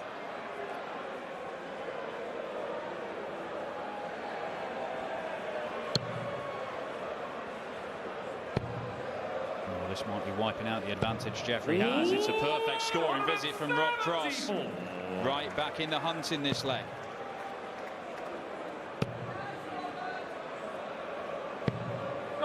The visit gets him down to a 2-darter. But expect the layup here from Rob, even more so now. And Jeffrey de Graaf just can't get a leg off here. It looked like he was comfortably in charge of this leg, but he just hasn't hammered home the advantage. It's just been a treble a visit. But he's going to get an opportunity. A bit of a regrip. Misses that by a distance and doesn't make up for it on double eight. It's another mid-range finish that Jeffrey de Graaf's unable to take out. Rob Cross for a 2-set lead. He's taking his time, Rob. We see this over and over. Won the last set on double 10, and he's won this set on double 10. And Jeffrey de Graaf has been competitive, just hasn't got that killer instinct that Rob Cross has got. And again, nowhere near his best. Rob Cross with an average of around about 93 leads Jeffrey de Graaf by 2-0.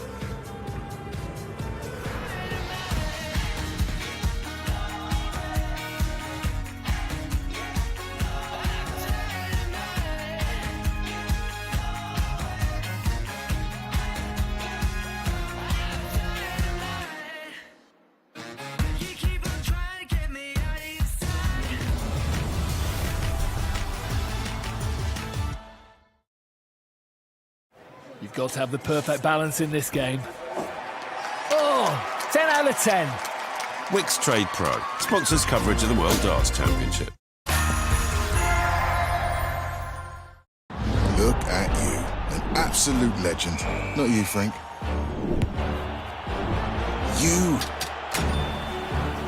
You use QuickBooks year-round to stay on top of your self-assessment. I like that. And help keep your income tax return shock-free. That's how you business differently. Intuit QuickBooks. Ladies and gentlemen of the jury, you have a chance to give a man his life back. So the question you must ask yourselves is, can anyone smell garlic? Objection, Your Honor. Overruled. What do you see, counsel? Chicken, Your Honor, with a smoky, spicy coating. I think we can conclude it's Spanish-style chicken with patatas bravas. Steal the show with 250 recipes every month from $2.99 a meal. Gusto. We protect this house. Protect this house.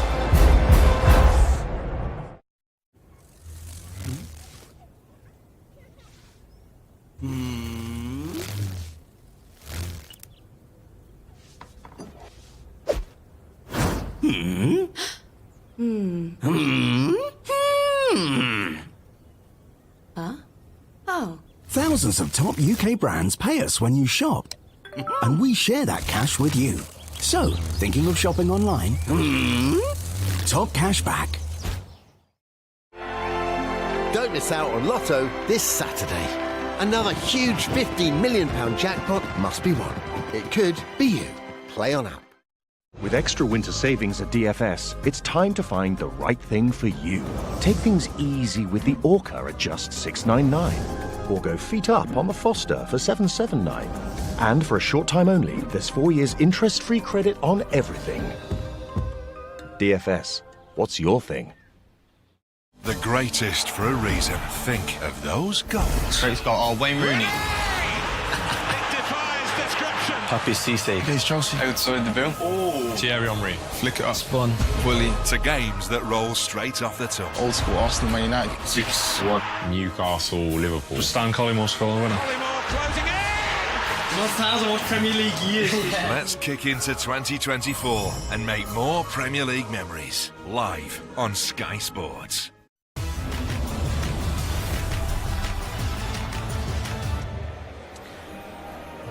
Something away from the darts for you.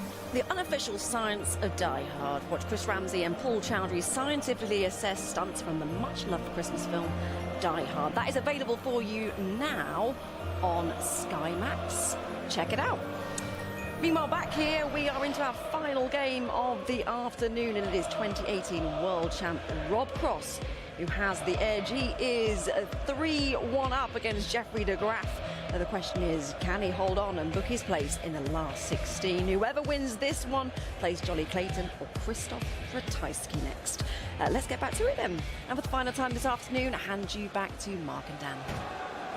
Well, Rob Cross, hesitate to say dominating this game, but he's taken both the opening sets. It was a 3-0 set in that last one, and he has the darts in this third set. Unless Jeffrey de Graaf can really mount some resistance, and it's about this sort of time when he has clicked into gear in his 2 matches so far in the World Championship, then he's in danger of seeing voltage just tear off into the distance, because right now the line is very much pointed downwards on Jeffrey Graaf, and Rob Cross is taking advantage. And not even having to produce his best, Rob Cross. This is where he's dangerous.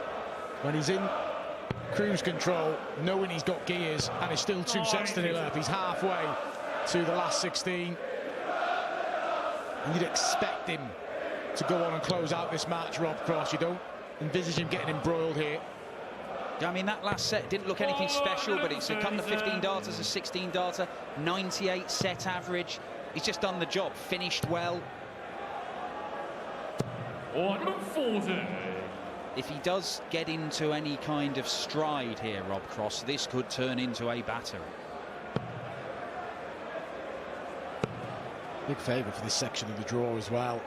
Gurney or Evans waiting the next round.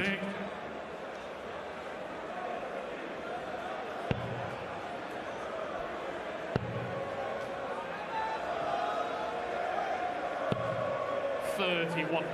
Robbie with 164. De Graaf unable to get to any kind of finish. Cross has got at least 2 visits. Clayton Oratajski in the next round to take Gurney, or Evans faces Dave Chisnell, who we've just seen do a real job on Gabriel Clemens. And it's not a million miles from this game, is it? Gabriel Clemens kept on getting chances to win legs and not taking them. De Graaf's had chances to win more than half the legs in this game. He's only won 2 of the 8. You get to a point as well where you just don't believe you're going to turn the match around, and I don't think Clemens ever thought he could.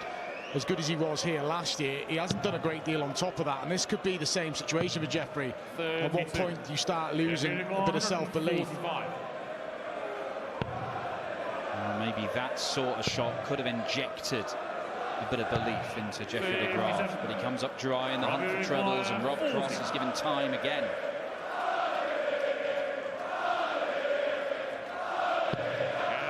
Everything's just being played how Rob Cross wants to be, his pace. When he's trailed in legs, he just finds a couple of 2 treble visits and gets himself back in it and mops it up.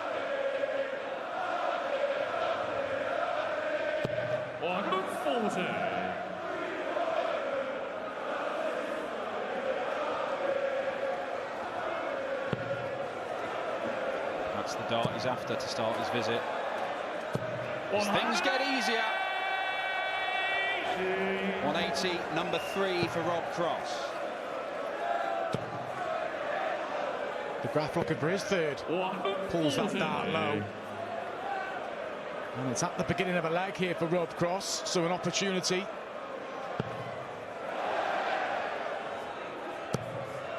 He's still going. He is still going, Rob Cross. His good mate Scott Williams has got closer to the perfect leg than anybody else so far in this tournament. He missed the double 18 for the 9. Can Rob Cross go the next step?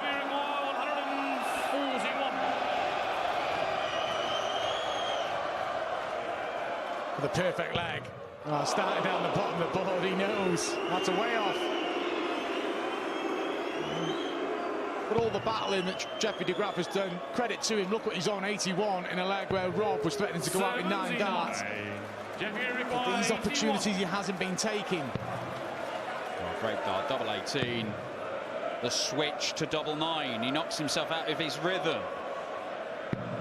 And he misses the target. Robbie requires 62. To double his lead in the 3rd set.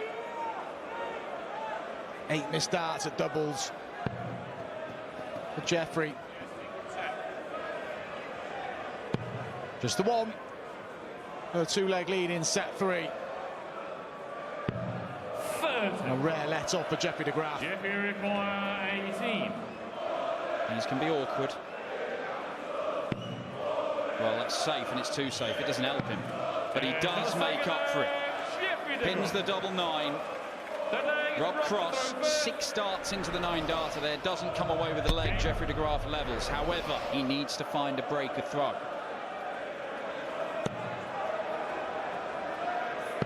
He can get this set, Jeffrey de Graaf, and a little window at the beginning of the leg. There's a chance. He goes 3 sets to 0 down, and you feel his race is run.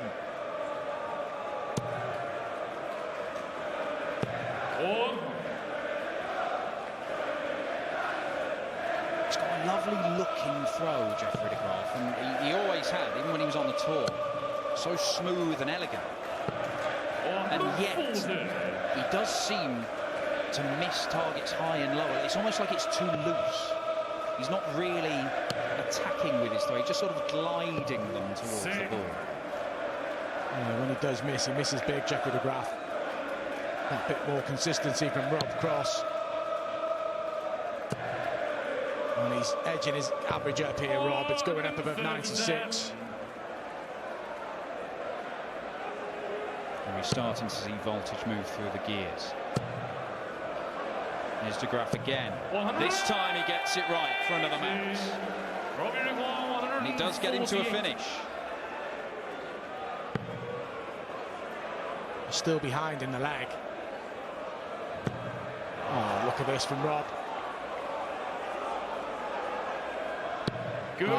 brilliant finish from Rob Cross, and he's warming to the task. We expected him to play better in round one, and he's delivering. His average creeping up towards 98, a 148 finish, and one leg away from a 3-set lead. The Rob Cross special.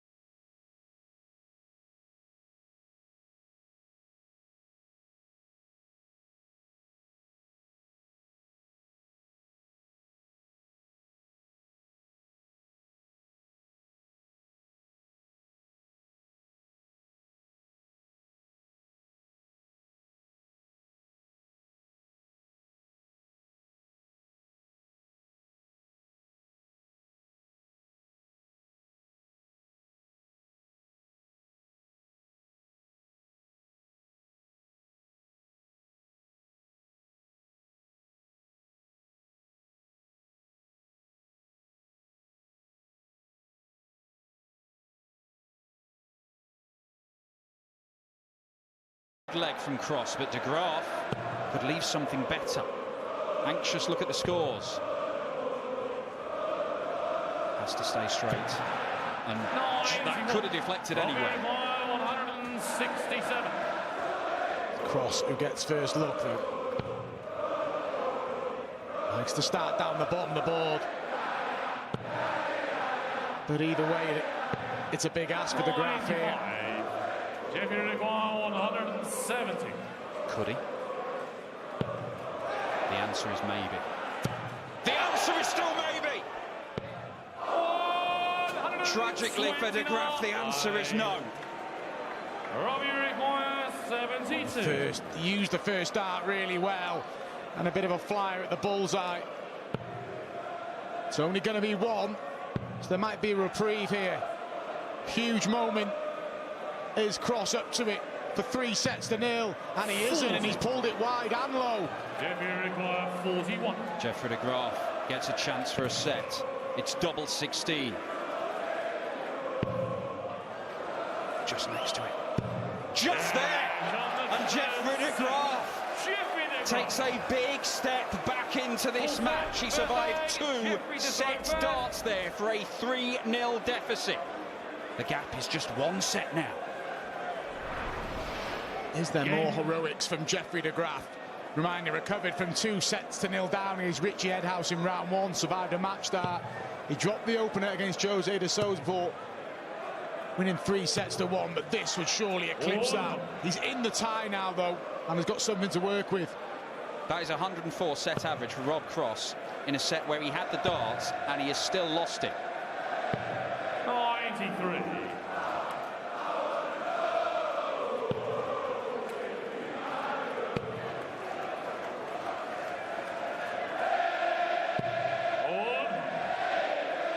What is that, Webber? You're the expert. Is that a technique thing? We've seen him stick his first dart exactly where he wants it. One is way low, one is way high.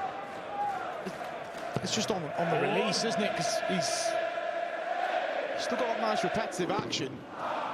There we see he's high there, but he corrects it and just piece it together. It was a strange one.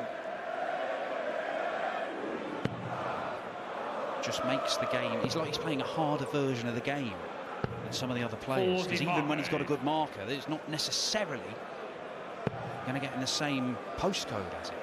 And yet he is right in this match now with the former world champion, and he's posting another sort of low 90s average. That's where he's been in his first 2 games, and that was enough to see off Richie Edhouse and Jose de Souza. Cross had a dart for the 3-set lead. And de Graaf had just missed the 170 and looking for the opener here. Just shuffling right. Can't find the target. Cross with a chance. So we had a 148 in this match. Or could finish this. Got a decision to make. 2 double 18s. Yeah, that was the route, and he couldn't take it out. It's a strange one, 129, because you're kind of still giving yourself a lot to do with the treble. The 19 allows you for the bull shot. De Graaf making a bit of a meal of this. Does find the double 4, back-to-back legs, and is off and running here in this 4th set. Go away, de Graaf. He's being resilient, averaging 5 points below Rob. He's below on the finishing stats, effectively on throw.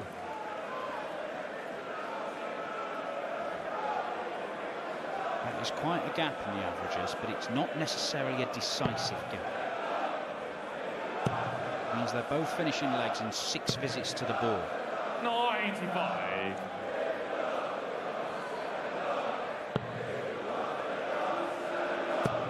And look at Rob Cross follow that first dart. It's too easy for him.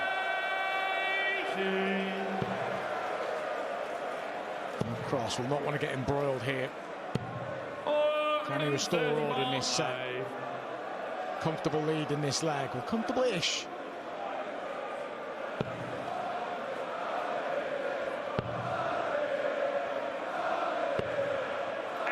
Brings the bullseye in. Puts him down to a more makeable finish. De Graaf is going to play on the 19s here. 4 19s and a bull. Now he can go to the bullseye. Yeah, lovely stuff. Leaves 170. Require 92. And he missed the ball for that in the deciding leg of the 3rd set. May not get a go this time. A shake of the head there. He's not happy with the way the darts landed there, Rob. But he'd be happy with how that's landed as he draws level in the 4th set. Yeah, big step over to the right-hand side to open up the bed there, Rob Cross. It is an issue he's had over the last 2 or 3 years. Double 16 is his go-to double. And if he misses outside, he can cover a lot of that bed. It makes things difficult. 58. One apiece with throw, and this the 4th set. De Graaf looking to level this match up, and that'll help. Not defend this throw here, Jeffrey, and he will level this up at 2 sets apiece.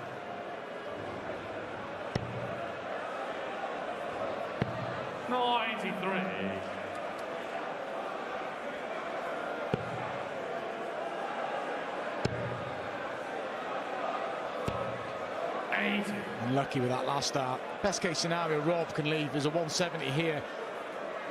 Look how unlucky it's proved. That last start for Jeffrey de Graaf has left no finish, but Rob's not going to fill up, so a couple of visits to play around with his 159 and lead again.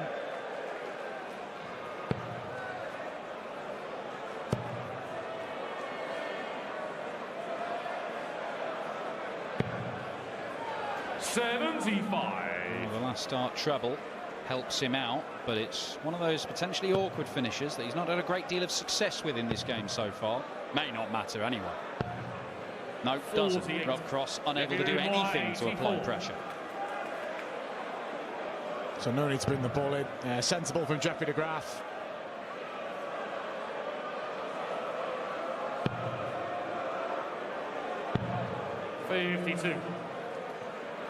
Just tease it up. Wasn't taking any unnecessary risks there. And looks to lead again in this set. 94. Jeffrey requires 32. Double eight. Gets the leg, clench of the fist, and Jeffrey de Graaf is slowly working his way back to parity. One more leg in this set for Jeffrey de Graaf, and it is 2 sets apiece. Just tidied up his finishing, Dan, hasn't he? He still missed the odd dart double, but when he's got to a double first, he's won that. Yeah, look at that first dart. He needs to find a treble.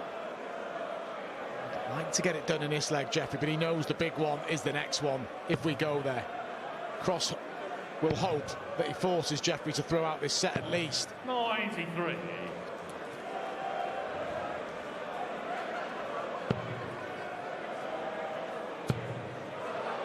For a 5th max. There it is. Crammed right in the corner. He is level on the 180 count with the 2018 world champion here. Could be level in set play in a few moments' time, Dan. Who saw this coming? 2-0 and 2-all when Cross had the darts for a 3-set lead.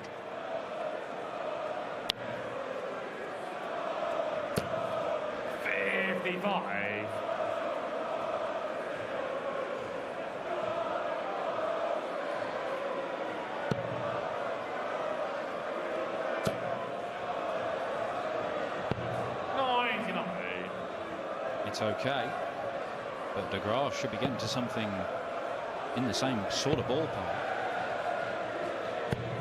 Even better, in fact. Jeffrey de Graaf has upped it, and credit to him. He stuck to his gun, stuck to his task, and he could get an opportunity in this leg to level up at 2 sets apiece. May only be a dart at the ball for Rob. 13 segment, and it's Ball to save himself in this 4th set. And he does save himself, and that will hurt Jeffrey de Graaf because that set was in touching distance. He's now got to find a big leg on his darts, but makes a perfect start. 97. The first set went to a deciding leg, and Jeffrey de Graaf really did let Rob Cross off the hook. Missed a dart for it. He punished a missed dart to win the 3rd set in a deciding leg. And for the 3rd time in 4 sets, it is going to a decider. We always say it every time we come to the World Championship, these 5th and deciding legs prove so important. 59. They're tough to take when you lose them because it makes all the hard work you've done in that set pretty worthless in the end. And Jeffrey's done a lot of good things in this set. 6. Can't leave a finish with a max here, Jeffrey. Rob hasn't really jumped all over it. 99.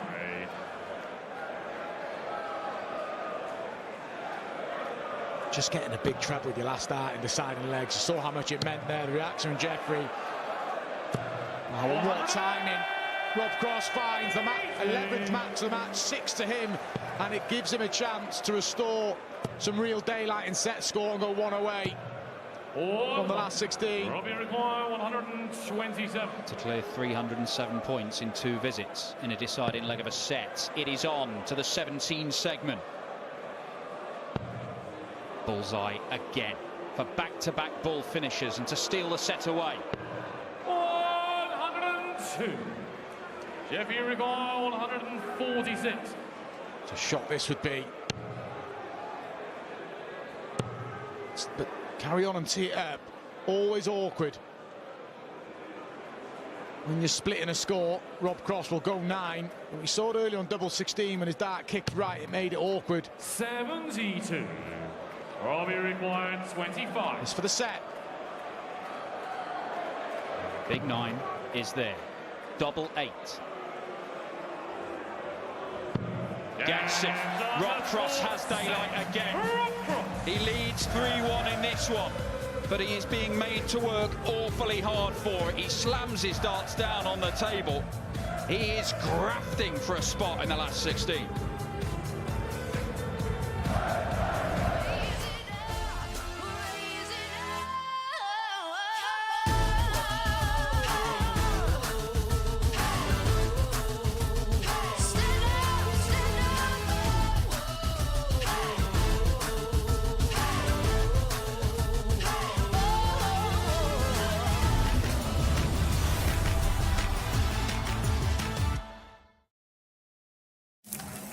I think we're about to see something magnificent.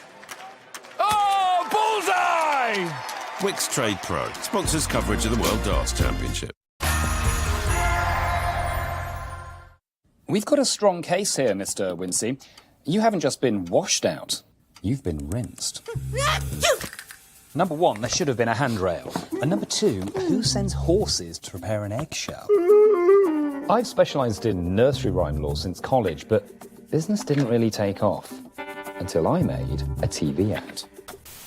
Whether you live in a swamp or live in a shoe, we offer no-win, no-fee representation for you.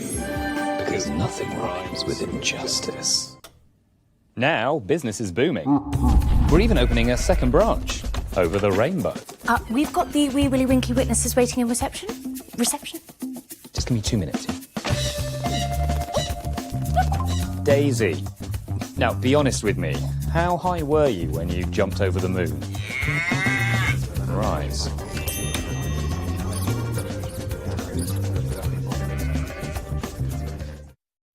Get the free Roxy app on your TV and fill your home with music. Play unlimited music videos, karaoke and games. Try Roxy Premium free and get a free karaoke mic. So get the Roxy app free on Fire TV, Google TV, Android TV, Samsung TVs and free on the Sky Q apps rail.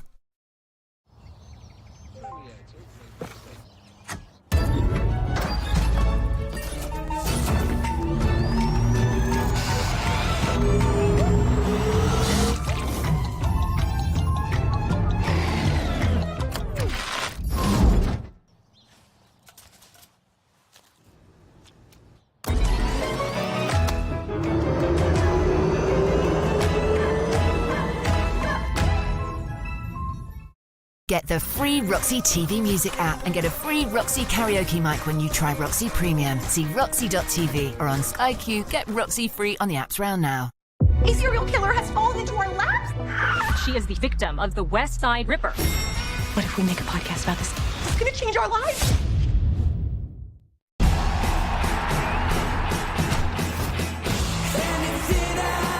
Enjoy more in 2024 with Sky Sports.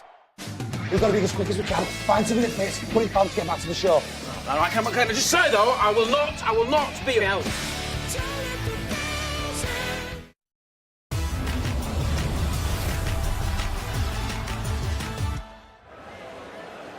Welcome back. Well, what an afternoon it has already been here at the World Darts Championship. And as you can see there, it is 2018 World Champion Rob Cross, who is 3-1 up over Jeffrey de Graaf. Of course, the winner of this one plays Johnny Clayton or Christoph Ratajski. They will be waiting for them in the last 16. It has been quite the afternoon, hasn't it? You can see their confirmation of the results so far. Brilliant win for Scott Williams. It was a match that had everything. It had the drama, the back and forth, you name it, it had it. He got his victory over Martin Schindler. Dave Chisholm as well, impressive performance from him, beating Gabriel Clemens 4-1. And as you can see, the match we are in right now, Rob Cross has the upper hand at this stage. Let's see how it plays out then and hand you back to Mark and Dan. Yeah, well, Rob Cross, much more like the sort of performance we expect from the 2018 winner here at Ali Pali. And these sorts of numbers, 98 average, hitting more than half his darts at double, half a dozen 180s. This is the sort of stuff that wins you a lot of games, but Jeffrey de Graaf could be a lot closer. Yeah, had a start for the set in the open at the ball and just couldn't get his score in that deciding leg there. For Rob Cross, he'll feel a lot more relaxed about the situation. They'd have gone 2 sets apiece. He's been feeling it slightly. Even a cool customer like Rob Cross would have felt it, but he's playing okay here. 98 average, 52% on doubles, like you rightly said. That's going to make you tough to beat, Dan. Well, you could see he was not happy at the end of that set, despite winning it and taking this 3-1 lead. And that might be a good thing as far as voltage is concerned, just to keep him focused, feel like he does have more to do, more to prove, maybe. 95. Started pretty well in this opening leg, a set where he does have the darts. Jeffrey just trying to force one through there to lead a finish, so Rob, it's time to lay up. Expect him to leave at the double now. Brilliant from Rob. He won't go for it, I'm sure of it. Oh, he did. I was convinced he wouldn't.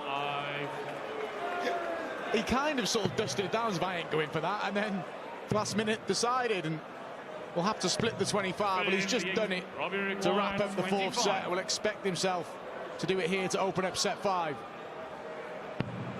He was shaking his head as soon as he hit the second treble. He was never going for that. And Ali Pali persuaded him to. Peer pressure made that a little bit more difficult for voltage than it might have been, but he gets the leg in the bag anyway. Listen to the people. 140. Rob Cross finds himself a couple of holes to throw away.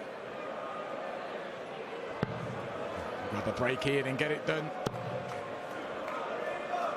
No drama. Knows it's a set on his darts. Big set here from Rob Cross, and he could be walking away with a 4-1 win and a ton average. And he'll be thinking, oh, this is great, but it's not been without a little bit of peril, this. And there may be more peril to come. The best players, though, make averages like this seem like they're below par. 98.5. 52% on the doubles. Well, we know that is below his best. We saw what he did when he annihilated Phil Taylor in a world final over, what, 9 sets with 107 average.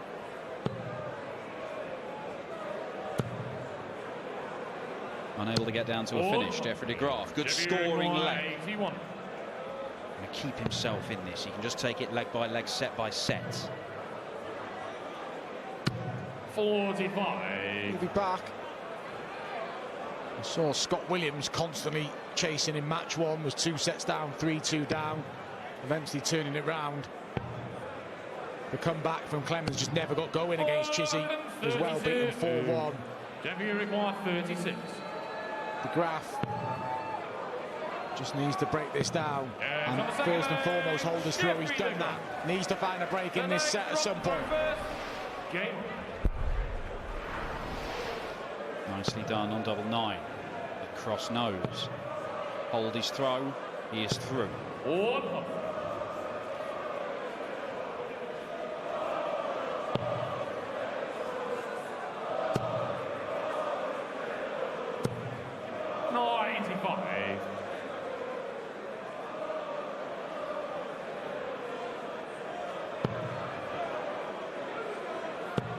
Rob beat Mervyn King in this round last year, 4 sets to 1.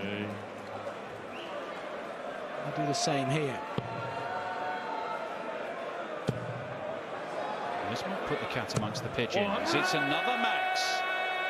180 number 7 for the Dutchman now based in Sweden.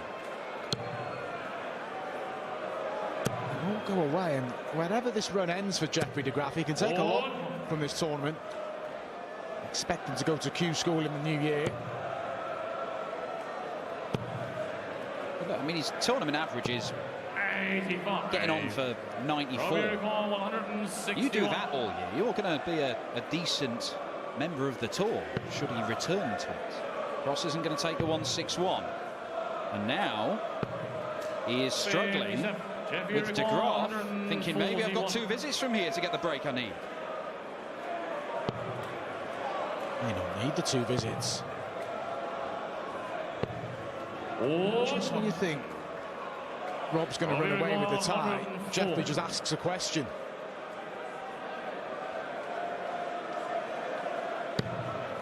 Oh, it's good. Single 18.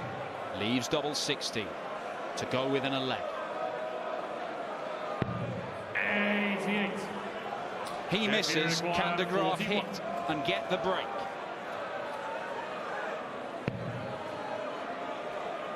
Huge moment for Jeffrey de Graaf. Brilliant dart from Jeffrey. He just refuses to buckle here. He keeps hanging on to the coattails of Rob Cross. He's still got a lot to do.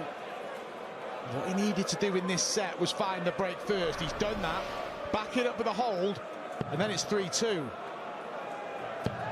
As you can see there, he's had more darts at double than Rob Cross. If his finishing was a little bit sharper, it might be even closer.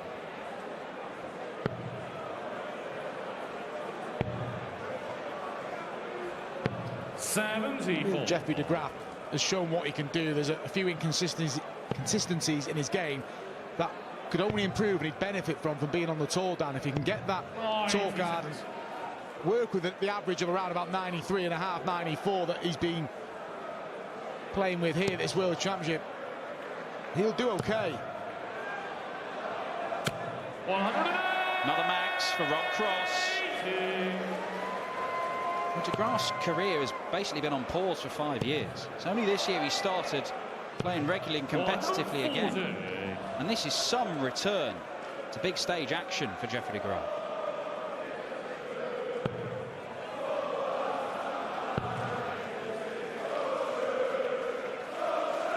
Even if Rob finds a treble here, which he has, it's still a big ask to get rid of the 154. Oh, it's excellent for de Graaf. 42 left for the set. Unless Rob Cross can take a 154, he's not going to. De Graaf to come back at Rob Cross yet again here. Double 16. And the transition to double 8 works for him again, and he's got another set. Rob Cross cannot get rid of Jeffrey de Graaf. His 2 best sets statistically in this match for Rob Cross, where he's averaged 104 and 107 in that last one. He has lost them both, and he had the darts in both of them.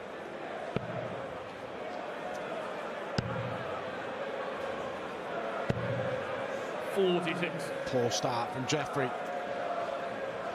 And there we see. High quality set, that 5th one. Even more impressive from Jeffrey, because he knew in terms of sets he was at the point of no return.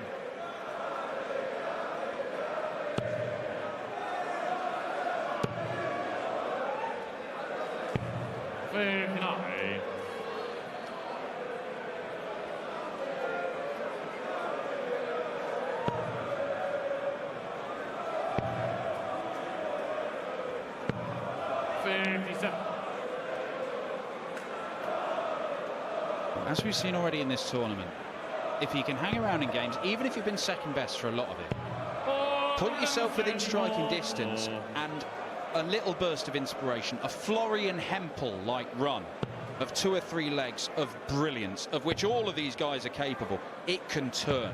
That Hempel game is a classic example where at no point in the early part that you think Hempel was going to find a way to win. And kind of been similar here, though. There's been a little bit more quality from Jeffrey. He's got to find that spell, force a decider, and then you just never know. One loose start from Cross there, but he should leave himself something makeable. 85. Jeffrey 122. Well, the chance has gone. He was looking at 4.18s for the ball. 44. Robbie require 89. May only be a doubt the ball for Rob to break early in set 6, and he'll hope this is the last set, having led 3-1. Good dart from Rob for a breaker throw. 79. Just off target. 78. Opportunity for De Graaf to open up with a hold. Really start believing as well he can turn this around. He takes this out. I'm not sure about this way, but why not? Why not? De Graaf gets rid of the 78. We don't normally see players go that route, but he takes care of it and strikes first. Not the first time we've seen him pin double 9. Evidently likes it. Risky manoeuvre, because if he'd missed inside, he wouldn't have got another dart at double. But he rolled the dice, and it worked.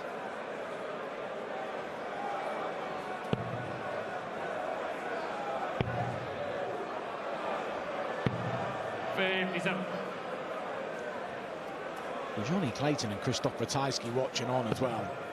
This is no slant on Jeffrey De Graaf. You want him to go win the match, don't you, Dan? It's an easier task. You would rather play Jeffrey De Graaf than Rob Cross for a spot in the quarterfinals of the World Championship. And yet, you would also rather take a 1 or 2 set lead in a match. But against Jeffrey De Graaf, he just chucks that out the window.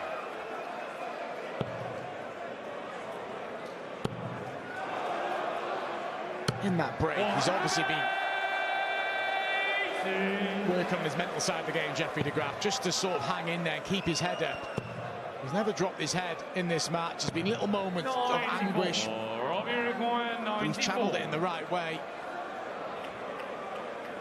94 for Cross, double top for a brilliant leg. It is brilliant. Rob Cross levels this set up. He is averaging over a ton in this game, hitting 50% of his darts at double. And Jeffrey De Graaf, from this point, is probably still likely to take it to a deciding set.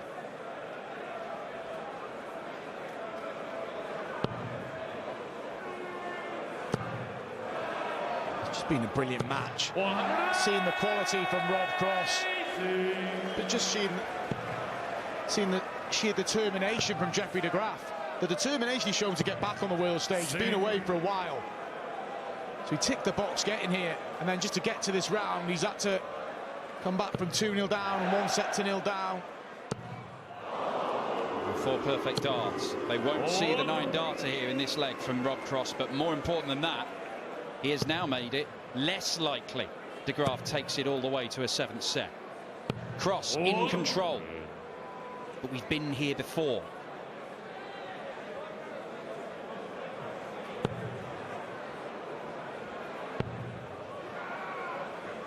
This is a sloppy visit from Rob. 81. Rescues it with the last dart. De Graaf needs a treble. Really needs 2. Can't even find 1. And Cross has got 6 darts minimum at 140 to break at a crucial time, and it would allow him to throw for the match. For another Rob Cross special. Oh, it's good. Double 16 for the 140. Very nearly producing what's become a signature checkout of his. De Graaf has just got to hit and hope. 6 darts with no big treble. Rob Cross to go 1 away, convert this double 16, and then he'll throw for a place in the 4th round. And he pinned the double 16. Timing from Rob Cross, averaging over 101, averaging over, call it 115 in this set. 50% on the doubles. Well, De Graaf deserves huge credit for the way that he is stuck out Rob Cross in this game. But 70. every time he has, Cross has just seemed to find a gear. And he's certainly found one or two here. And he's given himself a real chance. And is that De Graaf slipping away in this contest? That visit there, Cross's eyes would have lit up.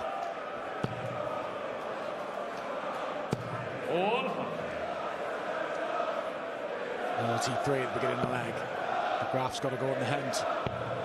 Or two treble visit. And he can't find one. It's in Rob Cross's hands now. He's been made to work. He said he'd play better, and he has done. But credit to his opponent, who's pushed him all the way.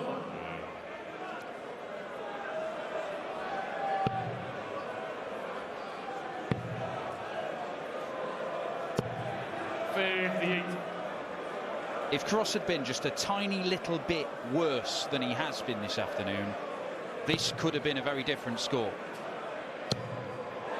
But he has been very, very good at times, and that is 180 number 10 for Voltage. He will get match darts. And he could have plenty of them. He's weathered a fight back from Jeffrey De Graaf. You tip your hat to both players. Rob Cross for the way he's just found his best form. Jeffrey De Graaf for making Rob Cross work. But this is for a spot in the last 16. Double 16 for Rob, and he is into the last 16. That is a big display from Rob Cross. But he finds a way to book his spot in the last 16. Jeffrey De Graaf can take a lot from this tournament. He's up to Q's good in the new year. Rob Cross returns in the last 16 when he faces Krzysztof Ratajski or Johnny Clayton. An average around about 101.5 and 52% on the doubles. It's going to make that man on your screen there very difficult to beat in this World Championship. Rob Cross with a stunning final set has booked his place in the last 16, and that section of the draw with Johnny Clayton and Krzysztof Ratajski, the Welsh number 2 and the Polish number 1. And look who else is lurking in a star-studded section of the draw. Michael Smith, the defending champ, the Latvian number 1, Madas Razma, and that mouth-watering tie between Ross Smith and Chris Dobie.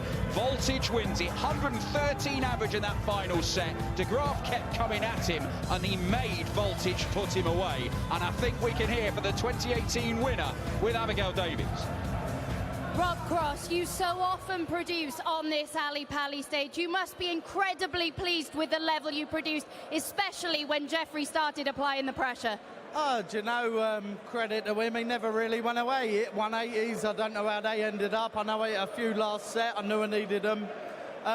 Credit to him, really. For me, I'd like to be a little bit more solid, I would say that. I didn't really feel like, early on, I didn't really find the legs at the right times, but I got away with it, and yeah, here I am in next round, and I'm looking forward to it. Averaged 113 in that final set, under enormous pressure. You must be pleased with the mental strength you showed. It's pretty much, you hit that, or you go home, you know, you get to that last set. He's a little bit twitchy. What I would say, I've not really been sucked in by the crowd today like last game. But these were absolute brilliant. I have to admit, I've enjoyed my time. I've got the ump with myself, but I've got the result what I wanted. Yeah, 52% checkout success. That 148 in particular was pretty special, wasn't it? Majestic like me. No, I ain't got to add to anything to that. So, no, I enjoyed the game. I enjoyed the battle, but realistically, there's more in the tank and all. And when you look at your quarter of the draw, it's incredibly tasty with the likes of Chris Dobie, Michael Smith, Ross Smith. But if you can produce the level that you produced at the end of that match, you must fancy yourself to be favourite to come through. I fancy myself anyway, and I can do 10 times better. So it's all about getting to them games, producing the big numbers, and I know what it's like, but it's just about me, really. I'm not bothered about anyone else who I've got to play. I've got to just play my game and enjoy it. Very best of luck in the last 16. Thank you. I love that. Brilliant match, wasn't it? Quality performance from Rob Cross, averaging just over 100 as well for that match. He'll be happy, very relieved he is through to the last 16. And Jeffrey De Graaf, though, he didn't make it easy at all, did he? He pushed him all the way, but he is going back to Sweden. And Rob Cross is through to the last 16. John, how impressed were you with Rob Cross this afternoon? And both players. I was impressed with both, yeah. I mean, Rob is the better player, and the better player won. But Rob really upped his game from his first match and steady. And when you average over a ton, that's great. I mean, but he still managed to lose 2 sets. Like he said, he was a little bit inconsistent in ways. What was that down to? Well, he just didn't play as well the first match, and so he's sort of building up. And he's kind of a slow starter in any case, in my mind. So he's used to sort of getting better as the match goes on. And no surprise that the last set was his best set, maybe at 113. Well, at least timing-wise, he got the best game out of himself. But for Rob, his interview was great. It's true. He's got more in the tank. I could see that. And it was very real, wasn't it? Very candid. He knows, basically saying he knows what he's got to do. Yes, and he said, like he said, also, he enjoyed that match. Jeffrey de Graaf, I give him full credit how he's turned up and played at this World Championship, after so many years away. But he battled, and he got 2 sets, and he was threatening to force a 7th, and Rob dealt with it very well. And that's when he enjoyed the battle sort of thing. He got the better of it in that last set, and it was fun. It was a good match. I mean, so many 180s, 10-8 there for Rob. So and, good. It was an entertaining darts match, and it's, of course, what we think we're going to get in the last 32. Well, it's been an entertaining afternoon all round, hasn't it? What a brilliant afternoon of action we have seen. Wins as well, all over the place. And then this evening, we have so much to look forward to as well. Luke Littner, the teenage sensation, 16-year-old from Warrington, who everybody is talking about, takes on Matt Campbell. And then we have 3-time world champion Michael van Gerwen in action, taking on Richard Veenstra. And then, defending his crown, Michael Smith returns to the Palace. We haven't seen him since day one, have we? He takes on Madars Razma. So, yeah, you can see that second session this evening with Emma and the team from 7 p.m. this evening. It is must watch. You don't want to miss it. We had FOMO when we started the show this afternoon, but we had a great day this afternoon. Let's just get stuck into this evening then. Luke Littner, as I mentioned there, everybody's talking about it. He's turned into this overnight sensation. He takes on Matt Campbell this evening. We saw improvements, didn't we? He blew us away on that first match against Christian Kiss, and then second against Andrew Gilden. We learned a little bit more about him because he had to deal with the pressure, didn't he? And he handled that well. What are we going to see this evening from him? Well, we learned something from the Gilding match, and I was more impressed with Luke at the start of the first few sets, and he managed to win them somehow against a really on-fire Gilding. Yeah. But maybe he was a little more fortunate towards the end when Gilding couldn't take his chances he was creating, and and Luke was brilliant wrapping it up. But still, I think tonight he's going to have another guy in Matt Campbell who can be in and out. He's not always as consistent as he likes, but I think the thing with Matt that presents a challenge for Luke is Matt will respond, and he'll get involved with all the celebrating or this and that. He won't like being shown up or this and that. He'll want to give as good as he takes with Luke, and I think it's going to be a dangerous one. It's yet another sort of opponent for Luke to face here. Matt Campbell and Andrew Gilding, very different personalities up there, and I think it's going to be a lot more fiery tonight, in fact. For those that haven't seen Luke Littner, where have you been? But how special a talent is he, and how deep do you think he can go? Well, we've seen young dart players in the past, but just to walk in and start winning matches, and, well, I mean, the first match with 106 average, crazy stuff. He really is a phenomenon. And we're in a day and age where there's a lot of youth tours, the development tour, the JDC, this and that, and he's still involved in winning all those sorts of things. He really can. He's proven himself, and he plays so much, and you get so used to winning matches that it becomes embedded into his character, and very difficult to throw a player like that off, even though he is 16. It's unbelievable, he's isn't it? very solid mentally because he just knows who he is. No one could fool him and say, well, you're not good enough. He knows he's good enough. So that's pretty scary because he's just all confidence. Well, that's someone that is very new to the Ali Pally stage. Of course, Michael van Gerwen, 3-time world champion, he steps up there this evening, as does the defending champ Michael Smith. What are you looking forward to seeing from them this evening? Well, in different respects, I think they're both out to show that they are a big threat for the title.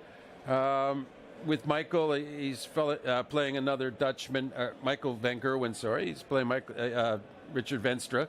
And I've said he's really playing well. I think that could be a bumpy ride for MVG tonight because I think Venstra's hot. I think he's playing well, and he's up to try and rock the MVG boat.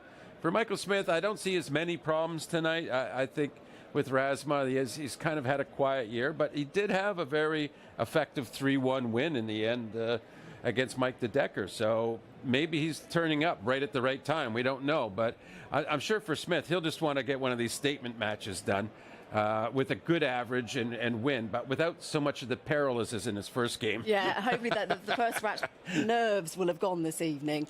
Either way, it's going to be a great lineup, isn't it? John, it's been a pleasure this afternoon.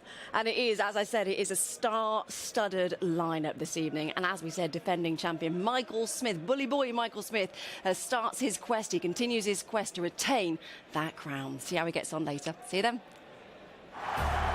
Michael Smith has the right to hold along the Eric Bristow Trophy. He's achieved his dream. I'm unstoppable. I'm a buzzer with no brakes. I'm invincible. Oh, yes, I've seen everything. What a party beast that is. I don't need batteries to play. And the man who was born to be world champion. My mentality is to compete. That is the most amazing leg of darts you will ever see. He was born to be a world champion. The world #1.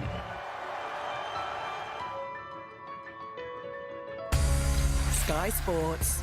Feel it all. Willie's hard work pay off.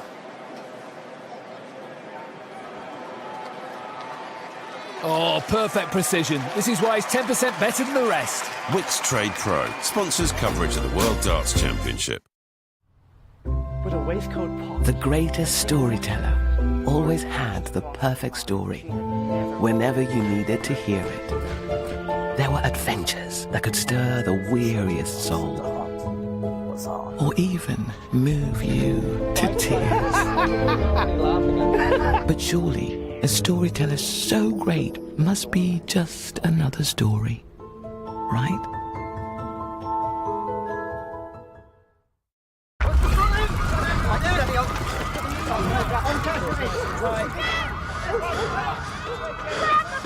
What's your gut saying?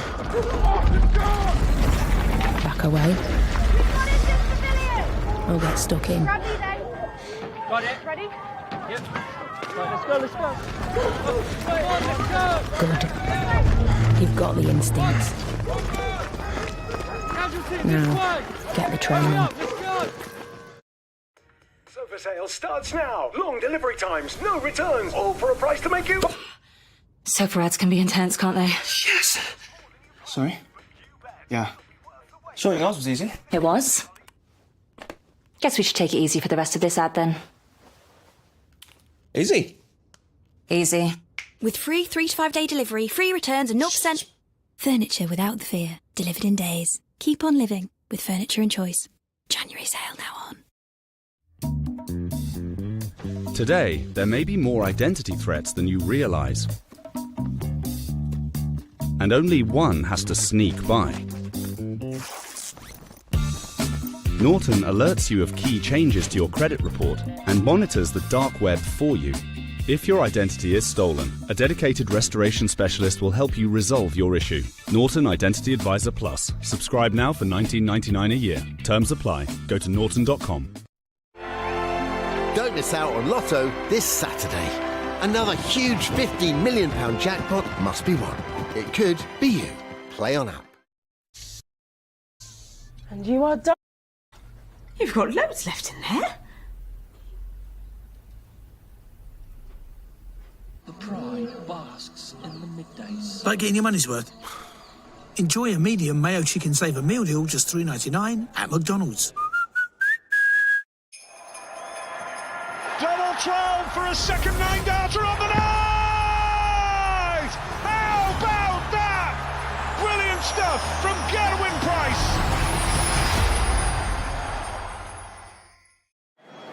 Willie's hard work pay off. Oh, perfect precision. This is why he's 10% better than the rest. Wix Trade Pro sponsors coverage of the darts.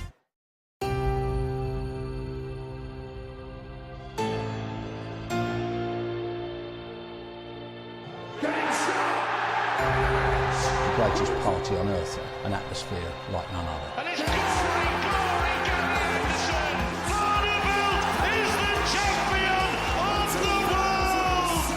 John Paul once tops this thing, Taylor and did it! The greatest ever player in the history of this sport.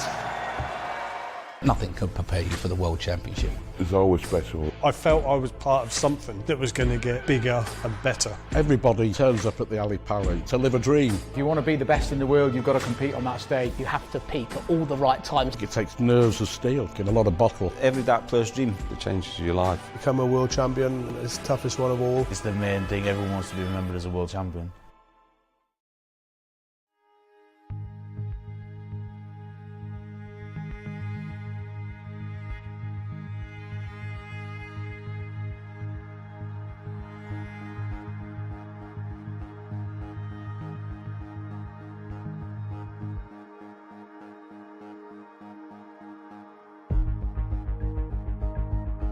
It's quite a unique club, isn't it? There's only 11 members. I mean, wow, how amazing. To be here tonight with legends, really, at a game, I'm very honoured. It's amazing, all the former world champions here. Well, great for the PDC to get them all together. I mean, at my age, you forget a few things, you know what I mean? I forgot about what even now we got down here yesterday, but when they get on stage, everything will come flooding back. Really, it's a celebration of it is now, the game of darts, and where we're going. Yeah, I've had the pleasure of sharing stages with all these guys, and you kind of realise how good they are, how special they are. Coming here now and being involved with this, with the 10 other people with me, as long as with me, it's weird. It's like a surreal feeling. It just goes to show, mate, how darts has got bigger and bigger and better and better. It's been 30 years of some cracking darts, some legends over the 30 years so.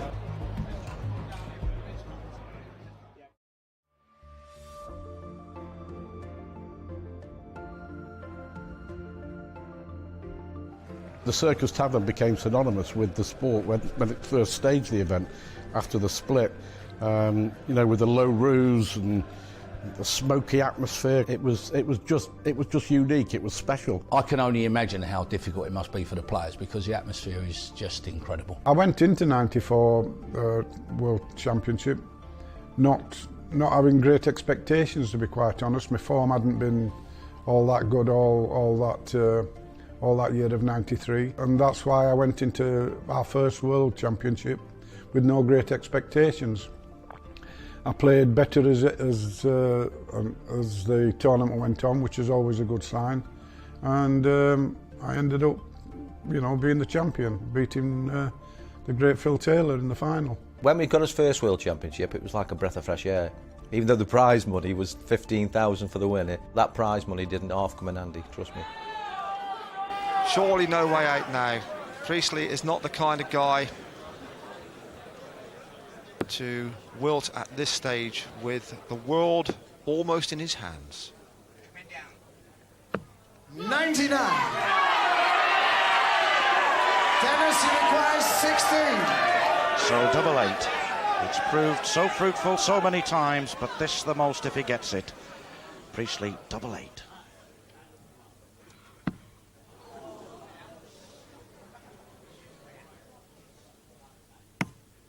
Game to become the first ever Skull World Champion. And there's absolute jubilation with his family. Phil Taylor, to his credit, significantly after the break, but these are going to be the happiest pictures in the wide world of sport.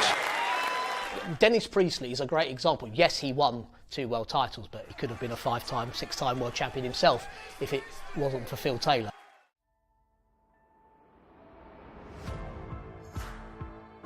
Out our ring, 7-7. And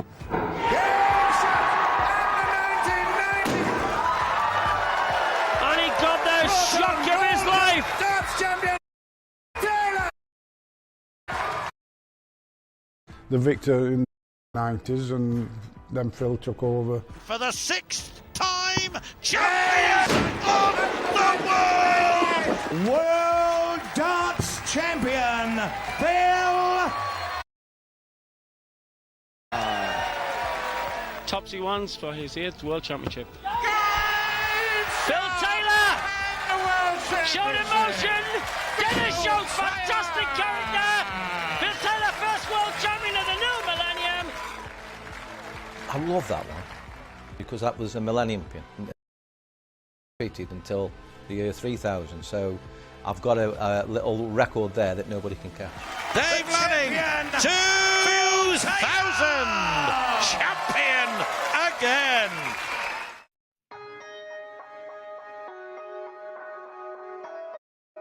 Just getting to a final is a lot of work. I was ready to play Phil again because he had just pipped the match play final against me. I'd actually been up in the world match play and lost the last 3 legs.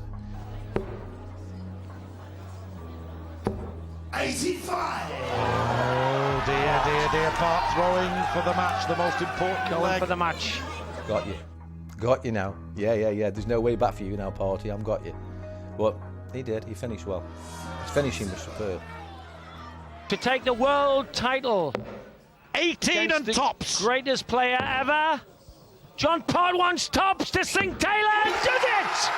John Pod of Canada, in the greatest game ever seen by Sky, beats the 10 times world champion!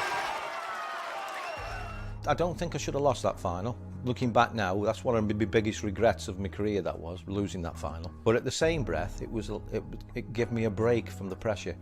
You know, winning it 8 years on the trot, I was getting a lot of stick, a lot of jealousy.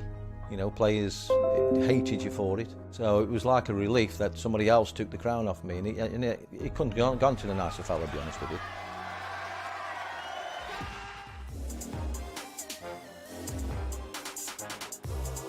It was a massive final to get me world title back. It was a good final, that one, but difficult to play in. Because Kevin's quite a steady thrower. He's quite a slow player, Kevin is. No chance, no price to the man in blue. 94.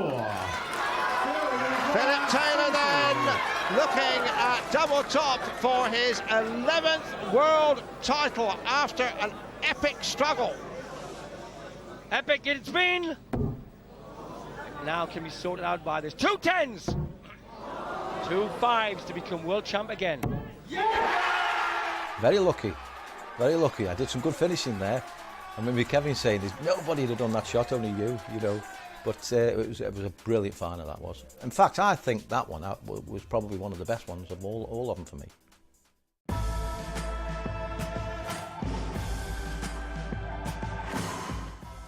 The final between Taylor and Van Barneveld, which anyone in the Circus Tavern that night will never forget. Raymond Van Barneveld, of course, had just come over from the BDO. There was so much intrigue in what he was going to achieve at the time. Phil Taylor, 13-time world champion. We all knew what he could do up on that stage. But it really was the battle of the titans, and the question mark that the whole darting world had of who was the greatest player at that point in time. It was a good rival when he came up from the BDO, because we did that little head-to-head at Wembley. That was a good one, where we played for 1 hour. That was a good little rivalry, a big build-up, pay-per-view as well.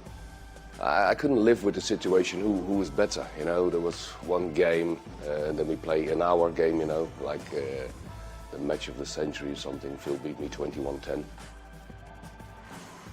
But I wanted revenge of that. I remember I was pretty nervous in the beginning. He came up with an orange shirt to put me off, right? But that didn't have really much effect. I don't think the crowd really liked it as well. But well, in the first 3 sets, 9-1 for him. You know, I only won 1 leg. I was dominating him, and I wanted to do. I got and changed my shirt. And for some reason or other, I didn't play as well then. I remember the last leg when we bowled up. because I went for the ball first, and it just clipped the wire of the ball. And them days you could leave it in. It was an unfair advantage, and I thought he went, leave it in. I went for get it out quick. He went, leave it in. I thought, oh no, I know what he's going to do. He just hit me flight, go straight in, which he did. It was nip and tuck all the way. It was a good final, that was.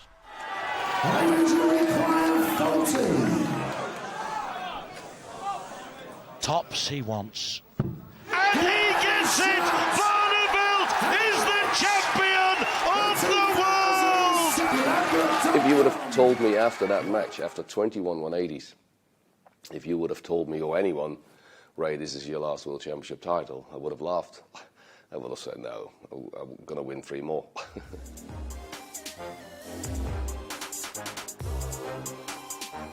Double 12 to break the record. He does! 109.75! He's broke the world record! Phil Taylor is champion of the world for a 14th time! Times has changed. Phil was so dominant. He had every dart player in the pocket at that time.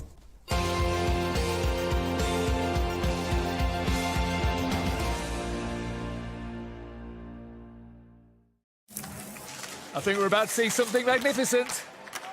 Oh, Bullseye! Wix Trade Pro sponsors coverage of the darts.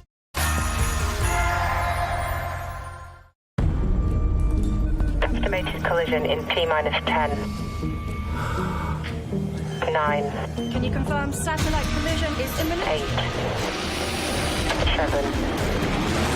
6. 5. Now collision avoidance maneuver. 4. 3. 2. 1. Satellite collision averted. It takes the whole force to protect space. Join us. I know we're immortal, but Vox is giving me life this winter. Yeah, unlimited social media from just £10. I'm gonna post so many snow angels. No arms, mate. How about snow globes?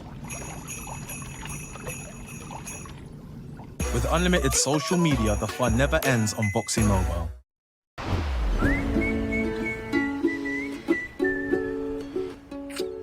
Come on, chameleon. Come and go. Come and go. Loving will be easy because I like my dream. Red, gold, and green. Red, gold, and green. Great to have you with us today. And as he clips in, clops off, looking relaxed in the warm-up. Here we go. That's a super turn. And a nice little burst of speed. Perfect touch. And he's curled it beautifully. And the smile says it all. Get up to £400 off selected Peloton packages. Why do we clap when we're impressed?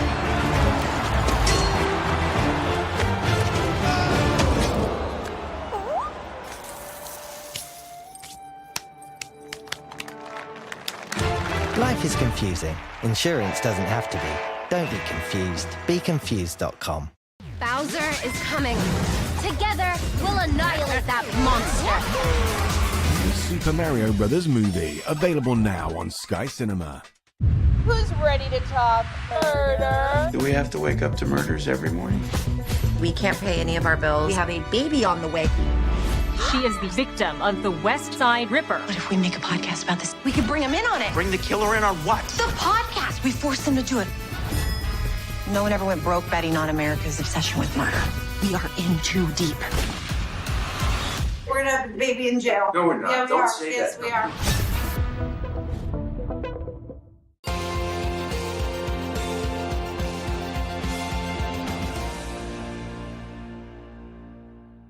There is an elite group that could win a world championship, and that gets narrowed down, doesn't it, to a handful of players that have actually done it.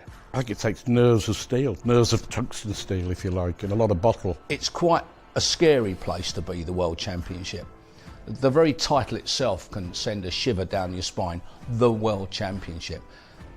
Irrelevant of anything you ever win in your life, the World Championship has got to be the best. And I think because of that, a lot of people scare themselves.